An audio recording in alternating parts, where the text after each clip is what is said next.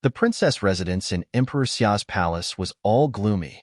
Xia Qingyuan's mind was cold as ice at the moment. The princess residence in Emperor Xia's palace was all gloomy. Xia Qingyuan's mind was cold as ice at the moment. Everyone in Emperor Xia should have known that Futian was Emperor Xia's servant. His name was almost literally glittering from the results he brought from the Battle of Empty Realm, and for a time, he was the talk of the town. There was simply no one who did not know of Futian by then. If Saint Shihua were to be said to make a move against the barren state, he was doing it out of desperation. At present, however, someone actually made a move against Phoenix and Longlinger. One could have only imagined what was going on in her mind at that moment. However, there was something that she was unable to comprehend. Were the two incidents simply a coincidence? Or there were people who manipulated events from behind? There were many things that she was unable to understand at that point just yet. The Sword Saint, Gu Donglu, and the others also came to Emperor Xia's palace, waiting for news at the princess residence. At present, the conditions of Longlinger and Phoenix remained unknown. All of them were hoping that Emperor Xia was able to bring about a miracle. Both of them would have been in extremely dire states otherwise. At that moment, someone came to Xia Qingyuan's side and delivered her some news. The eyes of the black-winged condor were extremely cold. The bird went over and looked at Xia Qingyuan. Those eyes radiated bone-chilling cold. Xia Qingyuan looked at Futian through the bird's eyes and said, "There was a saint-level clan in Emperor Xia's city, the Mu clan, and a member of their younger generation was infatuated with Longlinger, following her around everywhere. Longlinger was rather naughty and constantly made a servant out of him. This incident stemmed from that young man confessing to Longlinger and was spurned. He then decided to poison both himself and her, hoping to be able to die together." "What happened to him?" the bird asked. "Dead, from the poisoning," Xia Qingyuan said. The black-winged condor turned around to address the people of the Holy Ji Palace. Zhuge Mingyue then added, "Mu Yin was indeed infatuated with Linger, and she teased her all the time. Furthermore, Mu Yin was timid yet cheerful, so he followed Linger around all the time like the princess put it. He had even been to the villa and we've all seen him. As such, we didn't put up a guard against him. But then again, Mu Yan's personality was one that shouldn't have been able to pull off such a feat. We have interrogated the people of the restaurant and the Mu clan. Those from the Mu clan didn't believe that Mu Yin would have been capable of such a thing. But there were many in the restaurant who witnessed personally what happened, so that was probably the truth. It would have been possible if one of them had lied, but there was no way so many would have dared to lie. Furthermore, we've checked everyone who were present, and all of them were clear of any doubt. Then this incident would be a coincidence then, one that was caused by Linger not being careful with who she made friends with." The black-winged condor spoke with a cold, gloomy voice. He knew what Linger was like very well. She was naughty and stubborn, but pure of heart. If she was willing to get along with Mu Yin, then Mu Yin would have never been those evil, ferocious, or brutal types. His second sister and all the others have seen him as well. But then again, the truth was right before their eyes. All of that seemed to truly be of pure coincidence and little else. Furthermore, it seemed that none of that incident had anything to do with Saint Shihua acting against the barren state. Futian did not think much of the attack back then, but with something like that happening to Linger this time, he was forced to reconsider. "I know that you are suspecting something is off. I too am suspecting as well. But from the looks of things at the moment, there are hardly any leads or openings, with one possible exception. Mu Yin was controlled by some powerful figures using some special means." Xia Qingyuan then added, "None of the people of the Mu clan knew of anything about Mu Yin being acquainted with powerful people. We didn't have anyone to keep an eye on Mu Yin as well. Furthermore, Mu Yin suffered the worst of the poisonings, dying right on the spot. Even if such speculations are possible, there are no leads for us to look into." "Sister, did anyone or Linger herself made any enemies, or got on anyone's bad side during this period of time?" the black-winged condor asked. "No. Everyone was being diligent in their training. Even if there were to be scuffles when they went outside, none of them were severe enough to warrant the risk of doing something like that," Zhuge Mingyue elaborated. The black-winged condor nodded. With his current status at Emperor Xia's realm, all saints would have known that acting against them all would have came with great risks. No one would have possibly gone that far over mere scuffles, unless said scuffles concern life and death situations. Well, then it's probably some enemies we made way back then, the Black Wind Condor said. Saint G of the Hall of Holy Light of the Lower Worlds was placed under house arrest. Saint Shihua and his men were hardly able to cover their hide. Both parties did not seem to have anything to do with the incident. The first enemy they made in the upper worlds was those from Lihan Heaven. But then again, the swordmaster of Lihan had lent one of them his sword and saved their lives. Wang Chuan came to possess a supreme state of mind and became a saint. All of that should have been known to all in the Lihan Heaven, and the score between both sides should have long been settled. Furthermore, with them still owing the swordmaster of Lihan for having borrowed a sword from him, there was hardly any possibility that the people of Lihan Heaven would have moved against Yi Futian's people. As for Gong Sunzhong of the Divine Cloud Valley, they might have been scuffles between both parties, but during the Battle of Empty Realm, Gong Sunzhong had been rather straightforward in his dealings. Due to Xiaqing Yuan having expressed her disappointment in him, he channeled all his frustration in the battlefield. Compared to Gong Sunzhong, it was more probable that Xiao Shang, who had actually set Yi Futian up in the Battle of Empty Realm, would have acted against him instead. What Xiao Shang did back then was totally within reason and little to complain about. He had only recalled those that the princess put at Yi Futian's side due to the princess being in trouble, yet his actions almost caused all of them to die in battle. However, Xiao Shang was sold out by Liao later, with someone leaking the news of the enemy having bought him over, causing the cover for the motives of his actions blown. Xiao Qianhe of the Xiao clan brought Xiao Shang into the royal palace and begged Queen Xiao for mercy. Queen Xiao had summoned Yi Futian personally and rewarded him, bestowing 10 great training methods to the people of the 9 states, as well as awarding them with divine implements. She had even permitted Yi Futian to train in the Golden Hall of the Lotus, forcing him to put that score with Xiao Shang aside for the moment.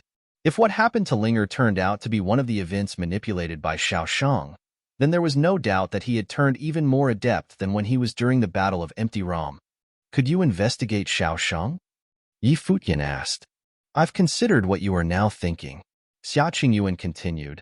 Someone returned to me with news. Ever since what happened back then, Xiao Shang had been spending time training in his clan's estate. Even when he ventured outside, he stayed close to the Xiao clan territory. Furthermore, Xiao Shang's status in the Xiao clan was no longer what it used to be. His status became limited, so even when he intended to get something done, he hardly had the resources to pull them off. Before and after something happened to Linger, he had only ventured outside once, and it had been to meet Gong Sun and I. Given Xiao Shang's status in the Xiao clan back then, they should be someone that he is still able to make use of, no? The Black Wind Condor asked. There are definitely some, but probably not many. Given how my grandfather had rescinded a lot of the perks and powers Xiao Shang was given, he would have had lots of problems using any of the saints, Xiaqing Yuan said. The one went about poisoning the girls that time was definitely a saint. What if someone in the clan was willing to actually work with him? The bird asked again. It was apparent that Yi Futian was doubting the Xiao clan. When my uncle brought Xiao Shang into the royal palace, he had made promises to my mother, which was why she was willing to agree to stepping in and solving the matter, which in turn led to you being into the royal palace. You should remember that while it is possible for Xiao Shang to still resent you, but my uncle is nonetheless still the successor to the Xiao clan and my mother's brother. What good would it do him by doing such things? If he was only doing it to settle the score on behalf of his son, then even my mother would not have forgiven him if it was discovered. Judging by my uncle's personality, there was basically no way he would have done such a thing. Xiaqing Yuan analyzed the idea, and Yi Futian had to admit that Xiaqing Yuan was making sense. Xiao Qianhe was no doubt someone who would have clung to power, judging by his intentions to put Xiao Shang into the royal palace. There was simply no need for someone like him to take such a great risk. Xiao Qianhe was still Queen Zhao's elder brother and Emperor Xia's brother-in-law. That status alone would have been of extremely high prestige. So you're saying that this has nothing to do with Xiao Shang then, princess? The Black Wind Condor asked in a low voice. No leads or openings, really? There's another thing. Be it Xiao Shang or anyone else, if they really intended to act against you, why you they be beating around the bush like that? Phoenix and Linger might have been people from the Barren State, but they were still not core figures. Xia Qingyuan frowned and said, "As for the matter if any of that had anything to do with Xiao Sheng, I could only say that there is nothing on him at the moment. I'd keep having people to look into it until we've got something." "Yeah." The Black Wind Condor nodded. Although he suspected that Xiao Sheng was involved, but it was impossible for them to crash into the Xiao clan's estate to arrest him when there were still lacking evidence. While Yi Futian was on very good terms with Xia Qingyuan, but Xiao Sheng was still the son of Xia Qingyuan's uncle after all. All of the important people of Xiao clan was gathered in a great hall of the clan's estate. Old Man Xiao was present to host the meeting. There was a lone figure standing below, and it was none other than Xiao Sheng. There were people from the royal palace who came to investigate Xiao Sheng's whereabouts not long ago. They all knew that someone tried to assassinate people at Yi Futian's side using poisons. "Kneel," Old Man Xiao said coldly. Xiao Sheng went on his knees on the ground, looking up at his grandfather and the familiar faces that looked like that of strangers to him. However, his eyes were unusually calm, and he simply felt the whole situation to be rather ironic. He had been raised as the successor to the clan back then after all. "Grandfather, I don't understand," Xiao Sheng said. "Did you actually do anything?" Old Man Xiao glared at Xiao Sheng and asked. What Xiao Sheng last pulled had actually damaged the relations between the royal palace and the Xiao clan. If Xiao Sheng were to pull anything absurd, it would have ended up jeopardizing the Xiao clan's status. "I don't understand," Xiao Sheng said as he sensed formless pressure bearing onto him. "Someone attempted to kill the people of the barren state using poison. Do you have anything to do with it?" Old Man Xiao glared at Xiao Sheng as he asked, raining down incredible pressure on his grandson. "Someone tried to assassinate those from the barren state?"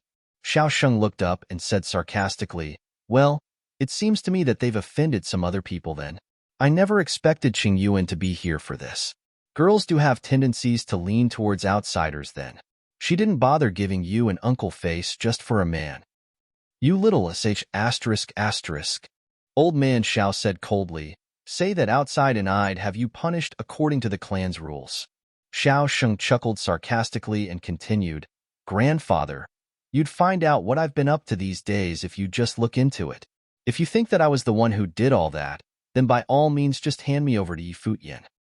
Old Man Xiao glared at Xiao Sheng and said coldly, "I know you have your resentments, but it's your mistakes and you're to bear the consequences. From this day forth, you're not allowed to step outside the estate. Xiao Qianhe, pull all men at his side away. He is not to be allowed to have any contact with the outside world without my orders." "Acknowledged." Xiao Qianhe nodded. He stared at his son and came to have bad feelings about some people. "If there is nothing else, I shall take my leave." Xiao Sheng stood up, turned around and left. His clansmen all watched with cold expressions as he left. "That is one hell of an goal." Xiao Sheng looked up at the sky after he walked out of the hall. A cold smirk was seen on his face. "Investigate me? Investigate all you like. I've done nothing." As for the house arrest, he did not mind it at all. If his speculations were to be proven correct, someone else would have picked up where he left off and taken care of the rest. There were often mighty ones getting in and out of Emperor Xia's palace, especially the princess residence.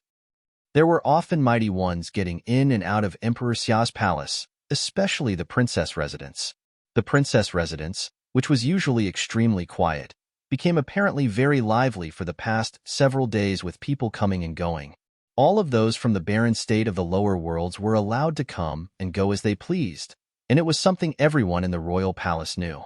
Princess Xia Qingyuan was being very kind to those from the Holy Ji Palace of the barren state, and it all had to do with Yi Futian.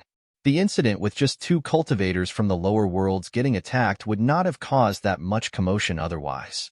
They were even able to get help from Emperor Xia himself, and it was an enormous favor rarely seen. Most of the people from the Holy Ji Palace waited for news in the princess residence. Several people flashed on that day, appearing before the group. Phoenix Linger. The group noticed 2 within those who just showed up and walked up to them. The Black Wind Condor went up as well, feeling relieved as the crisis was finally averted. "How are they doing?" Zhuge Mingyue asked. "They're fine now. Consider them actually came back from the gates of hell itself." A figure wearing a cloak behind them said. His voice sounded rather croaked and his skin extremely pale. Thank you, Senior. The people from the Holy Ji Palace expressed their gratitude. The Black Wind Condor's eyes turned to one of the cultivators behind Long Linger and called, Senior Long. That man's eyes turned to look at the bird and said, You are? I'm Futian. The beast could relay my thoughts directly, the Black Wind Condor explained. The middle-aged man caught on and said with a smile, So we've met. Yes, and it's been many years indeed. Thank you for your help, the Black Wind Condor said. The man was none other than Long Etienne, Long Linger's uncle. What happened to you? This is something that happened in the battle of proving holiness all those years ago. I was surrounded when I was on my journey back then. My physical body perished and my soul rested within the dragon's soul, merging with it. I then hid within a piece of saint-level spirit jade that I came to possess by chance, enabling me to stay alive. His Majesty Emperor Xia was gracious enough to forge a new physical body for me, Long Etienne said. Brother, if it hadn't been for Uncle, I'd have been dead by now. Long Linger's eyes were somewhat reddened. It was a blessing in disguise. If it had not been for Linger being in a critical condition, Xia Qingyun would not have came to bother Emperor Xia. You'll be fine, the Black Wind Condor said. But Mu Yin is dead. Brother, Mu Yin isn't someone of that sort.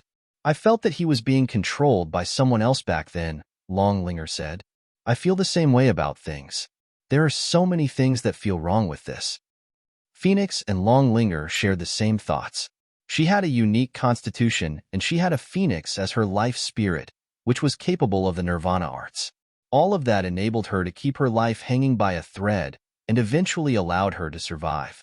Linger, on the other hand, was protected by Long Etienne.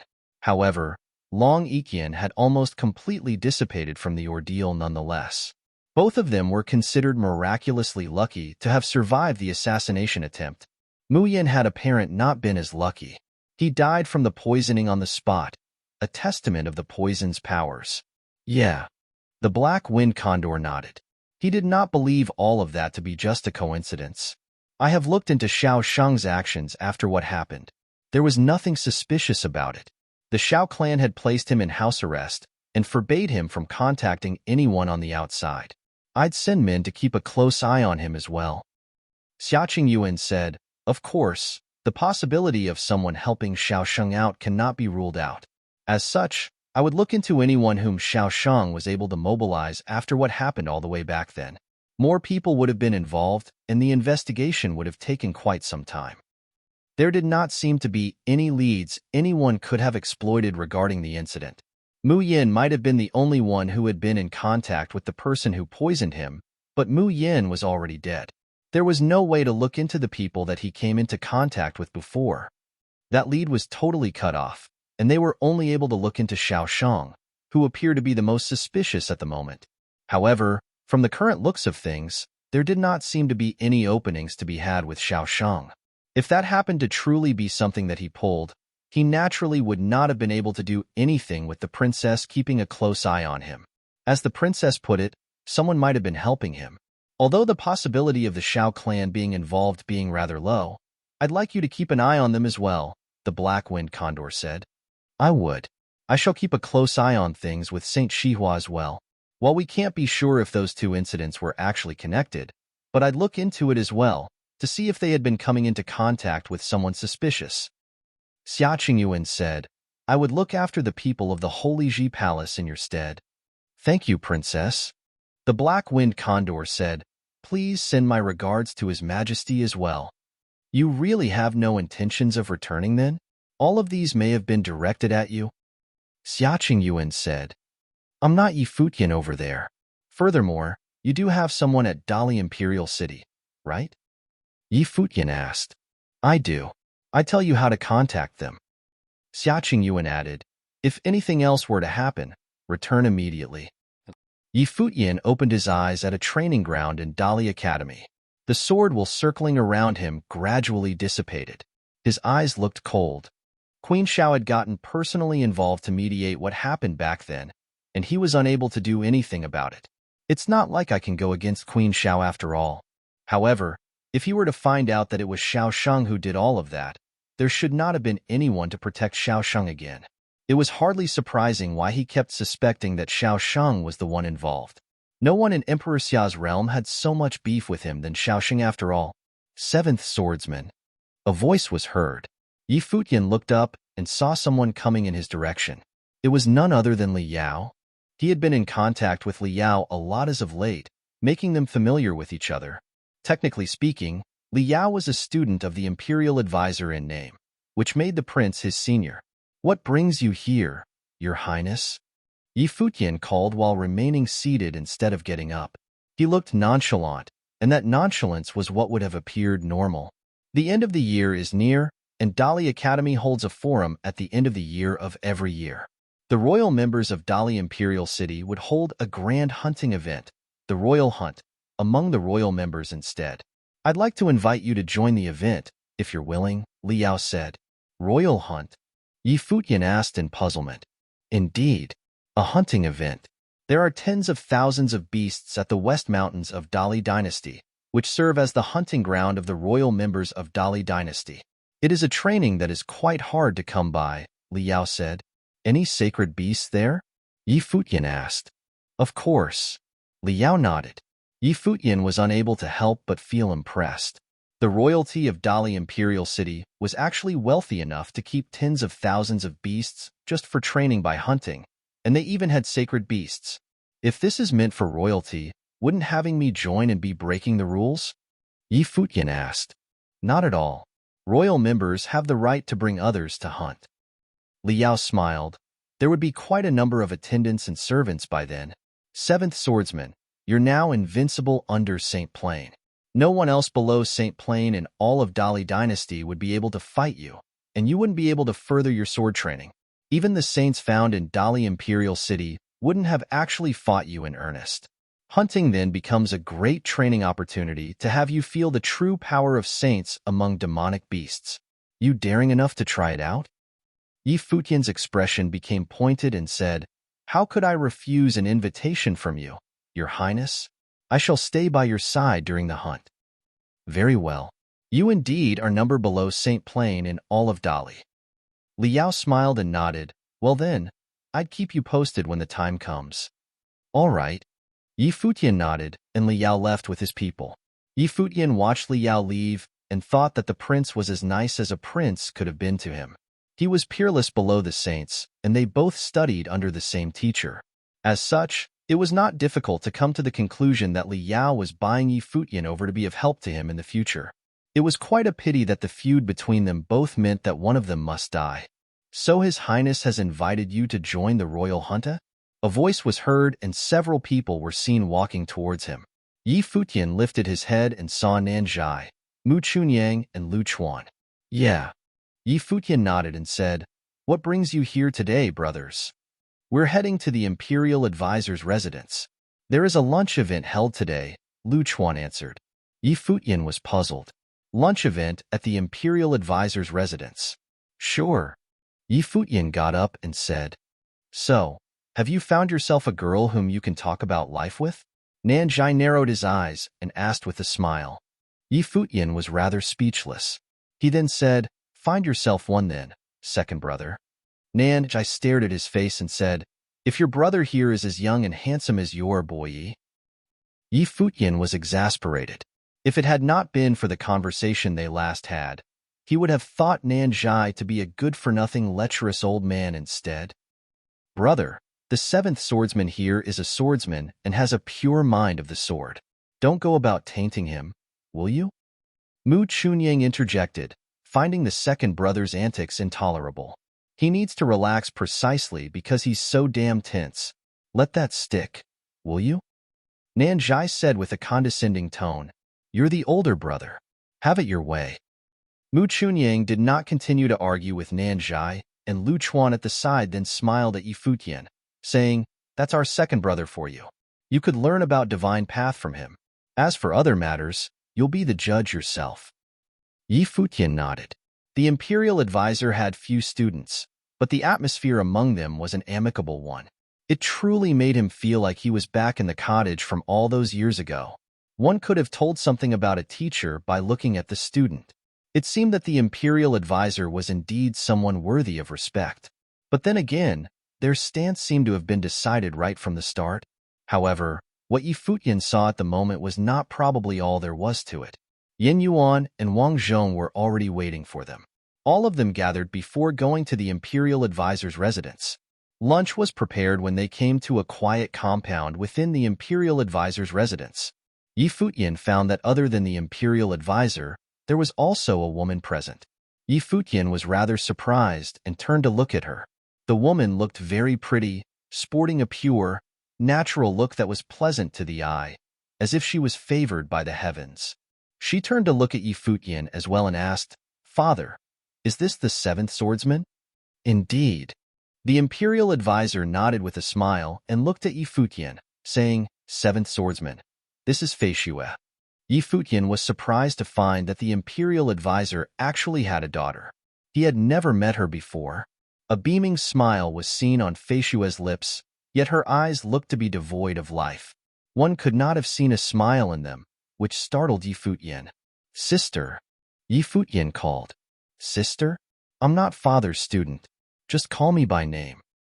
Fei Xue smiled warmly and continued, "As for my eyes, don't mind them. I can't see after all." "She's blind?" Yi Futian was somewhat shaken. For some reasons, he felt a tinge of sorrow hearing that she was unable to see. While Fei Xue did not have looks that would have had men killing each other for, but he found her appearance to be really pleasant on the eye. It was some mystical feeling that he was unable to quite place. "Not even your proficiency with the arts is able to do anything about it, teacher?" Yi Futian asked the Imperial Advisor.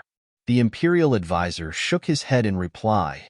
Yi Futian looked at the Imperial Advisor and sighed secretly. Due to Fei Xue's status, even if the Imperial Advisor were to ask for Emperor Li's help personally, the Emperor would have no doubt agreed to help. Yi Futian looked at the Imperial Advisor and sighed secretly. Due to Fei Xue's status, even if the Imperial Advisor were to ask for Emperor Li's help personally, the Emperor would have no doubt agreed to help. If Fei Xue remained incapable of seeing still, then there would not have even been a need to ask in the first place. "There is no need to grieve for my sake, seventh swordsman. I'm fine as I am," Fei Xue said with a smile, as if she was able to read what was going on in his mind. "I'm not grieving," Yi Futian denied and continued. "I'm just thinking that someone as good-looking as you would have felt brilliant if you were to be able to see." Fei Xue smiled faintly. Although her eyes continued to look dead, her smile felt pleasant nonetheless. "Take a seat," the Imperial Advisor smiled and said. All of them took their respective seats by his side soon, with Yin Yuan seated at the first seat at the left, followed by Nanzhai, Mu Chunyang, and Wang Zhong. Fei Xue, Lu Chuan, and Yi Futian were seated at the right. "Where is the mistress?" Yi Futian asked Lu Chuan telepathically instead of asking out in the open. The case with Fei Xue told him that the Imperial Advisor might have had his own stories. If the mistress did not show up, there would have also been a story behind. Lu Chuan did not look at Yi Futian but replied telepathically nonetheless, "I've never seen the mistress. She passed a long time ago. Don't bring the mistress up in front of teacher." "Will do." Yi Futian nodded in secret. "Seventh swordsman, there is no need to be so formal in a family event like this," the Imperial Advisor smiled and said. "Sure, teacher," Yi Futian said and nodded. The group began eating away. They all looked relaxed as there were hardly any rules to be observed there. "How are your training been going?" the Imperial Advisor asked all who were present. "I don't think I'd ever get to your plane, teacher," Yin Yuan smiled and said. "Yin Yuan, your strength lies with your sense of perception of worldly affairs, but it's at the same time your shortcoming.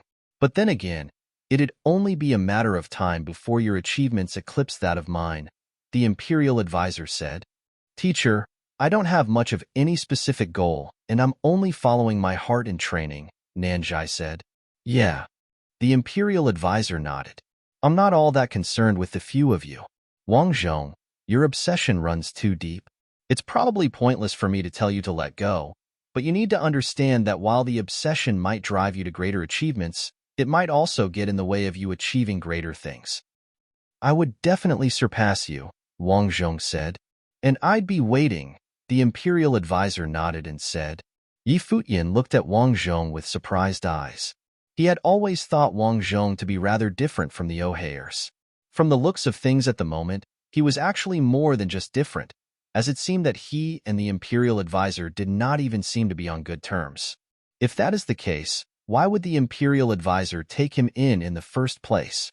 Seventh Swordsman, I've asked you that day why did you become a cultivator, and your answer made me decide to take you in as my student. The Imperial Advisor then said, the Great Path knows no boundaries. Not even I had been capable of such spirit as you. I was just mouthing away, actually, Futian added. There are no doubt boundaries in the world. Any who was brazen enough to say that the Great Path knows no boundaries would be a show of open-mindedness. Me, for example, has never had such spirit with me. If you happen to have that something that I lack, it is naturally something I'm happy to see. Futian looked at the Imperial Advisor and asked, I have something that I find puzzling. Would you mind giving me some guidance, teacher? All right, speak. The Imperial Advisor nodded. If you had agreed with the notion of the Great Path knows no boundaries, why would you have aided His Majesty in strengthening Dali and went about taking other realms? Wouldn't that be going against what you agreed on? Futian asked. He had always been curious what kind of a person the Imperial Advisor actually was. Since the opportunity to ask was right in front of him, he saw fit to take it right away. When I asked you about why you sought the path, you said that you hoped that even if there would be a day when you stopped cultivating altogether, you would still have the freedom to choose nonetheless. That applies to you as well as Dali as a whole. Wars never ceased since the ancient times. Even the mess the world went through over 300 years ago, we have still not been able to shake off its effects. Wars between realms easily had casualties racking up to millions. If we were to not strengthen Dali, destruction would have been the only thing lying ahead of us, and there is no freedom of choice for us there.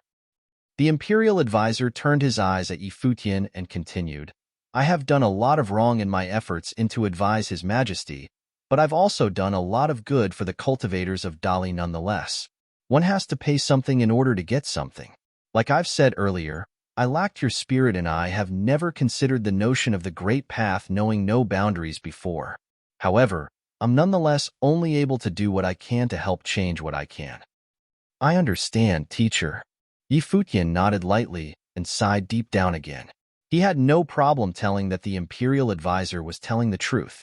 If one were to take his stance into consideration, one would have realized that if Dali was not strong enough, the Emperor Xia's realm, the Demon Peacock Emperor's realm, or some other realms would have taken Emperor Li's realm by force. If you want to see change as well, then you'd have to first stand at the highest point at the place you wish to see changes being made. It's been said that Donghuang the Great and Emperor Yi Qing dreamt of changing the world as well, and that was what drove them to stand at the top of the world. A tinge of respect was seen in his eyes as he continued. There would always be some great beings around in the world which would inspire respect and awe. My abilities and character are limited, and I do not have what it takes to become someone like that, but I do hope that you all would be someone of such caliber. Teacher, you're great enough as far as Dali is concerned, Yin Yuan added. It isn't something you could determine on your own. Ask Wang Zhong what he think about that, the Imperial Advisor said in a self-depreciating tone and took a look at Wang Zhong. Yin Yuan did not ask, as it was obvious that he would not have been able to get any answers anyway. Futian seemed to have learned more about the Imperial Advisor and came to respect him a little bit more deep down. It was possibly Emperor Xia's realm that had known too little about the Imperial Advisor of Dali instead. The Imperial Advisor had not been wrong with what he said. He was not Donghuang the Great or Emperor Yi Qing. His abilities were limited, and he was only able to affect Emperor Li's realm. Teacher, I'd like to ask a rather bold question. Why have you decided to seek the path? Futian asked. The Imperial Advisor was rather startled as he looked at Futian. That was the first time someone asked him why he sought the path. He had always been the one asking the question instead. If I were to tell you that I have never considered the question, would you believe me? The Imperial Advisor looked at Futian and said. Futian was dumbfounded and rather surprised. However, the Imperial Advisor simply smiled. Any one of you here has more spirit than I did. I once have been training because I felt like doing so, and I have never thought why I sought the path. When calamities strike one day, you'd quickly find that you don't have the right to choose. As such, when you said that you want to see the right to choose, even if one were to choose not to be a cultivator, I said that you have set your standards too high. Even if you were to be cultivator, there are lots of times when you are still robbed of that right, being utterly hopeless in the face of it all. At present, my wishes are two simple ones: to allow Feishue to live a simple life, teach a few students of my own, establish a Dali academy that could provide a good environment for cultivation for the later generations, so to enable Dali dynasty to live long and prosper. As for anything greater than all that, I dare not ask. Futian looked at the imperial advisor, feeling rather frightened. That could not have been further from the impression he had about the imperial advisor of Dali. The imperial advisor, he knew, was one would have dedicated his entire being into service to Dali dynasty. A great figure who would have poured his heart and soul into taking other realms.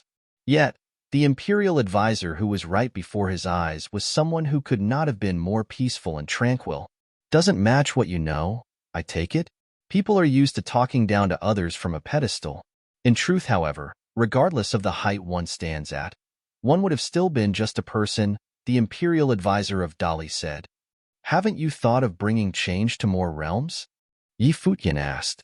If you've experienced realm wars firsthand, you wouldn't be having such thoughts. Unless I become able to have control over other realms without going through realm wars, it is something that I would never, ever think about. The imperial advisor looked at Futian and said. The realm wars that the imperial advisor spoke about were naturally large-scale ones. Futian once heard that there were 3,000 realms of the Great Path, and some realms were devoid of life altogether, with the realm wars being brutal enough that they brought about total annihilations of realms. It was truly something harrowing. The Battle of the Empty Realm was actually one that was fought at a small scale. On the other hand, the imperial advisor claimed that he had experienced true realm wars. As for wanting to affect other realms without going through the path of realm wars, one would have been able to train to the highest plane there was. For instance, if he alone were to be able to take down Emperor Li, that would not have needed for any realm wars. From the looks of things, the imperial advisor was actually someone who opposed realm wars. The group chatted without a care in the event, and Futian came to learn more about the imperial advisor and his other students. After they were done, the imperial advisor said to Lu Chuan, send Feishue to her sleep. Sleep? Futian looked puzzled. Feishue needed to be in her sleep, often due to her cultivation. She is actually far older than you are, and the reason why she looks so young is because she spends most of her time sleeping, the imperial advisor explained. Futian was somewhat shaken. You're talking about suspended animation then? He finally knew what the family gathering earlier was for. Feishue rose from her sleep. He turned his eyes at Feishue, at the clean, beautiful face of hers. Fate had not been kind to her, and yet, that calm and warm smile looked as tranquil as it could have been. The imperial advisor said that he hoped that Feishue would be able to live a simple life. He said so because even that alone proved to be a luxury. Sure. Lu Chuan nodded slightly and rose. Feishue, who was by his side, rose as well and was getting ready to leave. I'll go as well, Futian said. He rose and walked with Lu Chuan and Feishue, leaving where they had the gathering. All three of them walked, and Futian asked, Brother, what happened to Feishue? I don't know myself. It has always been so ever since I came to study under the imperial advisor. Lu Chuan shook his head and sighed. It's all right, seventh swordsman. I've gotten used to it. Feishue faced where Futian was and said, I'd be able to stay young always. Isn't that wonderful? How long would you need to sleep? Futian asked. There is no certain pattern to it. I spend most of my time sleeping. Feishue then added with a smile, No need to be sad for me. I'm not. Futian denied. So you don't want to admit it again, eh? Feishue said with a faint smile, My father said that your mind of the sword was pure. Somehow, I find that your emotions are always in turmoil, always easily moved to sadness. Shouldn't your training in the way of the sword make your state of mind as strong as bedrock? Futian wanted to explain, but Lu Chuan took a good look at him and said, Feishue is capable of sensing emotions of others. Futian was astonished as he looked at Feishue.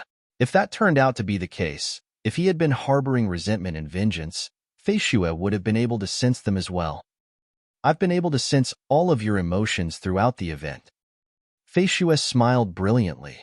She placed her hand on her chest and mystical light emanated from her. Futian felt a mystical feeling that he was unable to quite place. It seemed that some peculiar powers shrouded his body. The quiet world tree within his life palace rustled all of a sudden and unleashed mystical light. It seemed as if the tree was affected by the power within Fei Xue and reacted. What the hell is happening? Futian looked startled. It was the first time something like this had happened to him. What the hell is happening? Futian looked startled. It was the first time something like this had happened to him. Fei Xue was able to sense the emotions of others, so it was only natural that she was able to detect the puzzlement and curiosity that Futian was feeling at the moment. However, she thought all of that stemmed from him being curious about her. She then explained gently, I have monstrous beings inside me. One that had once taken many lives, and it would have been able to take mine as well. The being could only be suppressed through sleep. If it had not been for Father, I'd have liked to resign myself to fate instead. Futian looked at Fei Xue. She lowered her head. While her tone remained gentle, it was unable to mask her sorrow. So that's the reason, huh? Futian thought. One such gentle girl, and yet, not only did she possess eyes that were unable to see, but she was even robbed of her right to live, keeping herself alive only through sleep. What is the point of spending your life asleep? Futian wondered. Isn't sleep just like death throughout the process? Probably just a way to lie to oneself, then. The Imperial Advisor is reluctant to let go of her. Futian extended his hand, seemingly want to touch her hair, but then he hesitated. Fei Xue raised her head somewhat. While she was unable to see, she nonetheless seemed to have been able to sense Futian's movements, just like how she would have if she were to be able to see him. Futian rested his hand on her shoulder and smiled warmly, saying, well, who is to say that that thing inside you is a monster? While I have no idea what it is, I feel that it's something extremely precious, maybe a gift from the heavens, something that you could only obtain after going through some bit of suffering. Fei Xue twitched somewhat, sensing his kindness. She smiled as well and said, thank you for comforting me, Seventh Swordsman. I'm not saying that to comfort you. That's the truth. You need to believe the intuition of a swordsman who has a pure mind of the sword, Futian said with a smile. Yeah, I believe you. Fei Xue smiled. A swordsman who has a pure mind of the sword? Eh?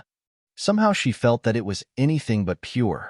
She had no idea how he managed to deceive her father, but none of that mattered.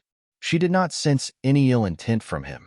He had experienced confusion, calmness, and a faint sense of respect, and then letting go from the start of the gathering until the end. When he was talking to her, she was able to sense sympathy, sadness, and a bit of kindness from him.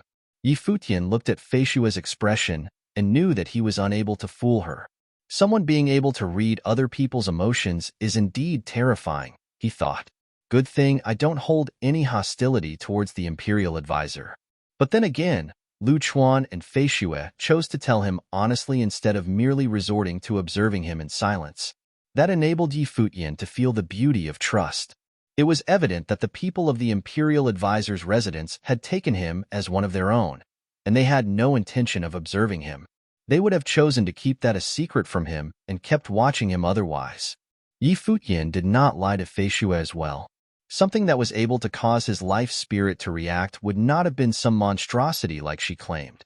He believed what was inside Fei Xue's body to be something incredibly precious instead. Fei Xue had probably chosen to refer to it as a monstrosity due to it invoking the greedy nature of people. The mistress was not around, and the Imperial Advisor had been taking care of Fei Xue and Dali all this time. After learning something about them, Futian naturally came to speculate that the Imperial Advisor had some complicated past. However, Futian did not keep asking. None of that mattered anyway. He witnessed Lu Chuan put Fei Xue back to sleep. She peacefully went back to sleep in a dazzling ceiling matrix. Xiaqing Yuan was still looking into the people that Xiao Sheng came into contact with for a long time in Emperor Xia's realm. However, all signs indicated that Xiao Sheng had not done anything. It seemed as if he had nothing to do with the incident. If it had not been for the fact that Xiao Sheng remained the most suspicious person, Xiaoqing might not even have bothered looking into it any further. As for things in Emperor Li's realm, Li Yao extended an official invitation to Yi Futian to join the royal hunt. Yi Futian had agreed to it before, and so he attended the event as planned. Many mighty ones gathered that day at the most extravagant, towering drill ground in all of the royal palace's vicinity in Dali Imperial City. Many members of the younger generation in the royal family arrived. There were also many senior members around who would be the ones taking the lead. The royalty of Dali dynasty was an extremely prestigious family and had many descendants. They were the most renowned clan in all of Dali. The extended family was massive, and it was more than just the bloodline of the current Emperor Li that had many members. There were also many great branches other than that of the emperor. Branch families aside, Emperor Li himself had 12 offspring, 9 being princes and 3 being princesses. Li Yao was the youngest among the 9 princes. At that moment, other than the many members of the younger generations of the royal family, there were also their guards present at the drill ground. As such, the entire drill ground looked grand, and golden robes were billowing everywhere, looking magnificent. The hunt that was held every year at the western mountains of Dali dynasty was a test for the younger royal members. It was a tradition that was carried out throughout the ages as a way of nurturing their temperament as well as their abilities at doing battle. All demonic beasts sealed in the West Mountain were at least of the sage level. There were even demonic saints who were capable of taking human form, and their intellect was on par with that of humans. They knew of their fate, that they were but tools meant to be killed by the royal members for training. As such, all of them were extremely ferocious. They would bring out their all to attack any who went to the West Mountain to train as soon as they seized the opportunity. The higher the kill count, the better. Many did end up dead during the test at the West Mountain every year, and many more injured. Of course, the princes and the core members were comparatively safe, as they were high on the priority list of protected people. Even so, however, there were still princes who ended up grievously injured nonetheless. It was such ferocity that encouraged the royal members of Dali dynasty to continue to hone their minds at furthering martial art training. Yi Futian came to the drill ground together with Li Yao. He took a look at the massive crowd before him. The royalty of Emperor Li's realm indeed appeared to be far more powerful than the ones in Emperor Xia's realm. Emperor Xia was considered the founder of his extended family. It was different in the case of Emperor Li, as the extended family had been around for many years, and they were extravagant people. There would not have been the title of Prince Regent otherwise. 7th Swordsman. A voice was heard from someone at the front of the drill ground. It was Li Sun, whom he met at the Dali Academy before. Li Sun was the 5th child among the 9 princes. He and Li Yao were born of the same mother, making them full-blooded brothers. "Greetings, Your Highness." Yi Futian cupped his hands slightly as he went up to the prince. "Li Yao said a while ago that he invited you to train here. The West Mountain indeed suits you," Li Sun said with a smile. Yi Futian nodded and said nothing. "Brother, so this is 7th Swordsman?" Someone walked past, and Yi Futian turned around to find a handsome, dashing young man of the royal family looking at him. It was apparent that he was another prince. "Yeah," Li Sun nodded and said to Yi Futian, "the 8th among us brothers." "Greetings, Your Highness," Yi Futian said. "No need for formalities. You, 7th Swordsman, have been the most renowned figure of the younger generations for the past year. Invincible below St. Plain and taken in by the Imperial Advisor as his student. You do indeed live up to the hype," the 8th Prince smiled and said. Yi Futian sensed cold stares from behind the 8th Prince. Li Xin was seen there, and there were also many of the royal family present. "You're too kind, Your Highness," Yi Futian cupped his hands and said. He had read through the profiles of the princes. The 8th Prince was very socially adept and had amicable relations with many of the royal members of Dali. He and the incredibly renowned 3rd Prince of Dali dynasty shared the same mother. Invincible below St. Plain, huh? I wonder, did anyone bother asking about my opinion? A crisp voice was heard, and someone walked towards them. It was a woman who emanated an overwhelming sense of extravagance and looked incredibly pompous. As a female member of the royal family, there was little need to say much about her appearance, which was, without a doubt, on par with that of Li Yu. Her eyes stopped at Futian. She said, "Seventh swordsman, show me what you've got." "Li Xiao, I don't think that bit of power of yours would be much compared to that of the seventh swordsman," Li Sun smiled and said. The woman was almost the youngest among the three princesses. She was at the pinnacle of Sage Plane in terms of powers and was of the same age as Li Yao, and her powers were comparable to his. The seventh swordsman was a widely acknowledged number one below Saint Plain in Dali Imperial City by then. Li Xiao might have been a princess, but she still would not have been much if she intended to take on the seventh swordsman. "I'm sorry, princess. My sword is not something for show," Futian said to Li Xiao. "What do you mean?" Li Xiao's expression was cold. What she meant by "show me" naturally referred to sparring with her. The seventh swordsman answered in a manner that suggested that he had no interest in fighting her. "It would be bad if I ended up hurting you, princess," Futian said plainly. The seventh swordsman had a brazen, unruly personality, and he was a student of the imperial city. He did not see the need to behave subserviently to a princess of Dali Imperial City. Many turned towards the drill ground. So the seventh swordsman is just as arrogant as he is rumored to be then, daring to treat a princess like this, many thought. How insolent. "Seventh swordsman, are you insulting the princess?" Li Xian berated him coldly right there and then, intending to slap labels on him. Futian glanced coldly at Li Xian. "Draw your sword." Li Xiao stood tall in the sky. Powerful aura emanated from her body, pressing onto Futian. "If you insist that I draw my sword, I'm afraid that you won't be able to take it, princess," Futian replied without care. "You." Li Xiao's eyes were cold.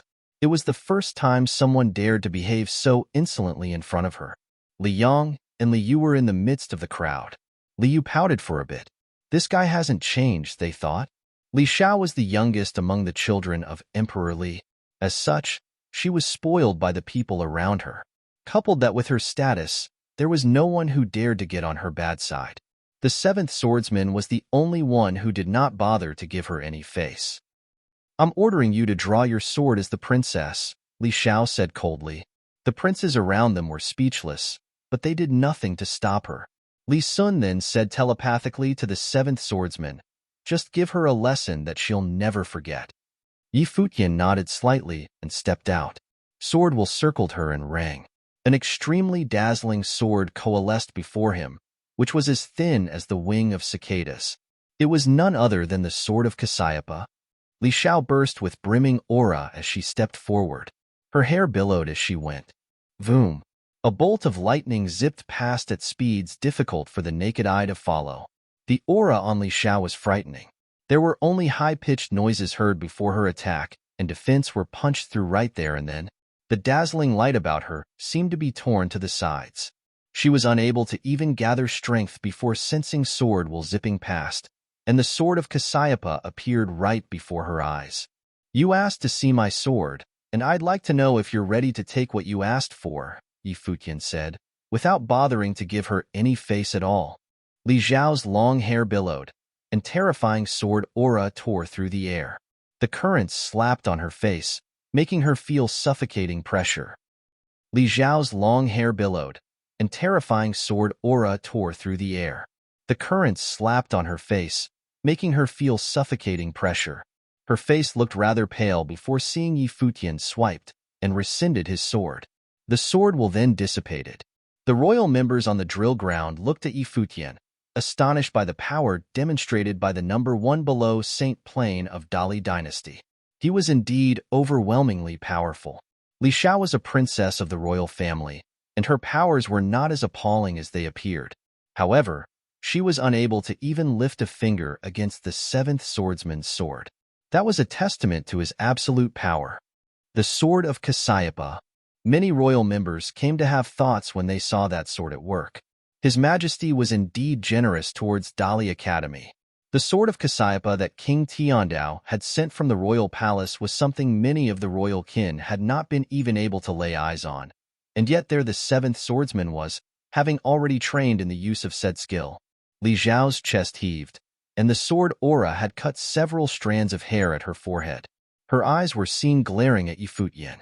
That **Sard sure didn't bother giving her any face. "All right, Li Xiao.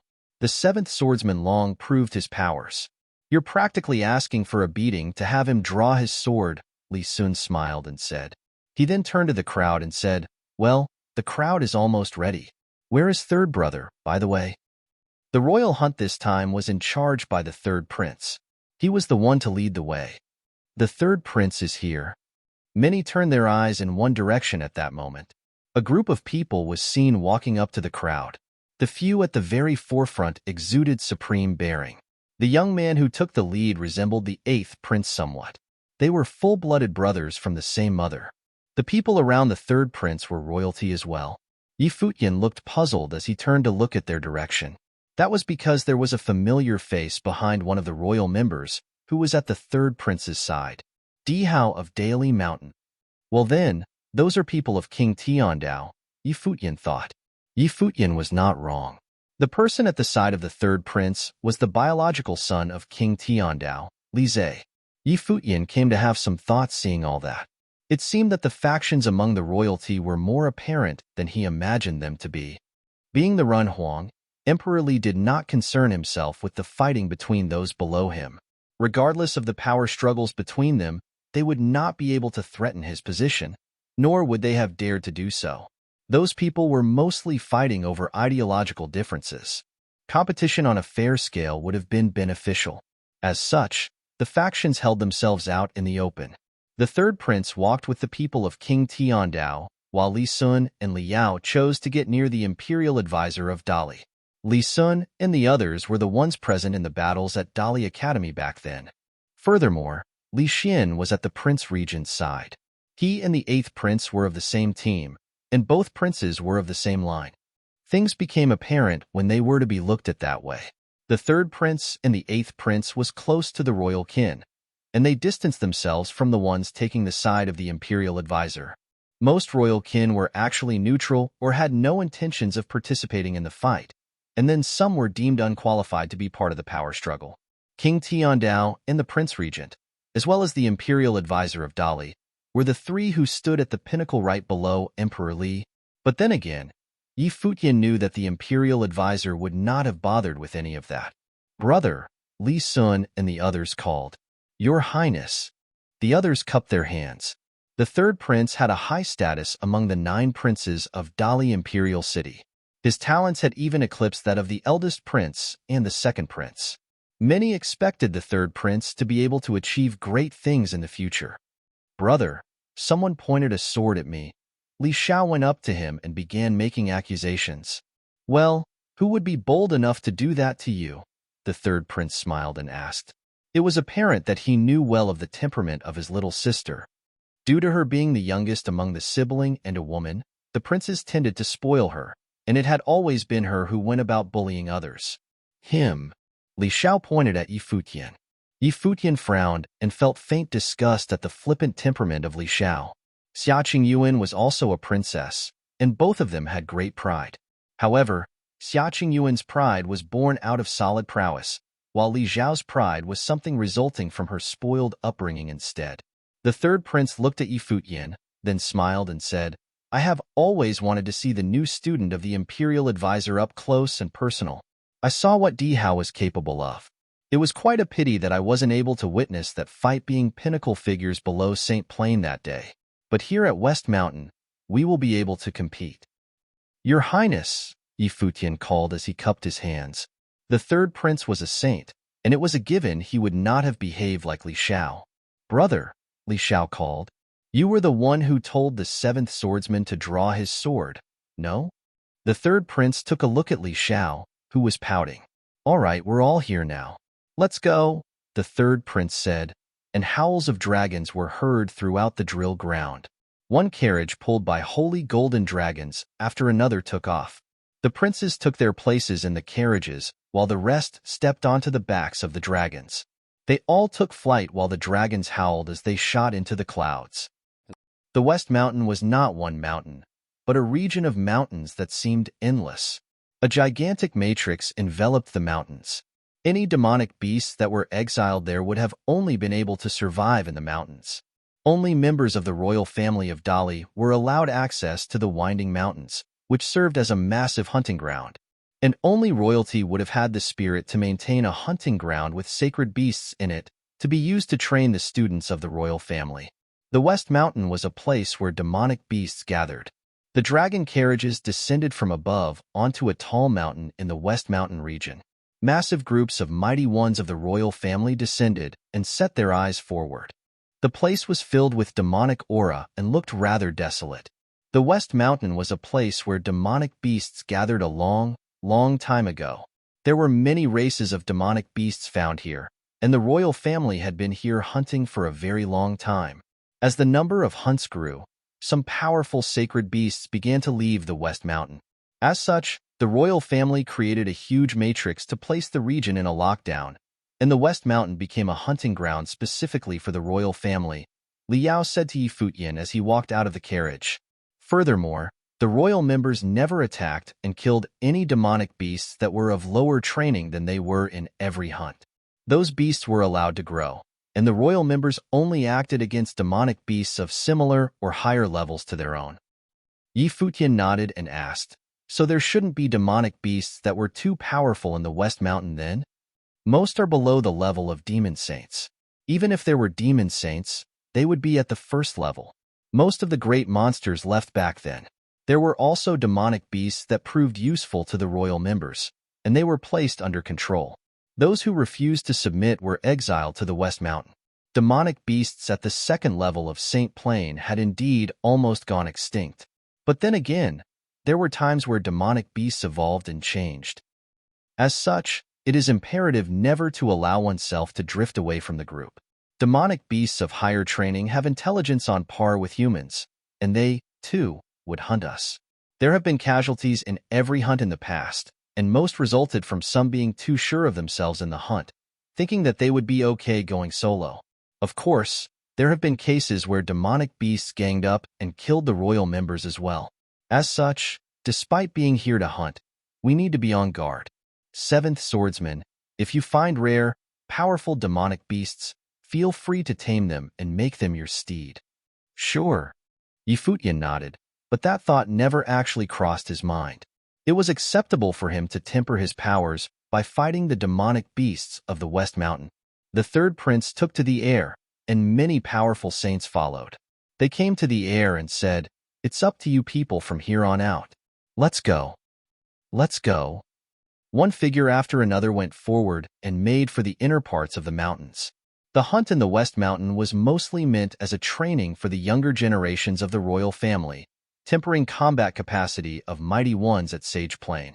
Some saints made a move occasionally, taking on sacred beasts.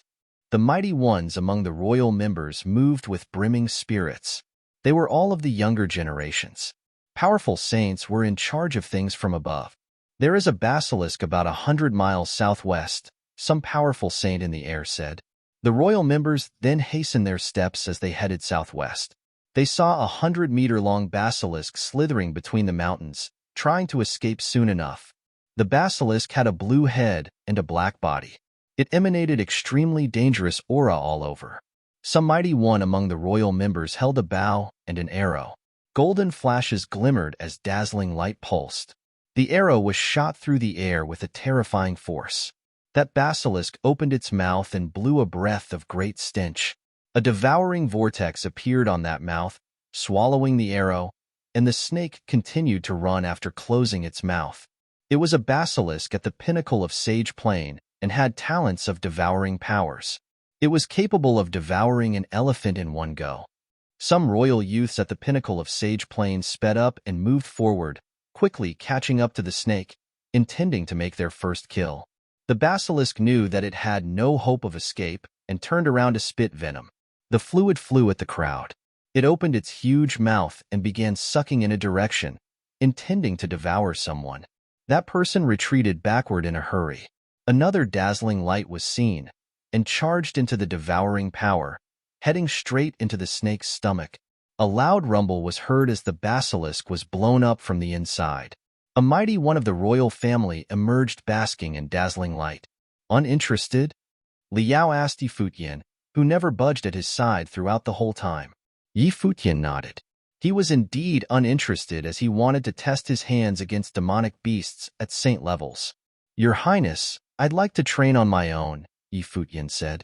Li Yao was dumbfounded. He looked at Futian and said, You should have heard what I said earlier. There are demonic beasts who will hunt us in the West Mountain. Going solo is dangerous. You've also said that there are few great monsters of saint level around. Even if I come across any, I'm confident that I'll be able to protect myself. Fear of the unknown has no place in the training in swordsmanship. If something turns out to be more than what I can handle, I will send signals to inform you, Your Highness, Futian said. It was rather inconvenient for him to be going along with a huge group. How insolent, Li Xiao said coldly from not far away. Do you care to join me, princess? Futian looked at Li Xiao and said. Li Xiao glared at him. There was no way she would have gone off on her own.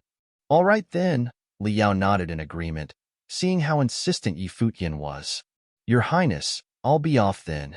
Futian flashed and left, riding his sword. Many watched him leave and thought, that guy is indeed the seventh swordsman, unruly and bold. I'm going solo as well, Di Hao said and stepped forward. If Futian dared to do so, he did not see any reason not to do so himself. The seventh swordsman and Di Hao are not royal members, and yet they are daring enough to go solo. While we, by no means, are doing the same, there is indeed no need for so many of us to be grouped together.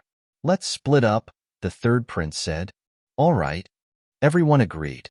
Past hunts had always been separated into smaller groups. While doing so was a lot more dangerous, training by doing so would prove more fruitful. Be careful, the third prince said.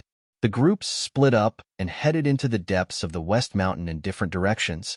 Futian headed out solo into the ranges within the West Mountain.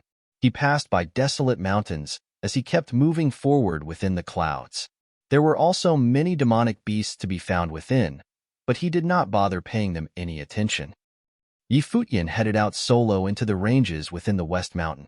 He passed by desolate mountains as he kept moving forward within the clouds. There were also many demonic beasts to be found within, but he did not bother paying them any attention. There were many valleys, jungles, and marshes within the region.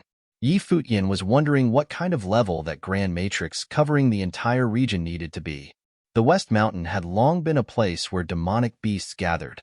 It was practically a nation of the demonic beasts. The place was so vast that it was comparable to a large city. One could have only imagined how large the area that was covered by that matrix would have been. Futian looked somewhere below the mountains, discovering that there was a river. There was a group of black, ferocious beasts near the river which resembled bulls. They had single horns and emanating wild, unruly aura. Their hide looked like armor. Fiends. See, it would seem. Ferocious eyes scanned the air above and found that Futian was all alone. Those demonic beasts took to the air while their eyes spoke only of hostility. Get lost, Futian berated coldly. None of those demonic beasts were sacred, and the strongest among them were only beasts at the pinnacle of Sage Plain. Boom. The demonic beast began running about as soon as he finished talking. Towering might enveloped the region, and the space around them was shaken.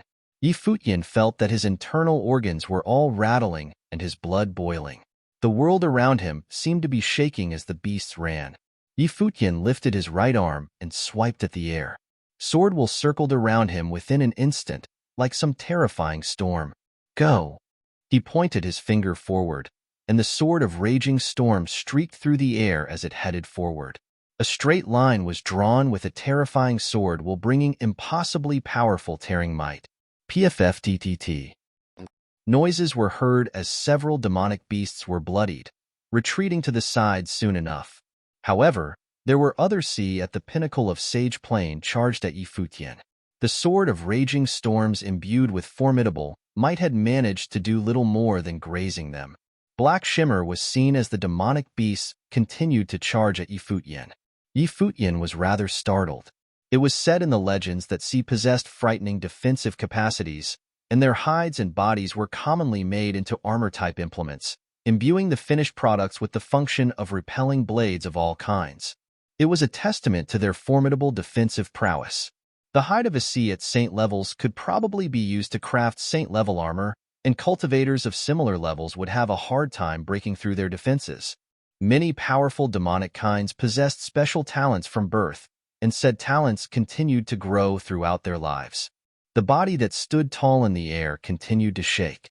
Futian glanced at the ferocious beasts that were charging at him, then took a step forward and charged, imbuing powers of the great path into his attack. Boom! A stifled rumble was heard in the air. Terrifying will of the great path swept through the place with Futian as the center. A huge sword coalesced and was brought down onto the sea that was charging at him. The sea had noticed the looming crisis and let out restless roars. Boom! Futian continued to go forward and brought his huge sword down onto the fiends. A sea clashed with the blade in an instant. That sea felt as if its internal organs had been rattled to the point of breaking. It was sent flying, spitting up blood. All the other demonic beasts retreated right away, eyeing Futian cautiously. Futian glanced at them and stepped forward before passing right through them and leaving. He came to see many other great monsters, and he continued his way forward. There were rare snakes that had wings, and then the great monster, Jimming, which had a humanoid body and a dragon head in the rivers. There were many monsters hardly seen elsewhere that lived in the West Mountain. The mountainous region of the West Mountain was an extremely bustling country of the demonic beasts once upon a time. He came to wonder what the demon peacock emperor's realm was like. The demonic beasts over there would have been of even greater numbers. Futian came to an ancient mountain that was entirely white, from the very top to the bottom. There was a figure sitting quietly at the top of that mountain. It was an elder with silver hair whose body was bent. The hair dropped to its waist. It sat quietly there and looked up when it saw Futian came, commenting in a low voice at him, "You saw me here, and you dared to come alone?" Futian naturally realized that the figure was not a human, but a demonic beast taking a human form. Sacred beasts were capable of taking human forms, and there were also demonic beasts that descended from demonic beasts that became sacred beasts after absorbing the essence of the world. Those beasts were capable of taking human forms. Futian had seen a Jiuying, which was a sacred beast, a long time ago. As such, he did not feel the encounter to be peculiar. "What kind of a demonic beast are you, Senior?" Futian asked. He was, without a doubt, able to sense the strong demonic aura emanating from the other party, which was why that being said what it had said earlier. That elder stood up, and its body grew in a frenzy, turning into 100-meter-tall giant. Its head changed and turned to look extremely ferocious and terrifying, like that of a devil. Teeth grew out of its mouth, and they looked incredibly sharp, glistening with terrifying sheen. A long dagger axe appeared in its right hand, emanating terrifying sharpness. One demonic beast after another walked out of the cliffs, which looked like that beast, as they were of the same race. "Chiseltooth," Futian quipped. "Seems like you know your stuff," the Chiseltooth sacred beast said. Its devil-like head looked extremely ferocious, and its eyes gleamed with frightening, killing intent. The silver-haired elder was none other than the extraordinarily ferocious and brutal Chiseltooth demonic beast told in legends, who enjoyed killing very much. The sword will around Futian's body was towering and howled. His might of the great path seeped out as his expression turned serious. It was the first time he was truly facing a saint-level demonic beast. His spirit and mettle had reached the pinnacle due to his training during the time in Dali Dynasty. He had developed comprehension of many wills of the great path, and he wanted to see if he could fight a saint-level great monster. Boom! That tall and ferocious Chiseltooth stepped forward. The mountains shook, and cracks were seen everywhere. It lashed out with the dagger axe in its hand straight at Futian. The space that Futian was in seemed to freeze, and he was shrouded by stifling power. The dagger axe shot out in a straight line at him, seeming about to tear the sky apart. Futian extended his hand, and a heavy sword that was just as huge as his opponent's dagger axe appeared before him. Towering sword will imbued with the power of the great path was gathered, like a sacred sword. Nanjai once said that the divine path was one manifested through the union of humans and the world around them. Every move they made melded with the great path. Before he was able to make a breakthrough, his mind was within that space measured in square inches. His will of the great path was hardly formidable, yet within that space, his power was quite formidable still. His way of the sword itself carried the powers he used to wield. For example, the power of his physical body had neared that of saint levels. Futian stepped out, and his steps were imbued with the will of the great path, emanating terrifying might within. The heavy sword shot at the dagger axe coming down from above.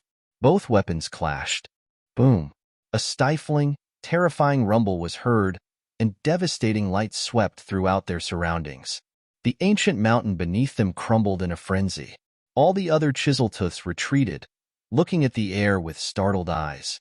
The heavy sword continued to crumble, and yet, it was able to stop the attack from the dagger axe.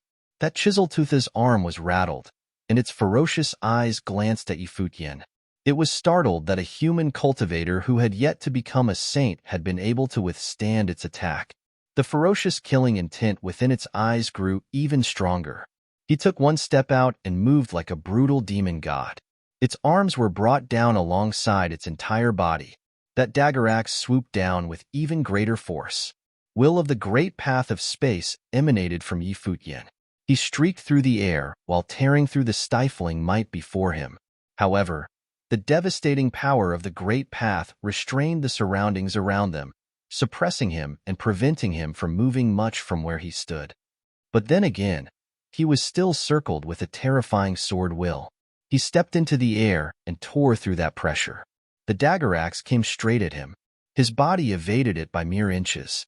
He then burst through the air, heading straight for the head of that chiseltooth. He had used the limitless pressure of the heavy pressure at the end of the showdown between him and how to bring his opponent down. He was still using close-quarters combat that he was adept in while dealing with the demonic saint right before him. The power that he was so well-versed in did not give him an edge. His opponent was of great size and had peerless offensive capacity. He had to resort to other measures to fight. Swords of Cassiopeia coalesced from the sword while howling about him. He waved his hands and sent the swords streaking through the air. The chiseltooth glanced at the swords coming for it and took one step forward. The spiritual powers which Futian was using to control the swords of Cassiopeia seemed to have been blocked by some formless power. That resistance was something that had not been there when he was facing off against sages. The way of training with the sword of Cassiopeia was rather special. The swords were controlled by infusing one's spiritual powers into the sword will directly, achieving absolute control before terrifying power was brought forth. At that moment, the spiritual will power in Futian's mind was cranked to the maximum, enabling the swords of Cassiopeia to tear through that resistance and continue to streak forward, heading straight for the head of the chiseltooth. A shield appeared on the left arm of that chiseltooth when it saw the incoming swords. The shield had a ring of extremely sharp fong-like contraptions, which spun about like gears. It held the shield up before its head while continuing to step forward. The world around them shook, and the mountains below them exploded and crumbled, while the dagger axe continued to swing at Futian. The swords of Cassiopeia hit the shield, and high-pitched noises were heard. They were unable to break through the shield. The swords then moved around the shield and manifested countless shadows of the sword, appearing and disappearing time and again, as if they were able to turn ethereal altogether. That was a move resulting from fusing the sword sutra of the void with that of the sword of Cassiopeia. Futian retreated in a hurry, but that raging, ferocious demonic beast moved alongside him. It streaked through the space, and the dagger axe caused countless huge specters of the dagger axe to appear in the air, tearing through their surroundings, intending to pin Futian where he was. Futian's speed was unervingly fast. He continued to tear through space using the sword will of space, but his opponent continued to charge forward and lock onto his body. Mountains crumbled wherever they passed, and many smaller, lesser demonic beasts scatter in fright in their presence. Futian continued to maintain tight control of the swords of Cassiopeia circling above the chiseltooth. Those swords seemed to have turned into sword matrices as they continued to circle their target. The chiseltooth felt dazed somewhat when the swords howled, feeling that it was being attacked. Thousands of shadows of the sword shot down at it, aimed at every direction where its head was. Roar! That chiseltooth roared, and their surroundings shook. The shield in its hand continued to grow in a frenzy, shrouding the sky above and put the place on lockdown. while the dagger axe in its hand continued to lash out at Futian. Killing pressure shrouded the area where Futian was.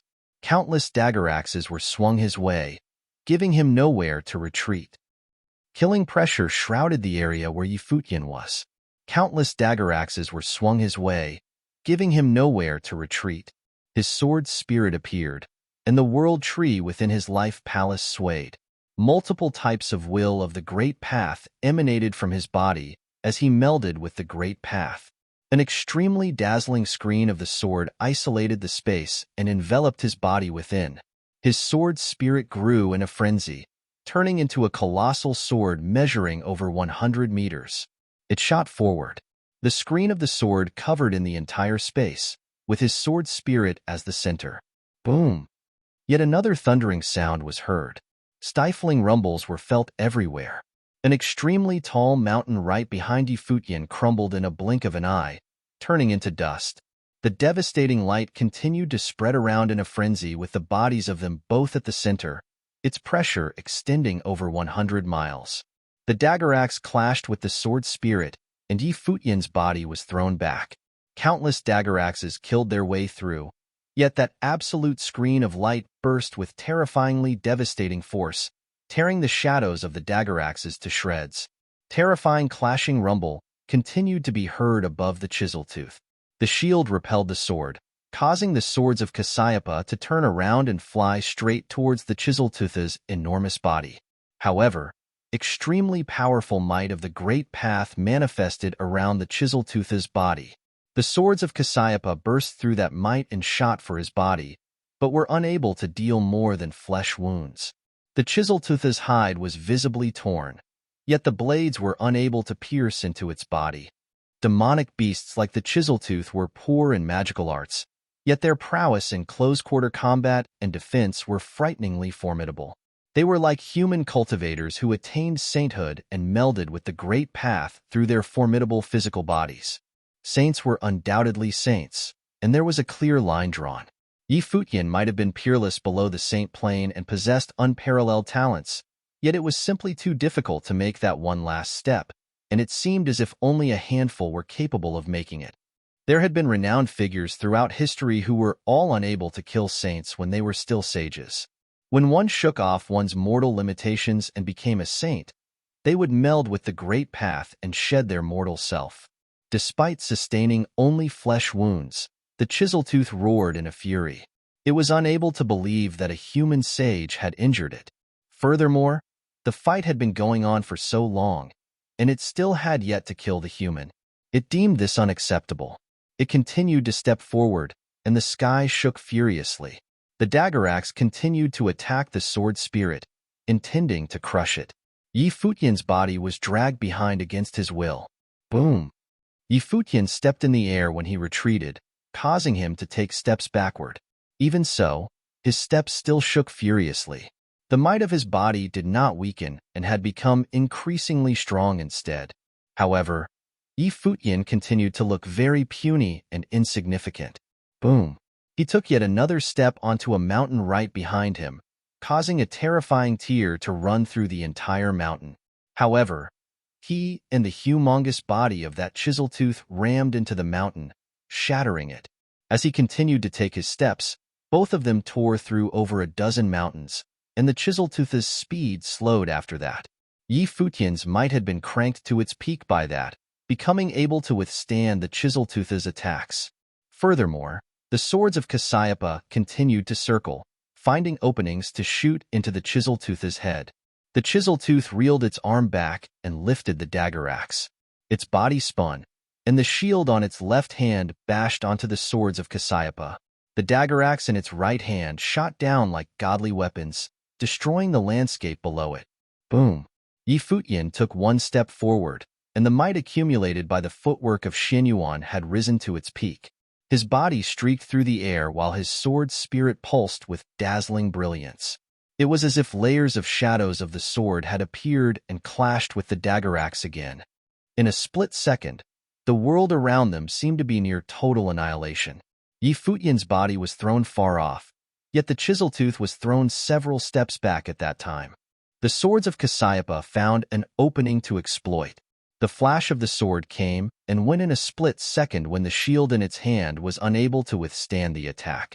A bloodied gash was seen on its neck, yet the blades were unable to punch into its body. It was simply too difficult to kill a demon saint who had an extremely formidable constitution. The chisel-tooth pulled back its dagger axe and clapped onto the swords of Cassiopeia, crushing them between its fingers. Futian took the chance to charge forward through the space, holding the sword of raging storms capable of tearing space apart in his hand. More swords of Cassiopeia coalesced and streaked through the air as they came. The chisel-tooth resorted to biting on the swords, and it managed to catch one. Futian's charging form appeared right before it, and the sword was brought down. It bashed the shield on its hand at the swords of Cassiopeia, while chomping down on Futian with its sharp fangs. The sword flew out of his hand, and his body streaked through the air to avoid the fangs. The flash of the sword left a bloodied gash at the corner of its mouth. It was broken after wounding the beast. The chisel-tooth looked extraordinarily ferocious and glared at Futian with unforgiving eyes. Voom! Futian flashed and streaked past its head while it was thinking of ways to kill Futian. He headed straight for its rear at an unimaginable speed as he streaked through the air. The swords of Cassiopeia continued to head for the beast, as if trying to prevent it from going anywhere. The chisel-tooth seemed to have realized something and ran following the path it came. However, the swords of Cassiopeia were everywhere, affecting its speed. Futian streaked past the air at an unbelievable speed. He returned to the place where the battle took place, glancing at the pack of chisel-tooths below. He glanced at the chisel-tooths below with demonic eyes, before diving into the pack like a bolt of lightning. He came right before all of the chisel-tooth demonic beasts before long. 2 bodies of the demonic beasts were left on the ground before he continued to head forward and leave the place. The demon saint ran and came back to where the fight started. It roared in rage after finding the 2 bodies on the ground, but it did not pursue him. It had been unable to kill the human, after all. The demonic beasts roared in sorrow, and there were demonic beasts that said, "My king, those humans are killing our people in cold blood. Can't we hunt them down instead?" That's right. Better to ally with the other demonic races than to let the humans hunt us all down. The chisel-tooth's eyes were cold before it shrunk its body and said, "We'll leave this place first." The humans never acted alone when they came every time. What the 2 of them did over there would probably attract a lot of attention, making it unwise for them to stay around for long. A group of people arrived not long after they left. The leading figure was none other than Princess Li Xiao. She stared at the bodies below and said in a low voice, "Did that guy really fight a demon saint?" "I'm afraid so, Princess," one of the people who were there to protect her sensed the lingering aura of combat and said. Li Xiao's expression looked rather peculiar. She thought that demonic beast would have killed that proud fellow, and yet she found him being able to survive fighting a demon saint instead. Furthermore, he killed 2 demonic beasts while he was at it. Futian continued to travel forward. That battle allowed him to learn something about his powers. Furthermore, he did not expose any of his powers other than those of the sword. That place was the West Mountain, and it belonged to Dali royalty, after all. Who was to say if there were any eyes around in that place? He may have looked unbridled and proud in Dali, but he was very cautious. Futian fought many other demonic beast types along the way, and there were naturally demon saints among them, with one of them being a 9-headed snake, which proved very difficult and almost held him back. There was also an extremely violent Zhu Yin, which had formidable combat prowess and a lot more terrifying than the chisel-tooth, who managed to injure him. Futian had been able to venture deep into the West Mountain after experiencing many battles for the few days he was there. He had accumulated several injuries, but he was unhindered due to his formidable restorative powers. However, with every battle, he came to learn more about powers at the Saint Plane. While demon saints were somewhat different from their human counterparts, the difference was not that far off. By then, he had become able to retreat in one piece, fighting against saints at the first level of Saint Plane. He was even able to find opportunities to leave some marks on those saints, but it continued to prove near impossible to kill the saints. If he let his guard down, the retaliation would have been dire. Li Yao and the others were doing battle with demonic beasts in another corner of the West Mountain. Many dead bodies of demonic beasts were found on the ground a while later. Li Yao's face looked unusually gloomy. Several saints surrounded him. Royal members had perished in the hunt in the West Mountain, but never had there been a prince killed. The safety of the princes was of utmost importance. Wretched beasts. Li Yao glanced coldly at the dead bodies on the ground. He had suffered being surrounded by demonic beasts for the past several days. It seemed to him that those beasts had gotten tired of living. Let's go and find the others. These demonic beasts are beginning to retaliate, and they are now hunting us. I'm afraid some of us are in danger, and I wonder how the seventh swordsman is doing right now, Li Yao said. The seventh swordsman seemed to be making great strides after going solo. He had gone deep into the West Mountain, and no one else saw any signs of him. At that moment, Futian was sitting before a river and was training. There was a dense jungle in the mountains. His eyes were closed, and his aura calm. He opened his eyes and looked at that river before him with a deadpan look. He saw the demonic beasts that Li Yao had encountered. It did not seem all that hopeful to manipulate the demonic beasts into killing that prince of Dali dynasty. But then again, he never had much hope for that to become a reality in the first place. He was trying things out. Li Yao was somewhat cautious, and his powers had yet to get to the level of being invincible below Saint Plain, so there was no way he would have gone solo like Futian. At that moment, Futian sensed formidable spiritual powers descending, which prompted him to look far away. A group of people was heading his way, and one of them asked, "What are you doing here, brother seventh swordsman?" Futian glanced at the one who spoke and found him to be the grandson of the Prince Regent, Li Xian. The ones around him were the people of the Prince Regent. Seeing Li Xian smile, Futian rose and flashed, leaving right away. He and Li Xian were hardly acquainted, and one could have even said that they were enemies. Brother seventh swordsman? Better keep my distance from this guy, Futian thought. This place is already in the depths of the West Mountain, and great monsters are everywhere. It's simply too dangerous for you to go forth on your own, brother seventh swordsman. How about we travel together instead? Li Xian and his people caught up to Futian and tried to convince him. Futian frowned. At that moment, rustling was heard from the jungle, and many weak demonic beasts were flapping their wings as they left the place. There was also an increasing number of signs of demonic beasts running. Powerful demonic aura swept through the place, shrouding the entire area. Futian glanced at Li Xian. Extreme coldness was seen in his eyes. From the way how the demonic beasts ran, it was evident that they had sensed something perilous. Some great monster was coming. From the way how the demonic beasts ran, it was evident that they had sensed something perilous. Some great monster was coming. An extremely cold will shrouded the vast space at that moment, and Futian shuddered, feeling a chill running down his spine. The jungle below actually became covered by a layer of frost, being frozen over altogether. However, that was not the end of it. In the very next moment, terrifying scorching will emerged. The chill was turned into heat, and a great swath of the jungle below wilted in a frenzy. The cycle of heat and cold went on over and over. Futian did not hesitate to keep speeding away, leaving that space and returning from whence he came. Li Xian had ulterior motives, and the very reason Futian returned following the tracks he came so far was to get near others from the Dali dynasty. Far away in the sky, a great monster of crimson colors all over it sped. Fauna wilted everywhere it passed.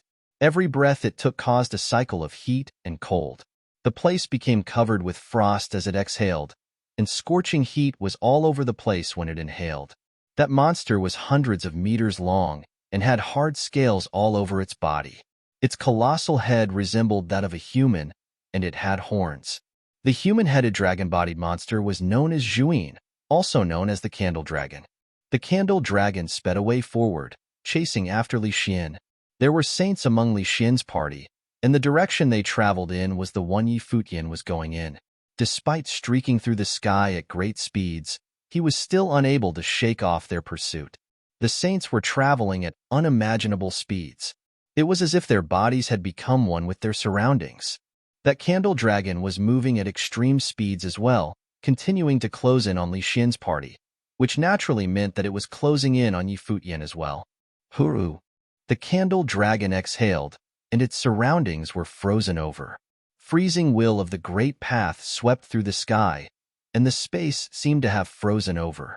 Futian's speed became greatly affected. He was then circled by sword wills, which zipped through his surroundings, cutting down the freezing will as he continued moving forward, yet his speed had visibly dropped. Faster, brother seventh swordsman. At that moment, Li Xian and his party, who were all riding on divine implements, surpassed Futian. Futian glanced at them with cold eyes, but he did not say anything.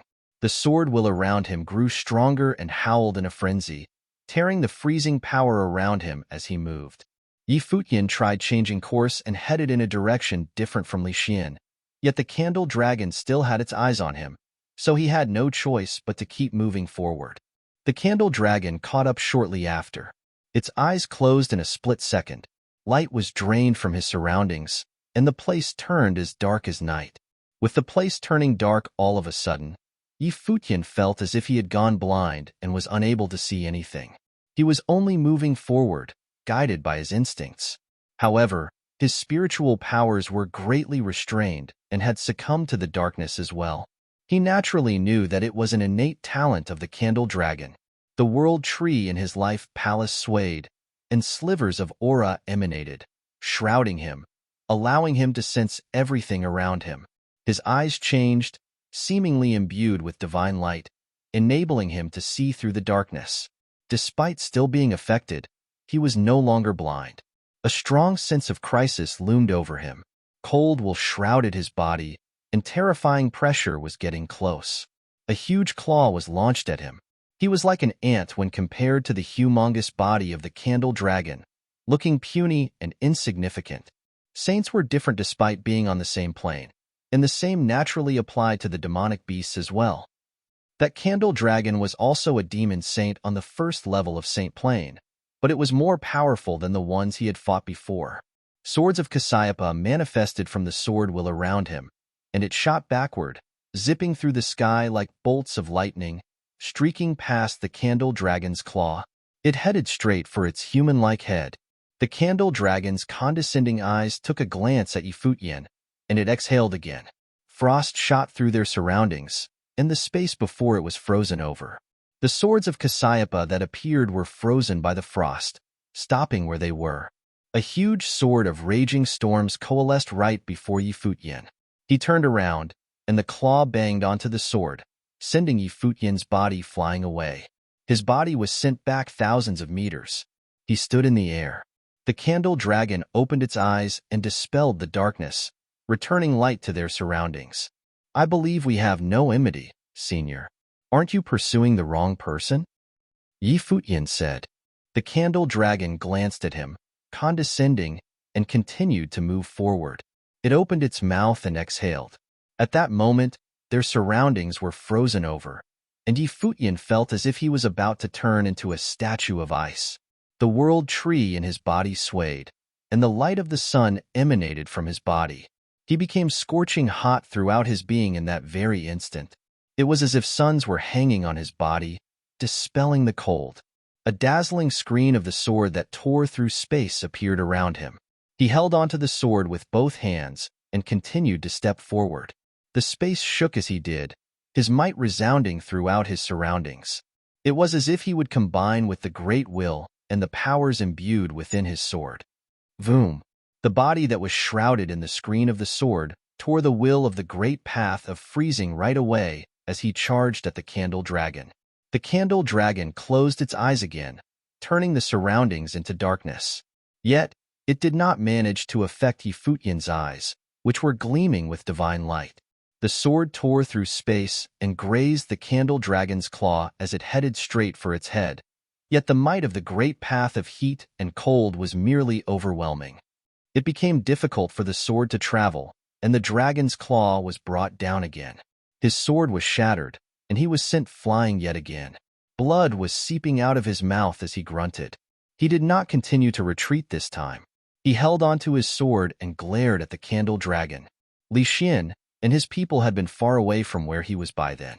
Cold killing intent was seen in Li Xian's eyes. Regardless of how powerful Yi Futian was, he deemed that the only outcome that would have resulted from facing a demon saint candle dragon was death. Going solo? Not even conventional saints at the first level dared not venture out alone in the West Mountain, as it was possible to encounter demon saints. Yi Futian dared to venture deep into the West Mountain alone due to having formidable combat capacity, which Li Xian deemed to be stupid. If Yi Futian were to die in the Candle Dragon's hands, it would have had nothing to do with him. Beware. Demonic beasts approaching. A voice was heard, and Li Su, Li Xian's elder brother, frowned. He was a saint and sensed dangerous aura looming. There was powerful demonic aura emanating from far away. Li Xian and his party stopped and sensed powerful demonic aura from several directions before them. They quickly saw a chisel-toothed demon saint at the front, who brought several sage-level demonic beasts with it, but the numbers were fewer than when Yi Futian fought it. The chisel-toothed demon saint's eyes were filled with cold-killing intent. Li Xian and the others emanated powerful aura, and they looked in yet another direction, finding an ape-like demonic beast, which was red-hot all over as if it was clad in the fires of hell. It held a huge staff in its hand. It was none other than the fiend Zhu Yin. There was an extremely ferocious snake demon in yet another direction, which had 9 heads. Other than the several demon saints, there were also many great monsters at sage levels appearing. Li Xian and his party realized right there, and then that demonic beasts were jumping them. Furthermore, it was more than just that of one race. All of them in the party sported glum looks. One golden dragon after another emanated from the body of Li Su, Li Xian's elder brother, which shot up to the sky and let out angry roars. Their surroundings shook, and they seemed to be sending a message far away. Many looked at the sky in the West Mountain. Some of them moved in that direction, and there were some who were attacked. "Retreat," Li Su said, and their bodies began to fly backward. Those demonic beasts charged forward at them, intending to kill them. The extremely ferocious and brutal Zhu Yin descended with the fires of hell and brought the staff down on them as if intending to crack the earth open. A saint stepped forward with a divine implement in their hands, bursting with golden defensive images. The space seemed to have been shattered with a loud bang.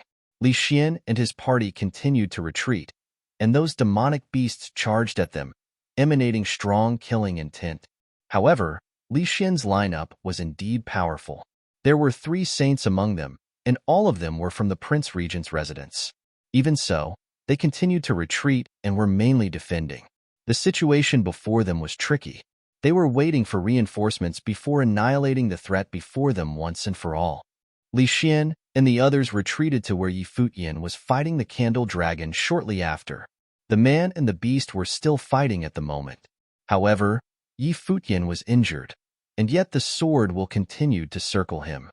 Li Xian frowned, finding it puzzling that the Candle Dragon had yet to kill the 7th swordsman. As for the Chiseltooth, the 9-headed snake and the other demon saints, their killing intent shot to their skies when they saw Yi Futian. He had killed their people before, yet he managed to escape. Yi Futian naturally knew about the killing intent of those demonic beasts. In truth, those demonic beasts had been drawn to where he was using the sage demonic beasts that he had enthralled. Li Xian and his people wanted so badly to dump me here and leave? Yi Futian thought. Those demon saints charged at Yi Futian with cold killing intent, but since Li Xian and the others were closer, it looked as if those demonic beasts were charging at them instead. "Brother Li Xian, how about we team up?" Yi Futian said and flashed to Li Xian's side. If Li Xian wanted so badly to address the 7th swordsman as brother, then he saw no reason to refuse at the moment.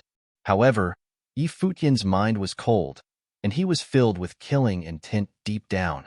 He naturally noticed the 3 saints that were with Li Xian. What is this meaning of this? He wondered. It meant that they had enough powers to deal with the Candle Dragon, and yet they led the beast to him before leaving on their own. Their intentions were very clear at this point. It was a setup that would have killed him if he were to even be slightly weaker. He would have died otherwise at the hands of the Candle Dragon. If he were to be killed by the demonic beasts in the West Mountain, then it could all have been attributed to the fact that his insolence and foolishness doomed the 7th swordsman, and it would have had nothing to do with Li Xian. Those demon saints had powerful killing intent towards Futian, and all of them charged at Futian, which made it seem as if they were charging at Li Xian's party. The three saints acted right away to repel the demon saints' attacks. The other demonic beasts headed their way in a frenzy as well. A harrowing battle broke out right there and then. As for that candle dragon, it kept to itself instead of joining the fray, watching Futian with cold eyes instead. At that moment, his huge body moved forward and continued to head for Futian, as if it was determined to have him killed. Futian's brow twitched, and a thought crossed his mind. The candle dragon could have been said to have shifted its attention to him because Li Xian and the others ran. Yet, at that moment, despite being around Li Xian and his party, that candle dragon demon saint still had its eyes on him. That might not have been an ill omen for him, after all. Li Xian saw that Futian continued to get close to him, and he could not help but frown, trying to widen the distance between him and Futian. Li Xian saw that Futian continued to get close to him, and he could not help but frown, trying to widen the distance between him and Futian. However, Futian had been pestering him. Although his speed was not as fast as the cultivators of St. Plain, he was still quicker than Li Xian. There was no question in catching up with him. The candle dragon seemed to be concerned with something and did not make its move. Futian said nothing and did not reveal its secret, but the murderous intent was firm in his heart. The demonic beasts of West Mountain were all prey to the sovereign family, but the wisdom of these prey was not any lesser than that of humans. Moreover, they had the chance to survive by being taken as mounts by the sovereign family. Since there was an opportunity for survival, then indeed, some agreement could be reached. In other words, the candle dragon may have promised to surrender. But this candle dragon perhaps did not know that if he killed this disciple of the imperial advisor of Dali in public, he would not be able to survive either, and would not have the opportunity to become a mount. In other directions, great battles broke out, and several other demonic beasts did not hesitate to turn against Futian. Several people of the St. Plain of Prince Regent's residence also seemed to become aware of it, as they turned and looked back at what was being played out. These demonic beasts seemed to be aiming toward the seventh swordsman. Did the seventh swordsman offend them somehow? Li Su retreated in an instant without hesitation and came toward the direction of Li Xian. Seeing that Futian was constantly approaching Li Xian to avoid the attack of the candle dragon, a mighty might of the way suddenly surged from his body, his palms waving, and suddenly, his palm print slammed toward Futian. Get away. This palm print was not meant to kill. He would not kill Futian. He only wanted Futian to leave Li Xian alone. Futian waved his sword and cut off the palm print as he was retreating. He glanced at Li Su with an incredibly cold look. Several cultivators of the St. Plain were also in retreat. Suddenly, Zhao Qi, the nine-headed demonic snake, and Zhu Yin the beast turned their attacks to Futian. And that candle dragon also stared at Futian coldly. Its gigantic body moved forward. In an instant, Futian was facing the attack of the four great demon saints. Indeed, people of Prince Regent's residence secretly exclaimed. Their attacks were aiming at Futian. This guy even could fight the demon saints, and he may have also killed the kin of these demonic beasts, therefore greatly angering them. They almost bore the brunt of their rage for the seventh swordsman. When Li Xian observed this, his eyes were cold. Heaven was watching out for him. Before, he had already discovered that Futian had noticed something, but he did not expect that the candle dragon could not kill Futian. If he was allowed to walk out of the West Mountain hunting ground alive, there would inevitably be some trouble. The best thing was to let him die in the hands of the demonic beasts. Futian saw the four great demonic saints attacking, and the aura of the ancient tree of the world in his life palace flowed madly. Suddenly, his body released radiant glory, and the sword spirit appeared. Many methods of the universe now gathered around him. His body levitated and shot toward the sky above. A brilliant sword veil appeared on his body.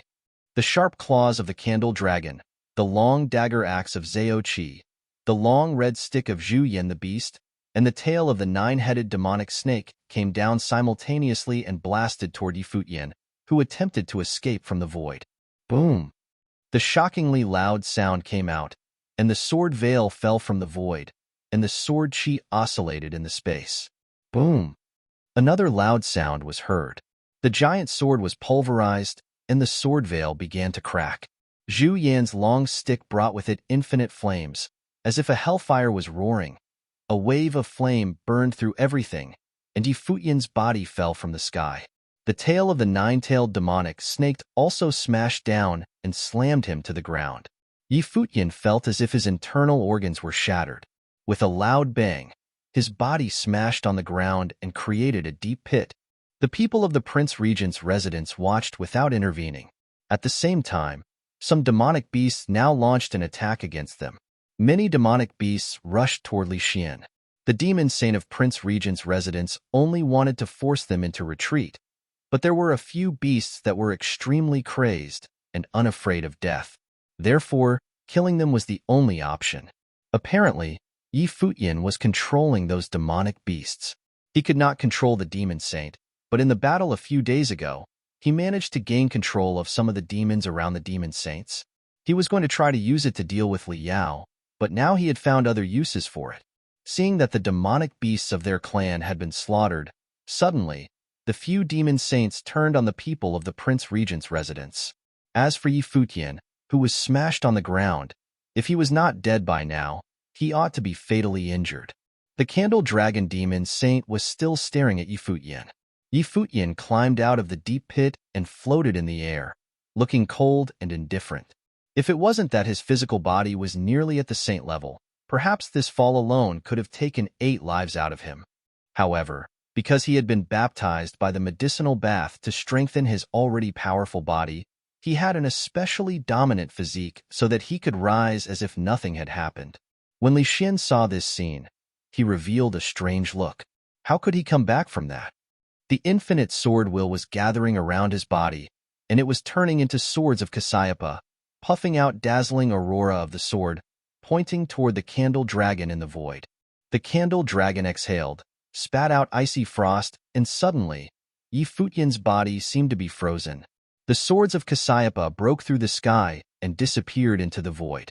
As Li Xian was watching this battle in the void, preparing to see how Futian would meet his end, he suddenly sensed danger, and then a terrible sword will surged from the void. His face changed. The sword did not go to the candle dragon but was coming toward him. This sudden change of event caught Li Xian unprepared. He wanted to hide, but it was too late. The sword of Cassiopeia was gone in a flash, pointing now at his throat, even piercing into the skin. Li Xian suddenly felt a prickling coldness all over his body. If I die, he dies too. A voice burrowed into the ears of Li Xian. The candle dragon roared, but its body stopped mysteriously and did not continue its attack. Futian's body flashed and came next to Li Xian. The sword of Cassiopeia puffed out terrible sword will that surrounded Li Xian. Futian walked up to him and said coldly, "The same mistake was made twice. How come you don't remember not to repeat them?" "What do you mean?" Li Xian replied coldly, pretending not to understand. "Seventh swordsman, you forgot your place," Li Sun, who was currently fighting with a demon saint, reprimanded in anger. Futian came next to Li Xian. He looked at the candle dragon, saying, "How come this candle dragon demon saint stopped its attack?" "How would I know?" Li Xian's eyes were cold. He felt like a puppet who was, once again, controlled by the other party. This kind of humiliation made him want to chop Futian into millions of tiny little pieces. At this time, there was a whistling sound that came from the void, and a group of people was heading this way. There were a few among them whose aura was extremely dominant. Seeing this, the candle dragon demon saint retreated backward, and at the same time, the other 3 demon saints also did the same and started to withdraw. The newcomer was the 8th prince of the Dali dynasty. His eyes swept over the crowd and landed on Futian, saying, "Seventh swordsman, what are you doing?" "Saving my skin," Futian said, but his tone was a bit cold. The 8th prince came just in time. As soon as Futian had captured Li Xian, there he came. Was this really a coincidence, or was it intentional? "Quit joking, let go of Li Xian," the 8th prince said casually. There was authority in his tone. "I beg your forgiveness, your royal highness, but I can't do that," Futian replied. "You forget yourself," the cultivators of the Prince Regent's residence shouted, and they were walking toward him. Someone said coldly, "Even though you are the disciple of the imperial advisor, your treatment of Prince Regent's residence will not be overlooked and forgiven." But before I got a hold of Li Xian, you guys didn't seem to want to spare me either? Yi Futian said sarcastically. He was biding his time. The people of the Prince Regent's residence had already sent out a signal. The cultivators of the sovereign family would arrive soon. Seventh swordsman, enough is enough, the eighth prince continued. Yi Futian looked at him but did not respond. Suddenly, the atmosphere seemed somewhat oppressive. Yi Futian just disregarded the eighth prince. A while later, someone else arrived. It was Princess Li Xiao. She was stunned by what she saw in front of her, and said to Yi Futian, "Seventh swordsman, what is the meaning of this?" "Seventh swordsman, you are much too arrogant," elders of the sovereign family, who scolded him with an icy cold voice. More and more members of the sovereign family had now arrived, and all of them were angrily reprimanding Yi Futian. Yi Futian ignored all of them and even closed his eyes. Out of sight, out of mind. Li Sun and Li Yao had also arrived, as well as those from the royal house of Li Yong and Li Yu. In the end, the third prince and Li Zhe arrived with a large number of royal cultivators. "Seventh swordsman, what is going on here?" Li Yao asked. "The people of the Prince Regent's residence wanted me dead," Yi Futian replied. "Seventh swordsman, don't lie," Li Su asked coldly. "When did we try to touch you?" Li Xian also questioned. "Put the sword down first." The eyes of the third prince focused on Yi Futian. Yi Futian glanced at the people who came. Those who needed to come came. Suddenly he laughed, a sarcastic laugh, and he said, "The master was entitled the imperial advisor of Dali, and devoted his life to the Dali dynasty with countless efforts to strengthen Dali, and nurtured countless talents, thus valued by the emperor himself. However, the master was not of the Li clan, and had never expected the descendants of the sovereign family to squash him. The resentment toward him had run so deep." As Yi Futian's voice drifted, the faces of many changed abruptly. This accusation was a serious one. "Seventh swordsman, the imperial advisor is a pillar of our nation and is valued greatly by the emperor. It has nothing to do with names and clans." "Your accusation is pure madness," the third prince said. "Is it?" Yi Futian looked at the third prince and replied, "Then, as the disciple of the imperial advisor of Dali, I was ambushed on the royal hunting ground. An attempt was made on my life. I took Li Xian as security for my life, yet no one asked why, but just accused me of being out of line, arrogant, asking me to let him go. But did none of you really care about what Li Xian had done?" Upon hearing what Yi Futian said, Li Sun and Li Yao both frowned. The people of Prince Regent's residence looked grave and gloomy. They didn't expect the seventh swordsman to have made such a deep calculation and to unleash it only at this moment. Moreover, it brought to light the hidden conflict between the sovereign family and the imperial advisor of Dali. This kind of matter could only be acknowledged silently, but no one dared to say it out loud. Which prince dared to admit it? "Seventh swordsman, what exactly did Li Xian do?" asked Li Sun. "I was resting in the forest of West Mountain when the cultivators of the Prince Regent's residence came at me and attracted a candle dragon demon saint. They fled and left me there, allowing the candle dragon demon saint to attack me," said Yi Futian. "The power of the candle dragon was great. We couldn't deal with it," Li Su said defensively. His only regret was that the stupid candle dragon could not kill the seventh swordsman, allowing him to survive. It was now biting them in the *SS. "Really?" Yi Futian said sarcastically. "Afterwards, when I faced the demon saint by myself, not only did you all watch and do nothing when it was you who guided the candle dragon to me. However, when I got close to you, why did you all start to attack me? Also, when the candle dragon was about to kill me, why did it stop when I took hold of Li Xian?" Yi Futian continued his interrogation. "How would we know the thoughts of the demonic beast?" Someone from Prince Regent's residence answered coldly. "How easy it is for you to deny everything so completely." Yi Futian sneered, saying, "Li Xian, do you remember your promise to my senior brother outside of Dali Academy?" Many people trembled now in their hearts. At the time, Li Xian had sworn upon his own life as a promise. Li Xian's face looked terrible, and he did not forget what happened last time. Li Xian's face looked terrible, and he did not forget what happened last time. On that day, much like today, after the cultivators of the Saint Plain had made a move, he was taken by this seventh swordsman, who demanded to make an exchange, one life for another. To save his skin, he promised Yin Yuan that he would never touch Futian, guaranteed by his own life. Seventh swordsman, if it was indeed as you said, I will investigate this matter, but let him go first, the third prince said to Futian. Futian sneered. The third prince himself was close to the sovereign family. Li Xian was the grandson of the prince regent. Sire, the evidence is undeniable. What else is there to investigate? If it weren't for me taking Li Xian, I would already be dead because of their plot to end me. Now, everyone is asking me to let him go, but my senior brothers are not here today. So now the descendants of the sovereign family are bullying me like this? Futian sounded so antagonizing that it made many people frown. This **starred was determined not to let the matter rest.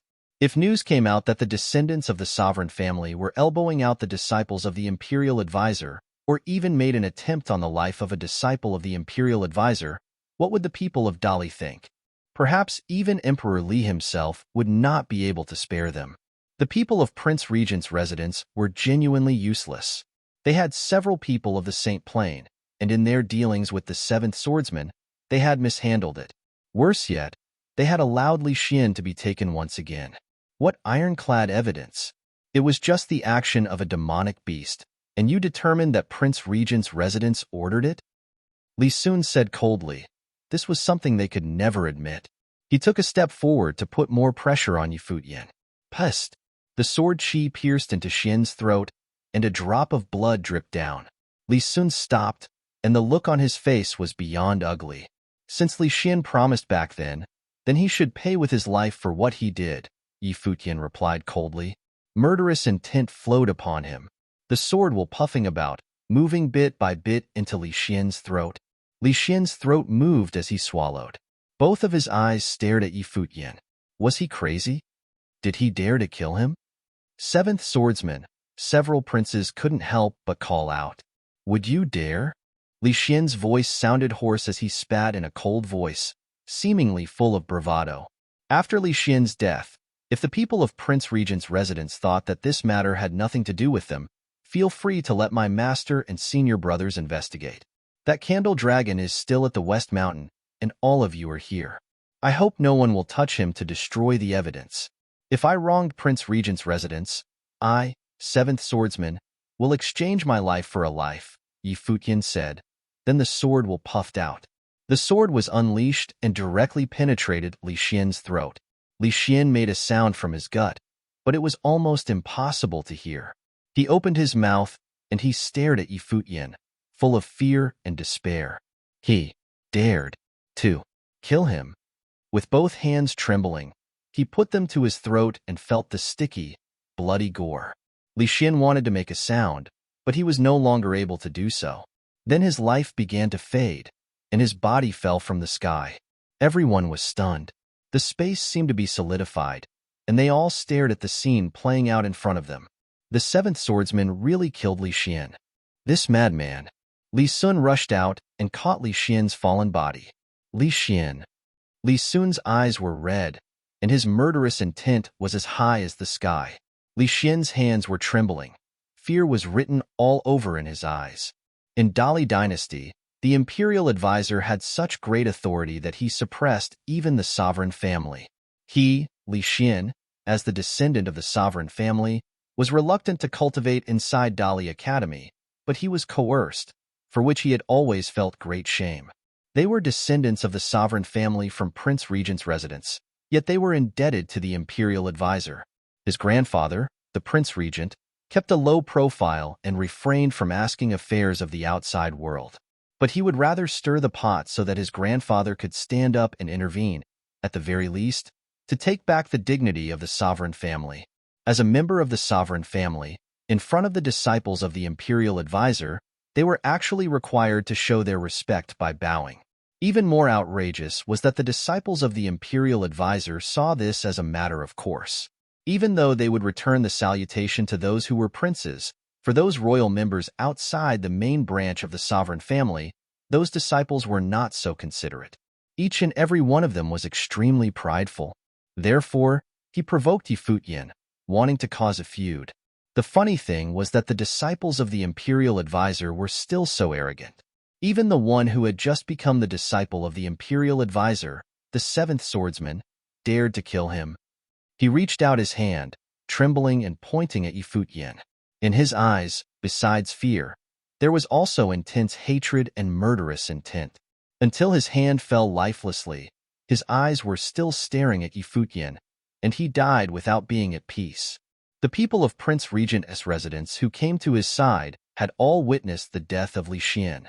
Li Sun handed him over to the others, and then with his eyes full of murder, he stared at Futian. His body flashed and went to Futian with a terrifying might. Futian looked at him indifferently and said, "If I die, then it would not just be a problem with Li Xian." "Li Sun, stop!" the third prince shouted. Li Sun, whose body had rushed out, still managed to land a palm print. Though the sword guarded Futian's body well, but the slam still caused him to fly out. He groaned and spat out a mouthful of blood. He did not even resist. His sharp eyes stared at the angry Li Su in front of him, looking indifferent. He killed Li Xian, and it would matter whose disciple he was. If the people of Prince Regent's residence killed him in public, it would be a blatant declaration of war to the imperial advisor. Even if Prince Regent's residence dared to move against him, those princes could not sit by idly and watch that disaster unfold. Initially, this matter had nothing to do with the princes. They could deny what he had said about the sovereign family elbowing out the disciples of the imperial advisor. But if he died here today, then it was as good as an admission that the descendants of the sovereign family used the hunting as a pretext to assassinate the disciple of the imperial advisor with the implicit involvements of the princes. Then, the matter could become very thorny. These princes were smart and astute. Even if they had a disagreement regarding the imperial advisor, they would not dare to do so. Aside from the fact that Emperor Li valued the imperial advisor, and even if the emperor had issues with the imperial advisor, judging from the influence and the position that the imperial advisor currently enjoyed in Dali Imperial City, if the sovereign family were to do this, who else would dare serve Dali dynasty? "Enough," the third prince said coldly. "Your Highness, seventh swordsman executed Li Xian in public, and this is it?" Li Sun and the people of Prince Regent's residence were full of anger. "This matter will be turned over to the imperial advisor's residence and the Prince Regent's residence to investigate. The seventh swordsman has guaranteed it with his own life. If it turns out that the seventh swordsman killed Li Xian without justification, the Prince Regent's residence may kill him at that time." Li Xian also piped in, "All right, let's go back to the imperial city first," Li Yao also said, but his heart secretly trembled. He thought that the seventh swordsman was indeed daring. He had ended Li Xian's life in front of all the cultivators of the sovereign family of Dali. Although he had a good relationship with Futian, it was only because he was the disciple of the imperial advisor, and he had potential was unparalleled below the Saint Plane. His understanding of the seventh swordsman was not good, but what had just happened allowed him to know what kind of person the seventh swordsman was. His sword was genuinely fearless. Was this the pride of the swordsman? Li Yu's heart beat wildly. When she was in the lower worlds, she saw Futian's arrogance, and now, he was still the same in front of the sovereign family. "His Royal Highness, I need to take him to the Prince Regent's residence." "Very well." The third prince nodded and looked at Futian. "Seventh swordsman, since you claim that Li Xian tried to kill you, and you killed him because of it, you will be handed over to Prince Regent's residence. Do you object?" "What if I object?" Futian replied. Everyone looked at Futian, speechless. He had spared no effort to let his feelings be known. The third prince looked at him casually and said nothing. He was not suitable to handle the matter. Turning this headache over to Prince Regent's residence and Imperial Advisor's residence to deal with was the best course of action. Although he was close to the sovereign family, the Imperial Advisor was the Imperial Advisor, after all. "Back to the Imperial City," the third prince said. With everything that had happened, naturally, the hunt in the West Mountain had ended. The cultivators of Prince Regent's residence came next to Futian. After the convergence with the cultivators of the sovereign family, Their group was even stronger, and several cultivators of the Saint Plain looked at Yi Futian with icy stares and took him away. Li Sun, Li Yao came over and said to Li Su, "Take the seventh swordsman back to the Prince Regent's residence for investigation. Before everything is cleared, don't act rashly, or you can imagine the consequences." In fact, no one was that idiotic. Whether this was done by the people of Prince Regent's residence or not, everyone should know. It was just that Li Xian's public execution by the seventh swordsman would not easily be let go by the Prince Regent's residence. "I know." Li Sun's face was dark, and he did not address the third prince by his title. Apparently, he was highly displeased. Back in the days, his grandfather, the Prince Regent, wielded incredible power, and even though he no longer involved himself with most affairs, he was still well respected in the sovereign family. Now, Li Xian had been killed by an outsider. The prince did not stand up for his own. Li Yao looked at Yi Futian and heard Yi Futian say laughingly, "Your Highness can rest easy. I already said that if the Prince Regent's residence had nothing to do with it, I would pay with my life." There were just too many holes in this matter, and too many clues. Not at all like Emperor Xia's realm, where there was no place to start. It would be easy for the Imperial Advisor's residence to check it out. He didn't care.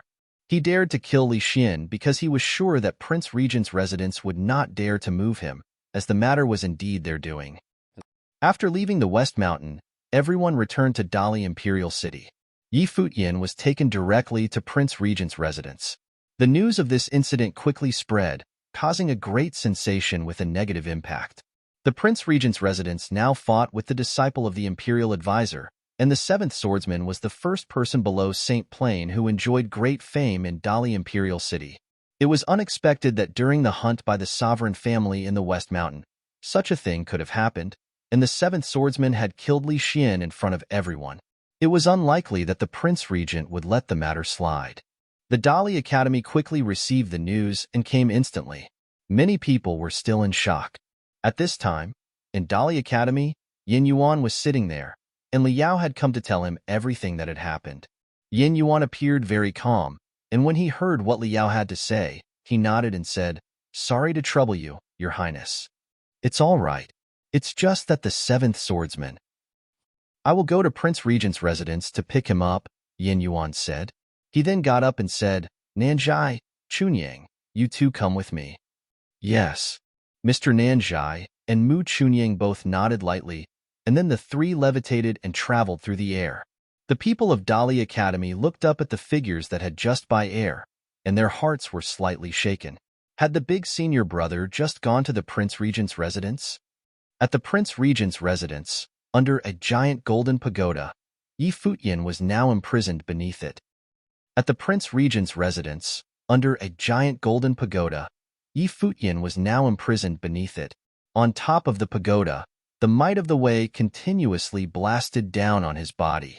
He sat on the ground, blood streaming down from the corner of his mouth, and rolls of brilliant light screen flowed down from the top of the pagoda, making it hard for him to sit up straight. The sword will on his body continued flowing, and his eyes were still sharp. He kept his eyes forward indifferently. Many cultivators of Prince Regent's residence were standing there. The person in the forefront was a majestic-looking middle-aged man clad in a golden robe with embroidery of pythons. A strong sense of murder was in his eyes, and he stared at Yi Futian coldly. The son of the Prince Regent, Li Jing, was also the father of Li Xian. The person that Yi Futian had killed was his youngest son. Although Li Xian was useless, his talent in cultivation was far beneath that of Li Su, but he was still his child.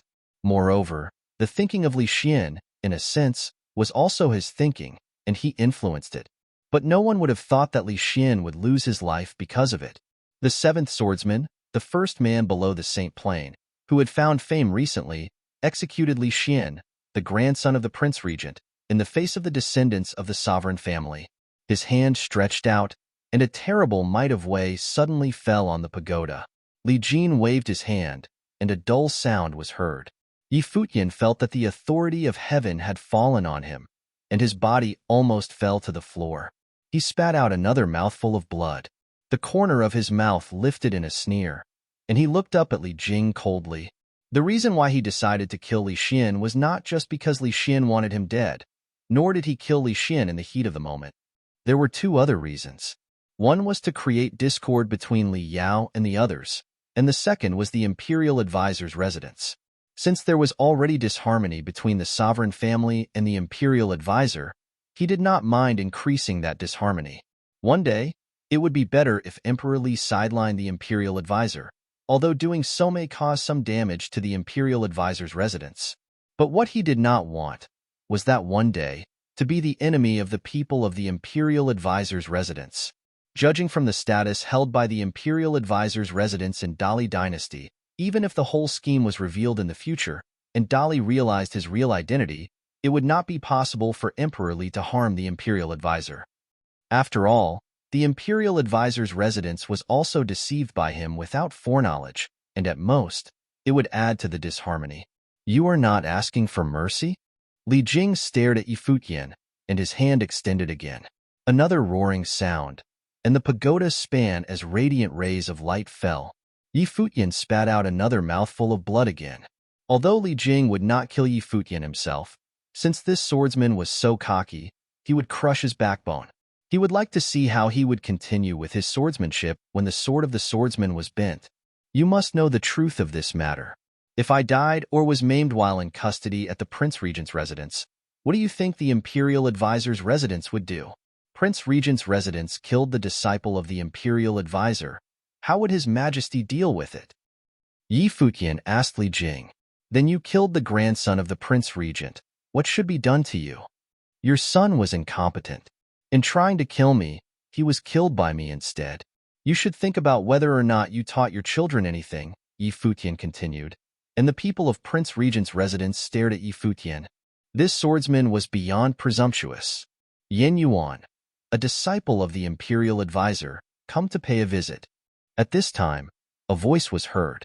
Although not loud, it resounded throughout the entire residence. Everyone could hear it clearly. That was fast. The people of Prince Regent's residence exclaimed in secret. They had not been back for long before Yin Yuan's arrival. They had not spoken, and yet a vast might of the divine will permeated toward them, shrouding heaven and earth, and in an instant, it descended where Li Jing was. Apparently, Yin Yuan projected his will to inspect the situation inside Prince Regent's residence, looking for Futian. Was this a visit? Using spiritual will to scan Prince Regent's residence was considered rude behavior, but Yin Yuan did it anyway. Not only did he do so, but a vast might of the divine blasting toward them. No one had yet responded to whether or not to allow Yin Yuan to enter the residence before three figures came from the void, arriving in this space in an instant. The three people who arrived were Yin Yuan, Nanzhai, and Mu Chunyang. After they arrived, they took a look at Futian, who was imprisoned underneath the pagoda. Their look was somewhat cold. Li Jing and the others turned around, coldness in their gaze, staring at the three who had arrived. Li Su stepped forward and looking at Yin Yuan, he said coldly, "The great teacher trespassed in Prince Regent's residence. Isn't it a little rude?" Yin Yuan looked at Li Su and asked, "Were you at West Mountain when it happened?" Li Su frowned and said, "Yes." Yin Yuan raised his hand. In an instant, a suffocating might was born between heaven and earth. Under the pressure of this might, everyone seemed to stop breathing. Then they saw Yin Yuan reached out and made a grabbing gesture in the air at Li Su. Before anyone could react to this unremarkable movement, an immense handprint appeared and locked down the space around Li Su, who realized that he could no longer move. His level of cultivation was at the first realm of Saint Plane, the realm of proving holiness. Yin Yuan, whose own cultivation was at the third realm of Saint Plane, unblemished saint, was thought by many of the Dali imperial city as possibly the strongest cultivator of this realm. This meant that apart from a few holiness of nirvana of Dali imperial city, Yin Yuan was standing at the peak. At this moment, Li Su truly experienced the might of the great path was. The palm pressed down in the air and lifted him. It was so fast that it was like a flash of a thought before Li Su was taken. Yin Yuan. Li Jing stepped forward, and the same atmosphere of unblemished saint erupted. Suddenly, there was a terrible field around him, and Yin Yuan, likewise, made it hard for everyone around to breathe. However, Mr. Nanzhai and Mu Chunyang walked a few steps forward on each side without being affected. Mu Chunyang himself was also an unblemished saint, and Mr. Nanzhai was at the peak realm of saint of true self. Did you take part in leading the candle dragon demon saint to my younger brother? Yin Yuan's voice was calm. Li Su struggled madly but could not break free. He was already at Saint Plane, the uppermost level of cultivation, and yet, at this moment, he was humiliated. It was just a coincidence. I heard that you all stood by and watched while my brother fought the demon saint, and when he got too close to you, you all fought him. Was that also a coincidence? Yin Yuan asked again. Li Su was green in the face and did not respond. I also heard that you are launching an investigation, Yin Yuan said. Whether the candle dragon has anything to do with you or not, just this alone is enough to prove that you set my brother up. What else do you need to investigate? At this time, people were coming from the void.